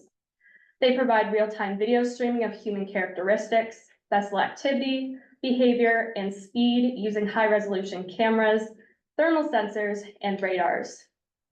These features offer comprehensive situational awareness, helping Frontex determine the trajectory of vessels as well as potential landing points. While drones can also transport food, medicine, and rescue equipment, Frontex primarily uses them for detection and surveillance. The agency asserts that the deployment of drones over the Mediterranean is crucial for fighting cross-border crime and facilitating search and rescue operations. However, evidence indicates that Frontex's aerial surveillance prioritizes interceptions over rescues, revealing underlying policies of control that contradict its alleged humanitarian objectives. Critical scholarship contends that humanitarian justification by Frontex conceals the concurrent mandate of dual-use drones for border security. Aerial surveillance technologies such as planes and drones can be seen to suspend state power from the sky, extending the border vertically, visually, and virtually. Consequently, this surveillance regime can pave the way for more pushback and pullback operations, and ultimately make migration journeys more dangerous. To begin, drones can lead to the violation of the principle of non-refoulement, a key international law protecting refugees from being expelled to countries where they face threats to their lives or freedoms. While pushback operations involve returning refugees to the high seas or non-member state territories, pullback operations occur when third country authorities locate, intercept, and then return refugees to the territory from which they departed. A 2022 Human Rights Watch and Border Forensics investigation revealed a statistically significant correlation between daily interceptions and the hours of Frontex's aerial asset deployment in the Libyan Coast Guard zone. In other words, this means that when Frontex uses more drones and planes, the Libyan Coast Guard stops more boats at sea and sends more people back to Libya. This is shown by this graph, where the blue line indicates flight hours and the red line indicates the number of interceptions within a 2-month period. The data suggests that the Frontex chartered drone Heron 1 plays a significant role in detecting migrant boats. It is suspected of transmitting information to Frontex that then enables them to strategically offload rescue responsibilities to Libyan authorities, resulting in the return of thousands of migrants to inhumane conditions.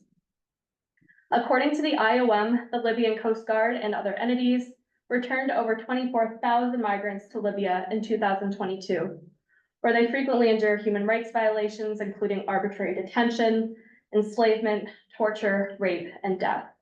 These aerial surveillance operations, strategically framed as sea rescues, can thus actually expose migrants to greater harm. Moreover, the very existence of drones in the Mediterranean threatens the security of migrants by pushing them towards riskier nautical routes to avoid detection and so-called sea rescues.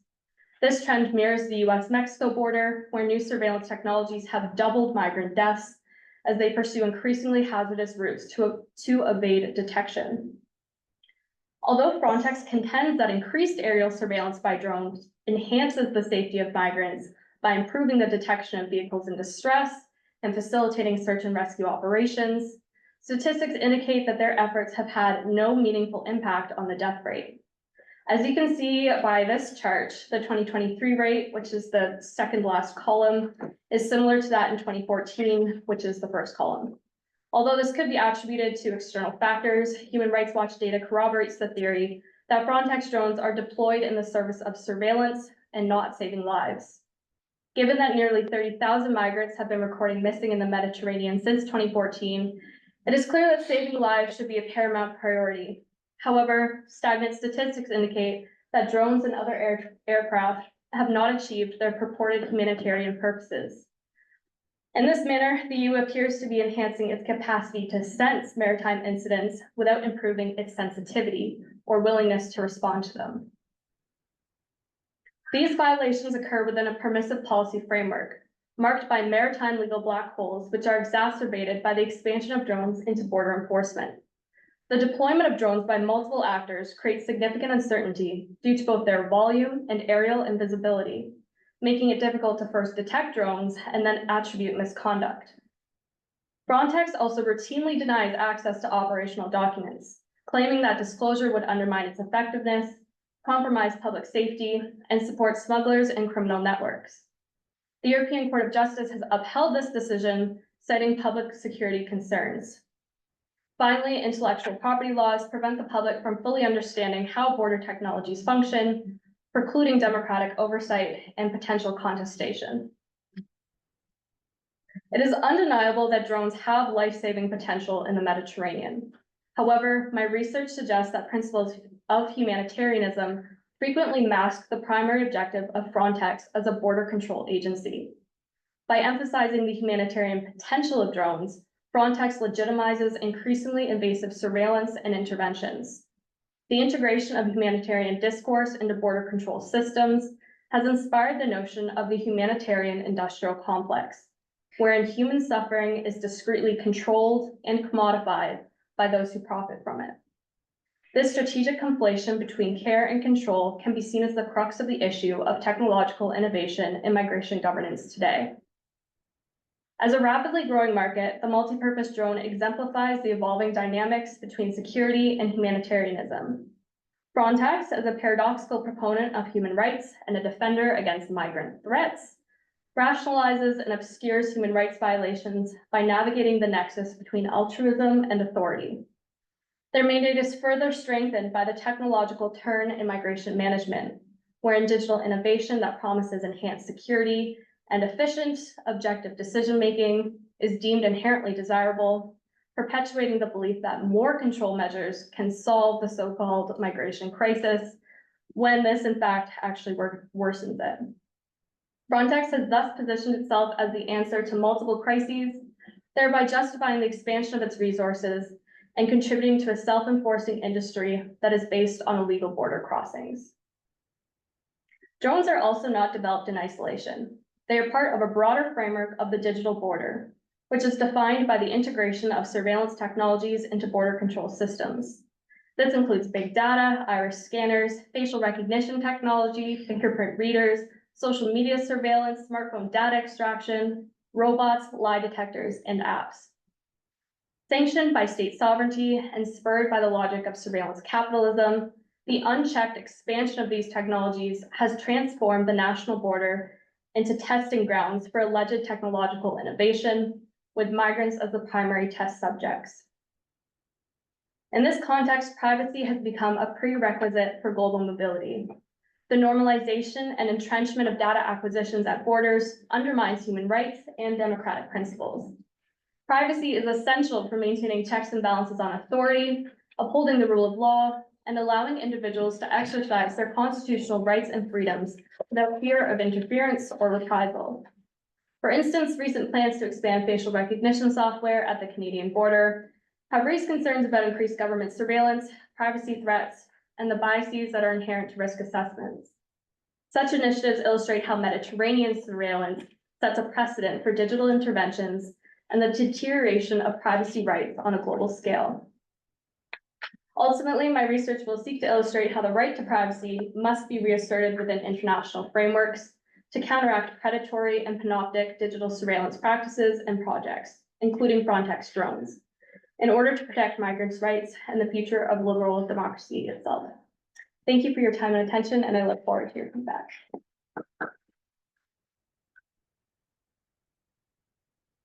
All right, thank you, Christy.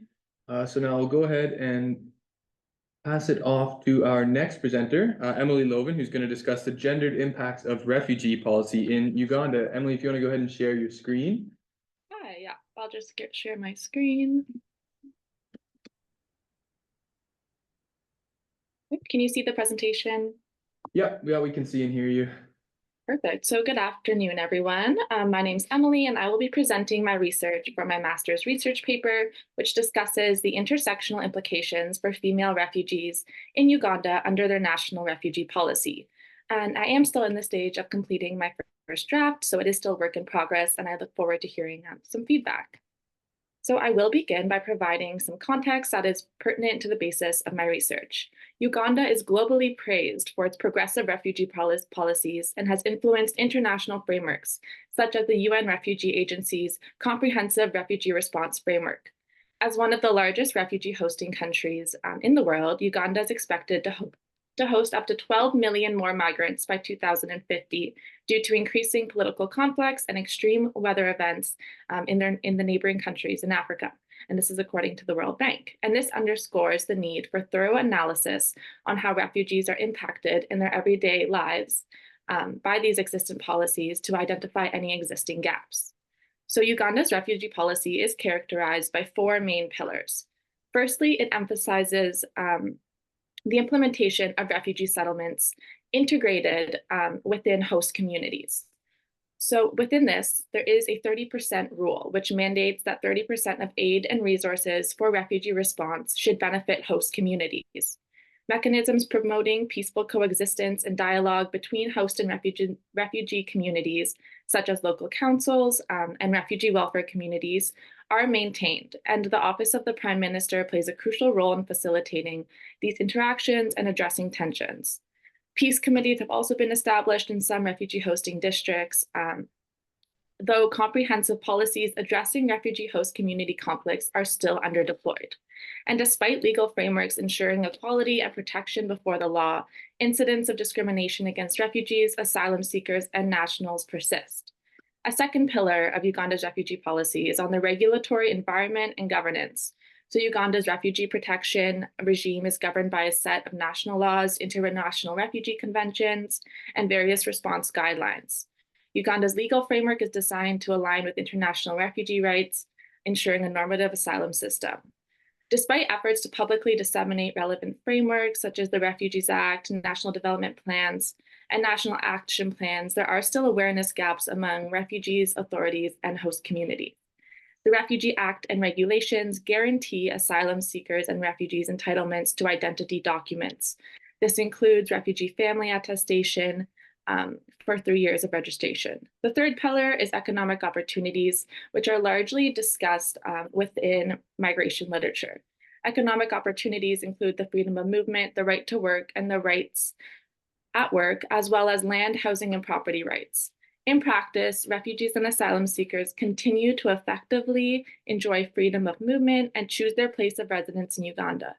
This means they can opt to reside in a refugee settlement or elsewhere, but refugees who do choose to reside outside of the refugee settlements forfeit their access to regular humanitarian assistance programs. And as you will see, my research is focusing on one specific refugee settlement, so this will cover the humanitarian aid that is provided. However, many refugees are still unaware of their rights and the rules concerning land ownership, and this can lead to refugees purchasing land in informal and often illegal manners. And then the fourth pillar is access to national public services such as education, healthcare, and social protection. The overall social protection sector in Uganda, however, is very minimal, and there's extremely low levels of national coverage, with the potential for further refugee inclusion, which leads to many protracted refugee situations. Furthermore, Uganda's current spending on social assistance is low by both international and regional standards. Similarly, there are laws and policies to protect victims of trafficking and persons and vulnerable persons, but implementation often becomes weak, and human rights violations continue to occur. And within my literature review, I discussed how refugee literature has criticized Uganda's refugee policy, particularly in reference to its self-reliance model, which covers the four pillars, which I just described. Scholars argue that merely providing the right to work, freedom of movement, and a piece of land does not necessarily translate to the needed self-reliance or integration of refugees. And this critique is accompanied by recommendations for the government and aid organizations to prioritize basic infrastructure, which would facilitate a smoother transition into local markets. And furthermore, there has been research conducted on a specific settlement in Uganda, supporting these criticisms and highlighting that current strategies exacerbate inequalities and intergroup divisions despite the limited support both nationally and internationally. So my research aims to contribute to this discourse by bridging the gap between critiques of self-reliance and literature on gendered inequalities in relation to the Bidi Bidi settlement in Uganda. So the Bidi Bidi refugee settlement is one of approximately 30 refugee settlements located across Uganda. And Bidi Bidi refugee settlement currently hosts approximately 230,000 individuals. You can see it's just in the north of Uganda, bordering South Sudan. So the primarily refugees from are South Sudanese, or there's also an influx of refugees from the Democratic Republic of Congo. And it's important to note that in this settlement, 80% of the population makes up female and children, which right there's increased vulnerabilities, overlapping vulnerabilities in the settlement. And so my research serves to fill a gap in literature existing between Uganda's praised refugee policy on the notion of self-reliance. And I'm going to argue that it is not, that it is perfect, that it is not, does not take into consideration the intersecting oppressions and identities that women face in the settlement. So this brings me in to my question, which is how do intersecting identities of refugee women, particularly gender, age, and social class, shape their unique experiences of oppression in the Bidi Bidi settlement under Uganda's refugee policy? And ultimately, the intersecting identities of women, specifically their gender, age, and social class, shape their experiences of oppression under Uganda's refugee policy, influencing their access to land, resources, integration with host communities, and access to education. And these inequalities become demonstrated by violence, abuse, unequal access to resources, which are all supposed to be pinnacle factors under Uganda's refugee policy. Ultimately, there's a disconnect between the policy on paper and the gendered implications and intersecting oppressions and vulnerabilities felt on the grounds. So this brings me into my theoretical framing. Just quickly, intersectionality is rooted in Black feminist thought, and I'm referring greatly to the literature of Kimberly Crenshaw, who has contributed greatly to both legal and feminist scholarship. And intersectionality has now been applied across disciplines. And respective to my research, I will be focusing on how this analytical thought is applied within feminist thought. And within refugee literature, there have been scholars that have built upon Crenshaw's thought by applying it specifically to refugee situations in Africa. And this literature emphasizes how there are diversities among refugee women that position them differently as individuals, complicating their interaction with proposed durable solutions. And one of these durable solutions can be seen as the self-reliance, which emphasizes integration into local communities. And this dynamic has been labeled by Jakob Haliso as the intersectionality of disadvantage because of the tendencies for these factors to multiply and aggravate women's disadvantages in accessing and experiencing solutions. So I will be going into my findings. The way that I have organized it is that I have looked at the intersection of gender, age, and class within relation to each of these three factors, which underscore Uganda's refugee policy.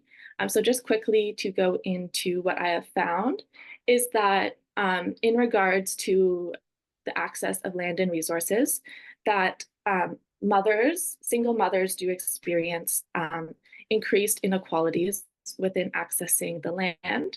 This is due to gender roles because to access the majority of the land, as I mentioned earlier, a lot of the refugees are unaware of their rights. So this leads to informal means of refugee women interacting with host communities, which includes the selling of services, sexual services, for example, to access land, which then increases their vulnerability and precarity situation. 2-minute warning, Emily. Thank you. And then for the integration with host communities, again, there are discrepancies based on gender, age, and class. So For example, it has been found that within the context of the Bidi Bidi settlement, young unmarried refugees are particularly vulnerable with their intersecting identities of oppression under the gender roles of Uganda and kind of the patriarchal societal structure. So this means that host communities will often target young refugee women to seek economic benefits, which then causes problems because oftentimes these the host community men are having affairs on their wives, which create further intergroup conflicts within the settlement. And then lastly, there's also varying intersecting oppressions in accessing education. So for example, most refugees in the Bidi Bidi settlement, though access to education is under Uganda's refugee policy, most young refugee women do not attend education. And most of the times this is because their family demands them for economic opportunities, which again often leads to informal opportunities.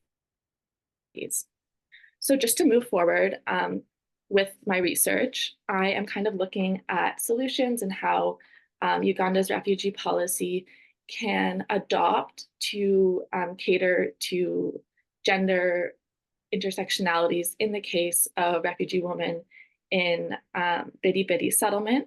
So for example, the settlement transformation agenda specifically calls for investments to increase productivity and diversify economic opportunities in refugee settlements and to also address environmental pressures. So I'm currently looking at non-governmental organizations in Uganda. There are a couple that they're running pilots to provide urban gardening settlements in refugee settlements. And this means that once the individuals are taught specific urban gardening mechanisms, such as self-sustenance in small urban areas, that this can decrease their vulnerabilities when accessing other daily livelihoods, such as resources to live. So I do look forward to continuing my analysis and building on my research, and I look forward to the feedback.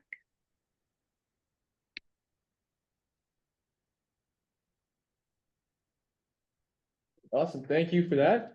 And next up, I'll turn it over to Madeline Stimac to discuss with us the impacts of neoliberal resource extraction in Nigeria. So Maddie, if you want to go ahead and share your screen, and we can see your screen there. And can you hear me okay? Yeah, we can hear you. Okay, I will get started then. Okay, hi everyone. My name is Maddie and I'm a student in the MEG program at Balsillie, and today I'm going to be sharing the research I've conducted so far for my MRP, as well as expand on the ways in which I'm going to proceed towards the completion of it, as it is a work in progress. The tentative title of my MRP is Beyond the Black Gold, the Human and Ecological Toll of Neoliberal Resource Extraction in Nigeria. And from this title, I'm sure you can tell to some extent that my research is focusing primarily on the domains of neoliberalism and resource extraction. And essentially, my work aims to navigate the nexus between the neoliberal global political economic order and the commodification of the environment, specifically in the context of fossil fuel extraction in Nigeria. So since the mid-1900s, the neoliberal structure of the global political economy has largely shaped human-environmental relations, especially in the context of resource extraction. While historically humans have sort of lived in harmony with nature, viewing it as essential to our existence, and really using the environment in a sustainable manner, this relationship has rapidly intensified, which has resulted in various environmental, economic, and social issues. And this change is particularly noticeable alongside the rise of neoliberalism, where the main goals are economic growth and poverty reduction, and this is achieved through increased participation in international markets. And though one could argue that fossil fuels have been commodified for centuries, it's really undeniable that neoliberal policies have intensified extractive processes, again, through increased market access and global trade, in turn exacerbating the commodification of the environment. So before diving deeper, I just want to briefly explain what neoliberalism is, so you guys have sort of a reference point throughout the presentation.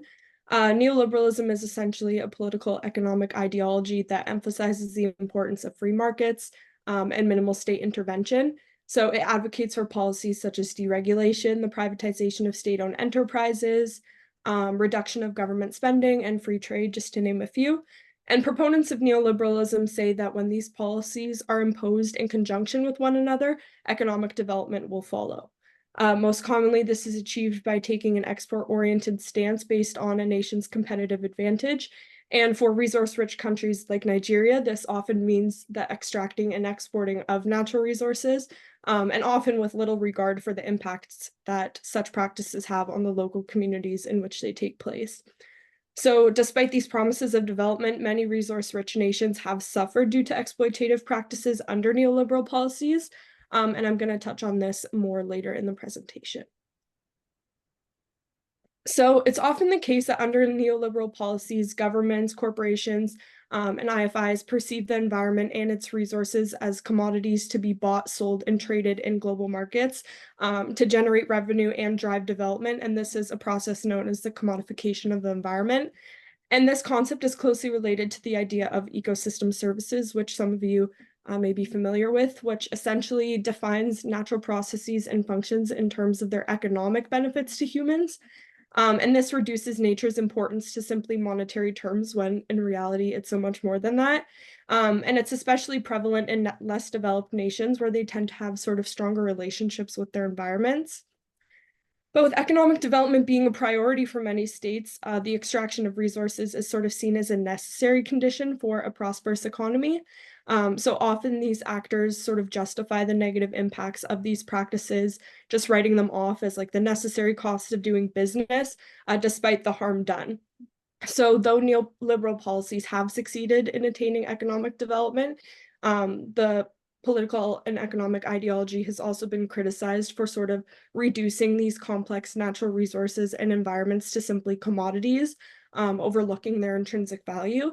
And oftentimes this commodification leads to overexploitation, the degradation of ecosystems, and the environmental costs are typically externalized and not really accounted for in market transactions. And this is evident in the case of Nigeria, but as well as many other resource-rich nations. So now that you have a bit of background information on the relationship between neoliberalism and the commodification of the environment, I'm hoping to look at the spillover effects that such policies and practices have on the communities in which they're employed. So essentially, my research aims to provide a deeper understanding of the intersection between neoliberalism, ecological exploitation, and social justice by examining the impacts of neoliberal fossil fuel extraction.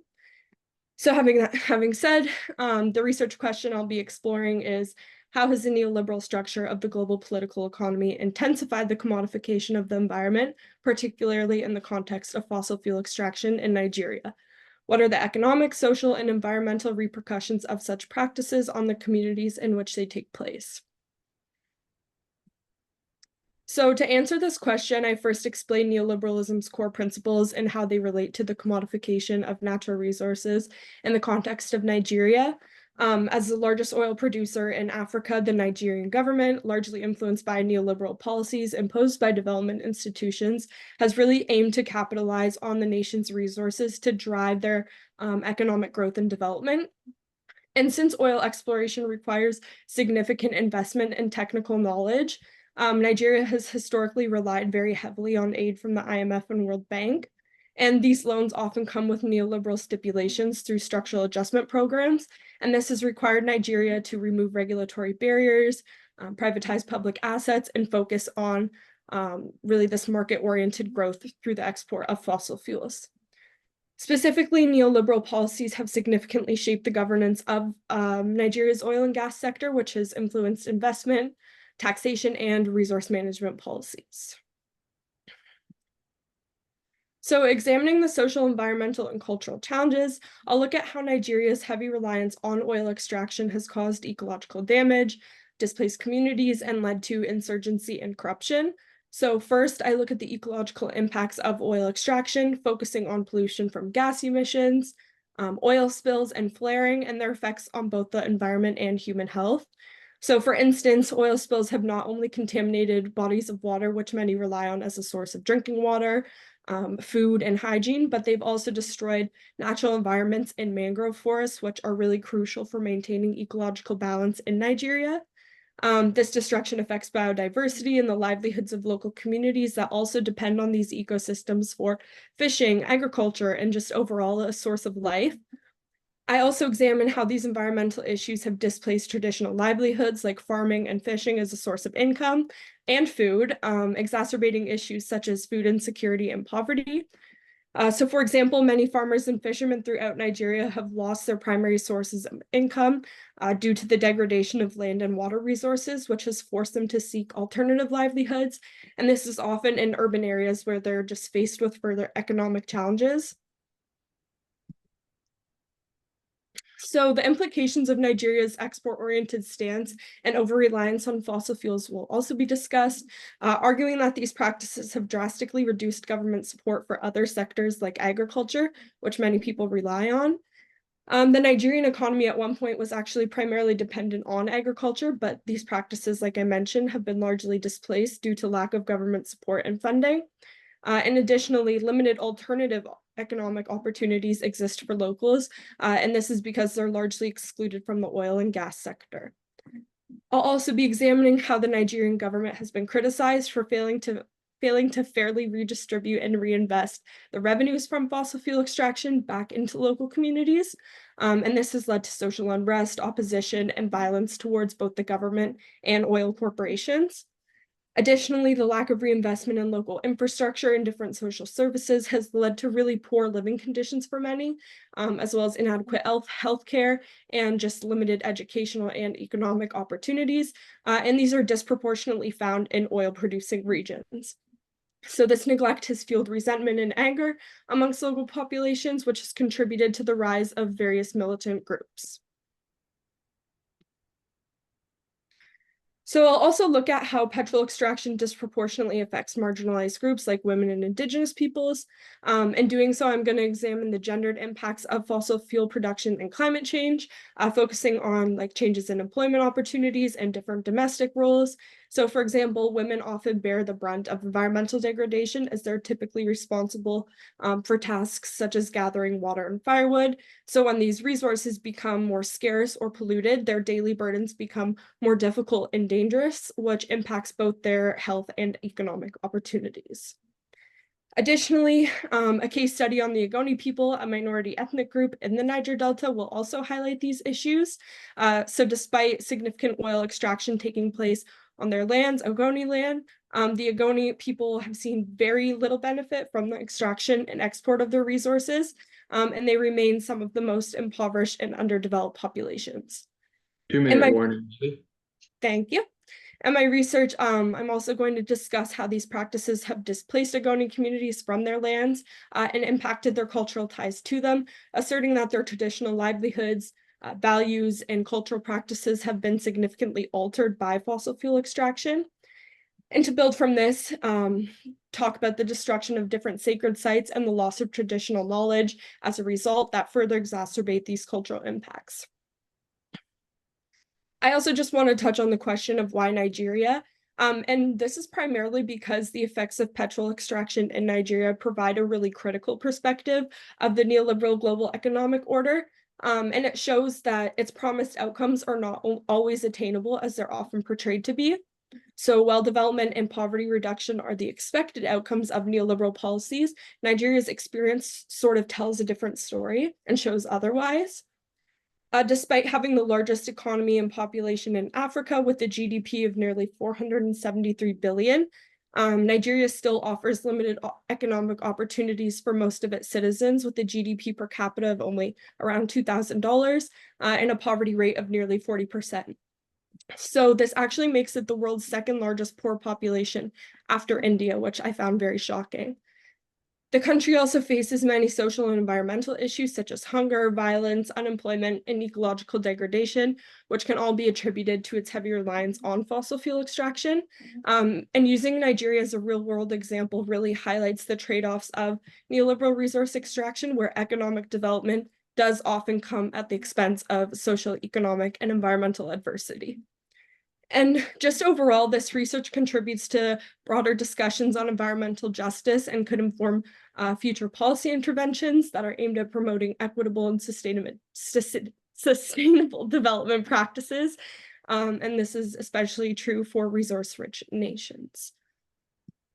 And yeah, that's all. Thank you for your attention and your time.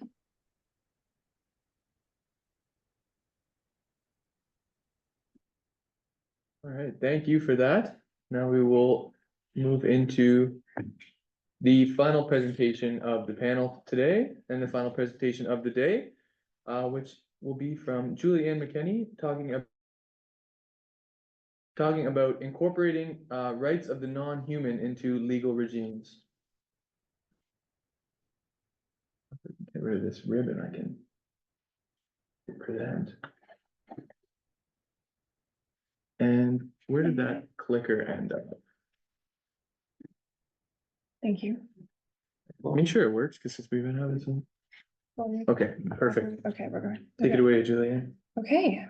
Thank you all for staying the whole day. In a unique position, I think, being the last panel and the last speaker of the last panel.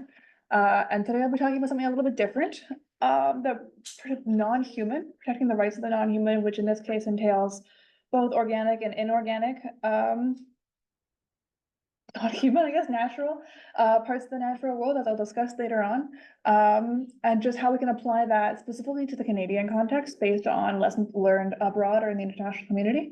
I was inspired to do this work and begin this research after reading Christopher Stone's book recently, Should Trees Have Standing, which apparently has been out for like years. This isn't a new thing, you guys. It was actually written in the 1970s. So I'm surprised that it hasn't seen more action, I guess, in the policy stage or in the Canadian context. But it was new to me, so I was excited to dive into this and discover a new part of environmental governance through the law. I haven't done a lot on environmental law yet, so it's really fascinating. I'm going to go through my thesis for the paper, which I wrote last semester, and then I think some theoretical considerations that are important to bear in mind when discussing this work. I'll offer you some definitions that'll help kind of guide what I'm saying, and then look at a country study of Ecuador's Pachamama legislation from 2008. I chose Ecuador as opposed to other nations because they do exist, which have rights of nature legislation, because Ecuador's actually seen legal success recently with the legislation. It had a rough first decade, mind you, in that it didn't see much significant judicial success. But since about 2018, we've seen the Supreme Court in Ecuador, or their version, I guess, the Supreme Court, I don't have the name off the top of my head, uphold some pretty landmark cases in protecting the rights of nature, which is kind of changing things slowly, but norms change slowly. So no one's, I think, necessarily surprised by it. I think it gives us a lot of hope. And then apply it to the Canadian context and leave us with, I think, hopefully some positive messaging in what has been a day of what can be some draining geopolitics, talking about pretty deep or sobering subjects like the opioid crisis or foreign affairs and security, drones, and today I offer you the protection of trees. So my thesis is as reads that non-human nature has as much of a right to life because of its own intrinsic value and not because of what it can offer us. So a lot of, and this is I think critical because a lot of our current environmental policy and natural resource management is exactly that, it's resource based. And so there's so much that slips through the crack or that's not resource based because it's not a usable resource to us, but it's still something that exists in our world that has value to us, but to other parts of the internet connected whole that is our current world, which I believe is still relevant, as you'll see, and it has been relevant for some time, not just with Christopher Stone in the 1970s, but also the radical deep ecology movement in the 1970s. Funny how these two schools of thought didn't really coincide or overlap, but they talk about the same subject in different ways. And lastly, that Canada's actually already seeing the acknowledgement of non-human legal personhood, which is what Stone purports basically. So we're already seeing it, and how we're going to manage that as more of that comes to light, basically. So these are my theoretical considerations in that, yes, they're valuable independent of the usefulness to us, and that gives them their intrinsic value. But I also offer the fact that there's a couple of ways we can look at this, either through the Western notion of liberal political theory and their view of rights, but also indigenous worldviews, because these two see both rights and nature differently and our relations to the non-human differently. And so I think there's a beautiful thing to be learned both from that enmeshment and from the way that those different relationships can produce differing policy and differing laws. But the biggest one is at one at the bottom there, I think also that Earth jurisprudence argues for the objectification as opposed to, subjectification as opposed to objectification. So to make nature a subject of the law and not something that either exists outside of it or is just party to it or just an object of the law. Which brings us to Ecuador. Again, 2008. What I found was interesting here was that it was actually democratically decided. This wasn't like an order in council, and it wasn't even something that was offside. It was a majority vote by the Ecuadorian population, which, considering the plurinational and pluralistic space in Ecuador, is really interesting. And I'm not saying either that everything that happened at this time in Ecuador has been happy-go-lucky, trees and flowers and all that. They underwent some pretty traumatic things as a country, but that amidst that, or amidst those challenges, we retain this, I think, really hopeful piece of legislation. And so it actually is that all life is, where life is reproduced and exists, has the right to exist, persist, maintain, and regenerate its vital structures, cycles, functions, and processes and evolution. So pretty expansive, I think. And Pachamama is grounded again in that indigenous ontology. The indigenous aspect is really critical to Ecuador, as I will get into right here. And so doing that analysis, I was like, why did this happen in Ecuador? What led to success here that might have not led to success in other places? And so I found three major themes that tied that together, and it was the interconnections really between a period of political turmoil, indigenous activism and indigenous mobilization, I guess, and grassroots movements and the presence of civil society. So just really briefly, the key actors were, it's really hard to talk about without timelining it, but I don't have the time to get into the decades that led up to this. But it was the election of Rafael Correa in 2006 that led to actually a redrafting of the Constitution because of that political turmoil. And so his connections and the connections of his party, AP, which is a really loose amalgamation of academics, activists, political speakers, indigenous people, so a whole just like bunch of different key actors connected with the indigenous groups who, again, had different goals and also different backgrounds. So their background of, and I'm gonna butcher, I'm so sorry, to Sumac Kawese, which in Spanish is the bien vivir, and even in the Canadian context, as you'll see in English, is the idea of living in a good way. So that ontological background of the indigenous who while they were focused on plural nationality and plural listicality, I guess, the pluralist nature of Ecuador, were still willing to promote this alongside their primary goals. And they were well supported by civil society movements, specifically Fundación Pachamama, which had connections transnationally to the work of Stone through the CELFD, which is a longer name, but was a Californian organization. And so they were able to draw on how Stone integrated that into, not integrated, but had utilized it in unique and new innovative ways in American legislation and in the American legal system to then apply the lessons learned in a legal context to Ecuador.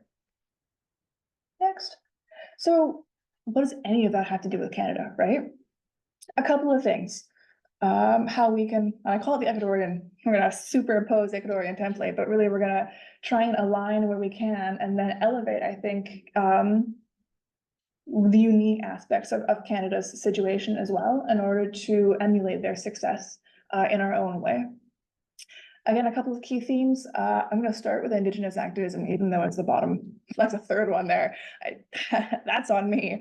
But the idea of living in a good way and the Indigenous moment, I think we're in Canada, not that they should be relegated to a moment, but that this is a moment where more than ever, we are uplifting and elevating those voices, because in a period of reconciliation, we have to, we're legally and morally obligated to hear those ontologies more than ever, and living in a good way is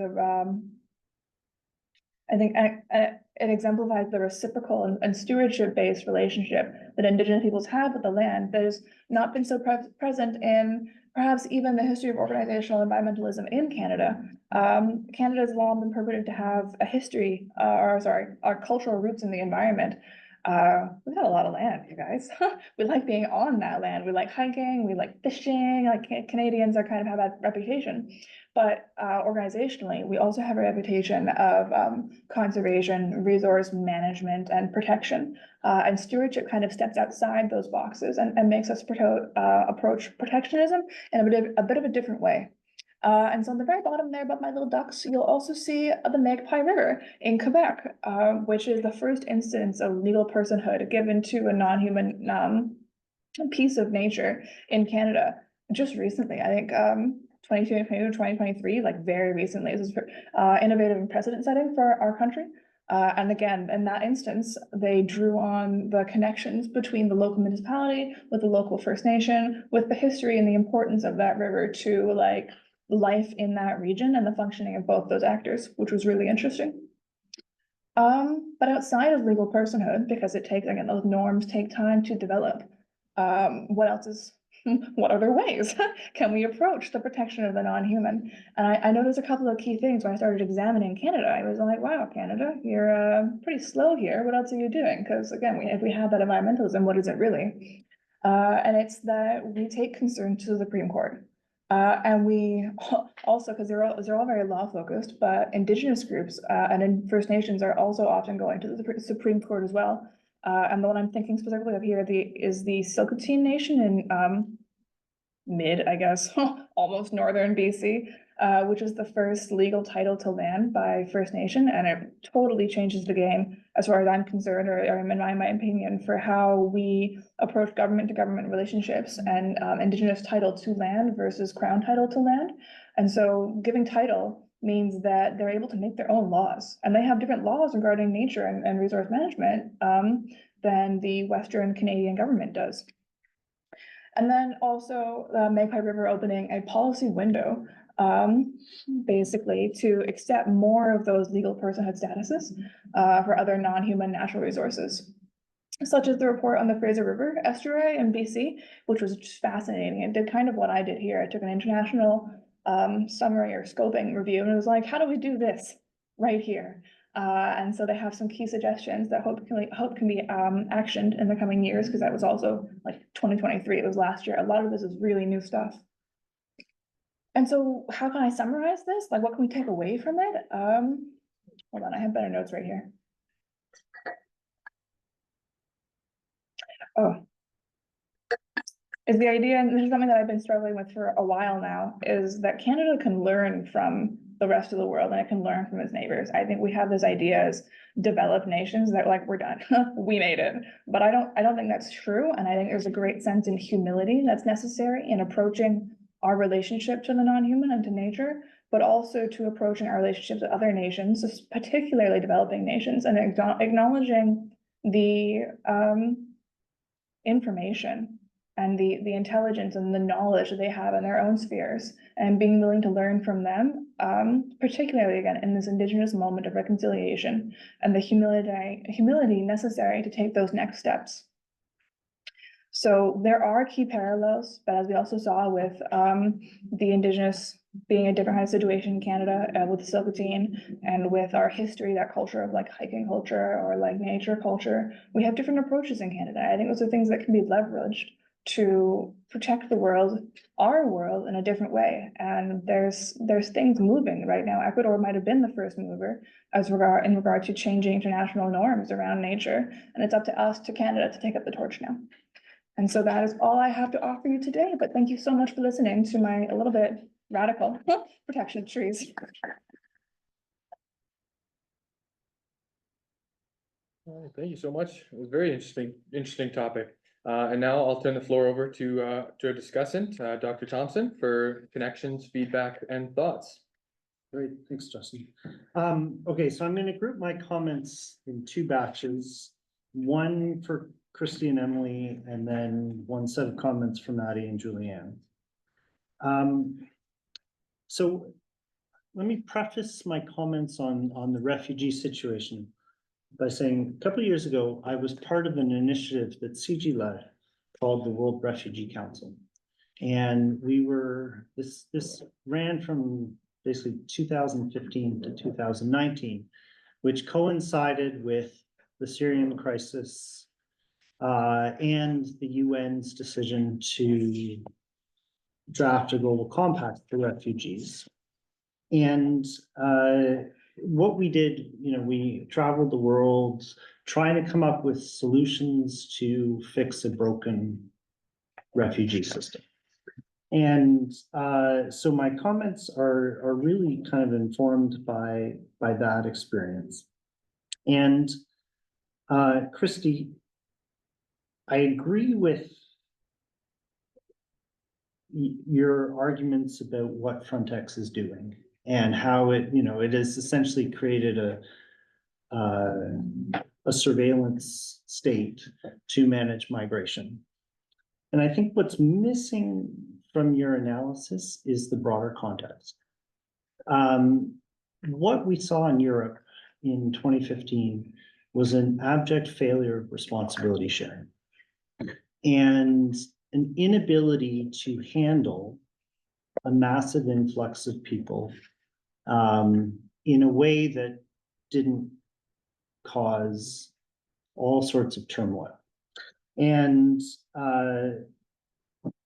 one of the things that, and we see this in Germany especially, which took 1 million Syrian refugees. And that, Angela Merkel, it was a very courageous decision on her part to do that, but she paid a very, very high political price. And we saw the ADF go from being a political party on the margins to something that is now quite mainstream. We're seeing a rise in, alt-right populism in Europe. France almost elected a right-wing government last week.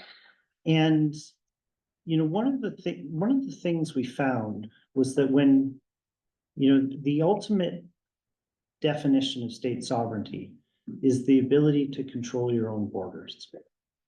And when citizens feel like the governments have lost the ability to control their borders, that's when all sorts of very ugly things happen. And that's what we saw in Europe, was a loss of faith by citizens in their governments to essentially manage migration in an orderly fashion. And so in response, European governments have turned to drones and other surveillance technologies because they've lost a handle on the situation. They've lost a handle on human smuggling and trafficking. The Mediterranean is an incredibly dangerous way to get from Northern Africa to Europe. And so this was in some ways very much an act of desperation, turning to Frontex. And so I would encourage you to kind of look at your research within the broader failures of responsibility sharing. And then Emily, great. I think Uganda is a terrific case study for this. And Uganda is quite exceptional in many ways. They are one of the few host countries to not only allow refugees to work, because most governments don't allow that, but they have also allowed refugees to own land and to work the land for farming, which is absolutely incredible for a country as impoverished as Uganda. And again, I would try and situate your case study within the larger discussions around responsibility sharing globally. Uganda is, the system is grossly underfunded. And the burden, I know, there's been the shift away from burden sharing to responsibility sharing. But the reality is that huge refugee populations are a burden on states, they're a burden on host communities. And Uganda has actually been quite innovative in addressing this. The support they're getting from the international community is embarrassing. And they are part of the comprehensive refugee response framework. But even that is really, really problematic. So for those who don't know about the CRRF, basically the World Bank gives concessional loans to countries that host large refugee populations. Tanzania actually rejected the CRRF because they said, wait a minute, even if you're giving us a 0% loan, you're asking us to borrow money to look after somebody else's citizens. That's money we still have to pay back at some point. If you really cared about us, you would be giving grants and doing debt forgiveness and things like that. So the CRRF is actually a pretty raw deal for host countries.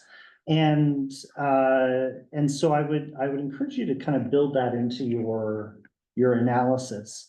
And I think the intersectionality focus is spot on, and I would encourage you to develop that more.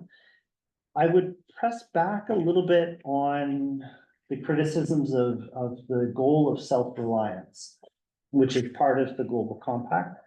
I know a lot of scholars have been very critical of that.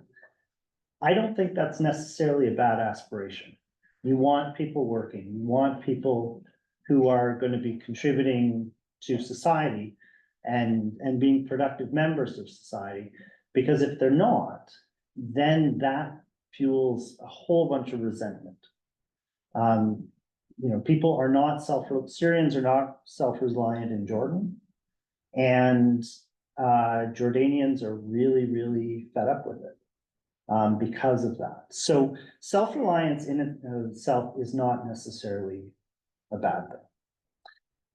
Okay, moving on to Maddie.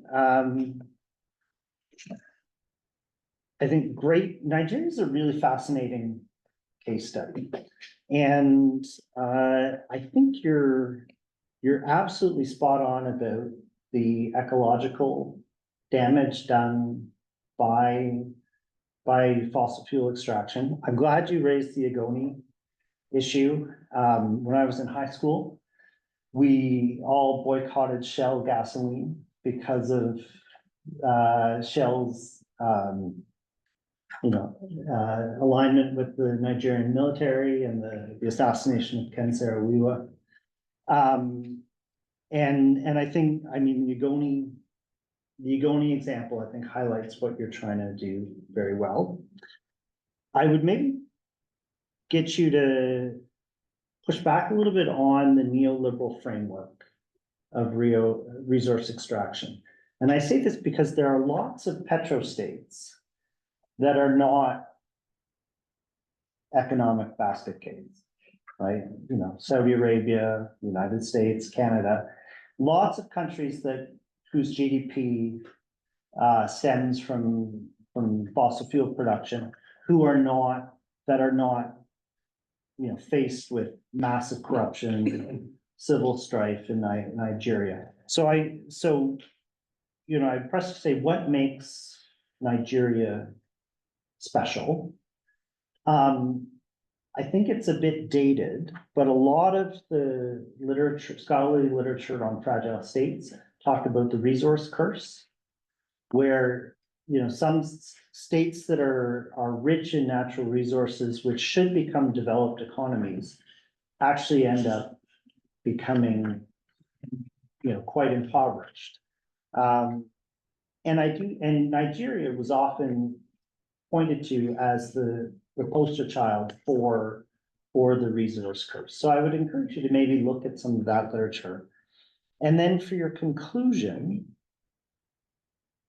I think it would be interesting to ask the question, what does the green transition mean for a country like Nigeria that is so dependent on fossil fuels, that has not been able to innovate and diversify its economy? And if the world actually gets its act together and moves off fossil fuels, that's gonna create all sorts of problems for a country like Nigeria, which just is not prepared for any kind of green chances. I think that would maybe be a nice addition to your thinking. Finally, Julianne, I think this is a really interesting paper. And two questions. One is, have you found any evidence that the Ecuadorian example has actually shaped discourse or thinking in Canada? Or are we, or is that something that is just, so far removed from our own thinking on this issue? And then the second thing is, I'm wondering whether the recent Haida Gwaii land agreement in British Columbia fits in with your. What year? Can you name the land agreement? It was 2024. Oh, really? So the BC government just reached a historic land agreement with the Haida. And they recognized Indigenous title to a huge swath of land. And they came up with an agreement that would allow for the Haida to govern the land, and for non-Indigenous peoples living in the territory, there's a grace period for private ownership, which will eventually go back to the Haida. But for now, they've found this wonderful compromise. And many people are hailing this as an example of what reconciliation could actually look like. So I would encourage you to take a look at that agreement, because I don't know whether it articulates the rights of the non-human, but I think it's probably as close as we've come in Canada to that. May I respond? Please. As to the first question, I think the report on the Simon Fraser estuary comments on Ecuador, because I draw another international example as well. It's basically a summary review, and that was done in conjunction with the UBC Sustainability Research Group, I believe, out of the Rainforest Coast Alliance. I don't remember the name, but I can get it if you really want. As for the second one, I was really fascinating. Actually, I'm surprised I haven't heard of the Haida, the new agreement there. I honestly thought you were talking about the 2010 Haida decision, and I was like, Andrew, that's not recent, but no, that's really landmark stuff. I'm surprised. I don't think that the rights to nature, again, would be inside that, but I think they can come out of something like that. And I'd be really interested to see how it compares to the 2014 TNG, which just had its first 10-year anniversary this year, sorry. I'm thinking in summers, it would have been this summer, because something similar happened, or like where it came out of it. And that was also like landmark. I wonder how the Haida compares, relates, or like builds on that at all. And I would be really interested to see if we have any more of those cases going forward, because so much of BC is not ceded land or treaty land in any way. So we're really negotiating those things, and to see a new agreement hailed as like true reconciliation is incredibly fascinating, and like I think personally very hopeful, because there's been a huge critique of the BCTS, the BC treaty system, the modern BC treaty process, as non-reconciliatory, and new approaches are just like neocolonialism, approaches to domination and control still in a different way. And so if we can have these sorts of agreements and have them actually be true G to G agreement, I think is really hopeful. So thank you for that.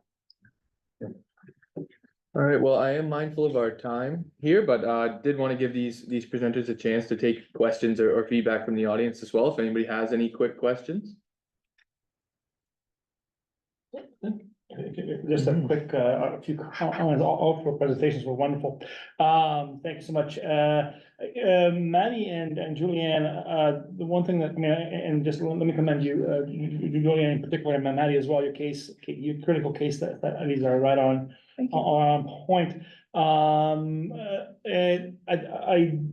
the one idea that did come to mind was the notion of ecocide, which is hopefully to be the fifth element of crimes the ICC would be responsible for. The reason why I'm suggesting is that I'm wondering to what extent more so in Nigeria than Ecuador, and I'll explain why. Has there been a kind of a criminalization of environmental degradation? There's quite a bit of work on this within the UNEP, but they deal with kind of post-conflict environmental reconstruction in some ways. But the reason why Ecuador is a critical case is because, if I'm not mistaken, Ecuador had in Quito in particular, they actually had police officers who were responsible for investigating environmental crimes.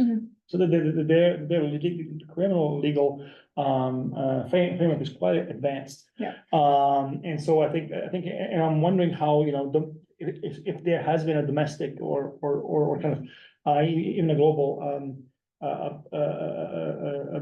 push towards criminalization of environmental degradation in Ecuador and in Nigeria as well. The one group that you might want to look at, kind of acquaint yourself is Stop Ecocide, which is in China.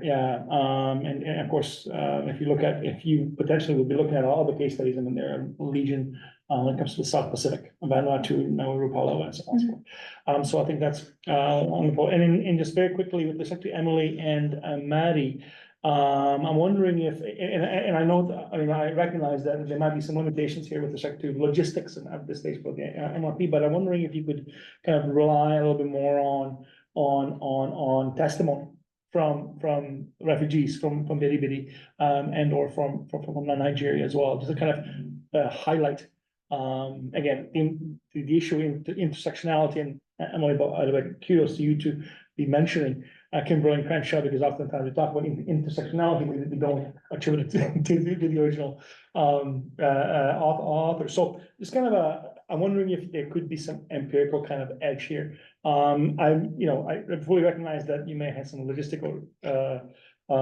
limitations. You're trying to finish up and move on and so on. But I wonder if some sort of a testimony would kind of strengthen the argument. Thank you so much. All right, well, thank you, everybody. That about wraps up our agenda for today. So thank you all for coming out and spending the day with us. Thank you so much to everybody who presented. All those presentations were fantastic. And those who presented, works in progress or MRPs, I have no doubt that those are going to become some phenomenal finished pieces. Big thank you to all of our discussants as well. And my co-moderator, this event wouldn't have been possible without everybody's assistance. But yeah, that's all. And just very quickly, thank you so much. Thank you, well, thank you, students. I mean, you were so fantastic. It's a thrill to be here. We'll certainly be in touch, and we'd like to extend membership to the faculty as well. So Professor Welch, Professor Thompson as well. So hopefully we'll be able to continue our collaboration, and please stay in touch. If you don't mind, we have a slideshow. If you don't mind 2 seconds of your time. Right. Very good. This is kind of our quality control. So just very quickly, the CIC is as I mentioned, a national organization. As I mentioned to Julianne, it traces its history back to Prime Minister Borden in the 1920s, where again, Great Depression, and the idea was to ultimately to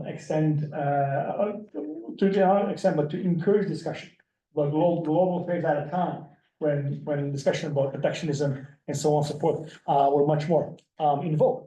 And so that institution, if I'm correct, and Professor Thompson, please correct me if I'm wrong, but then that organization was the CIA, which is the Canadian Institute of International Affairs, and later on it morphed into the CIC.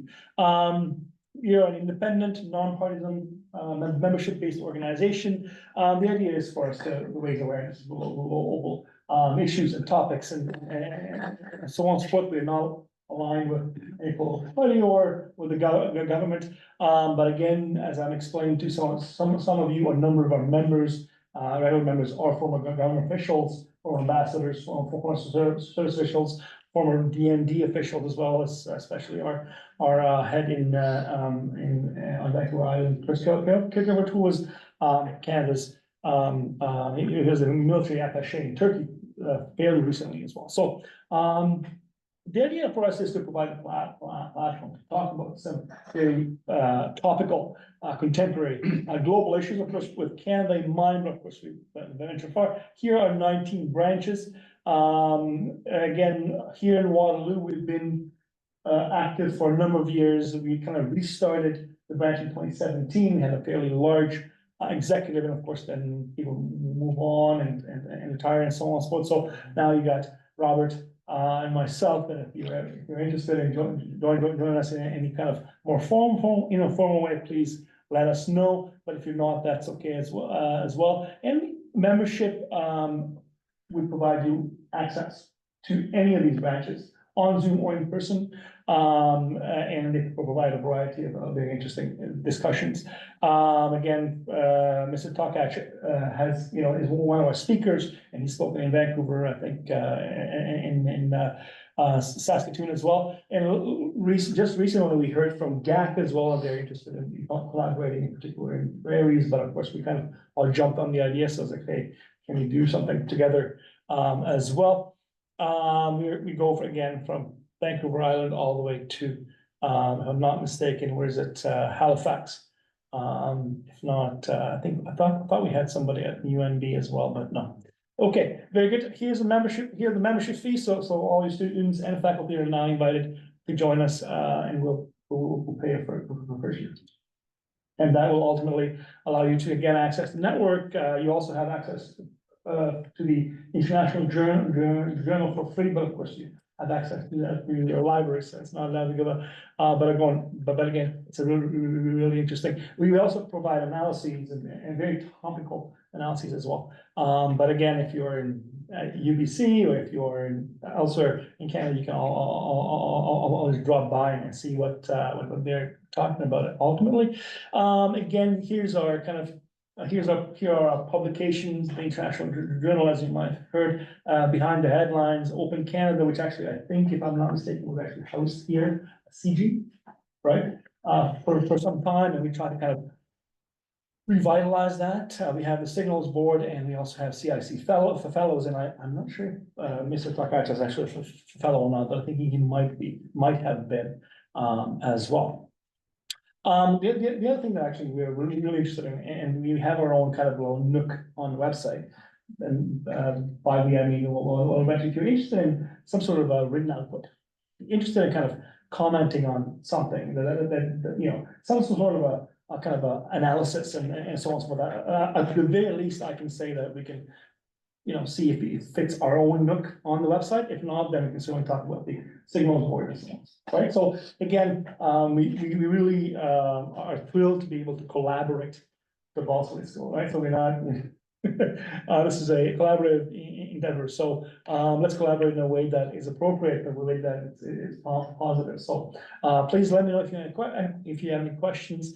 But if not, once again, thank you, Justin, very much. Thank you, Professor Thompson. Thank you, Professor Welch. Thank you all, and hope we see you again soon. Thank you, Basil. Thank you very much. Thank you for all your help with it. Absolutely. Thank you. Please make sure the food disappears. Yeah, thanks, man.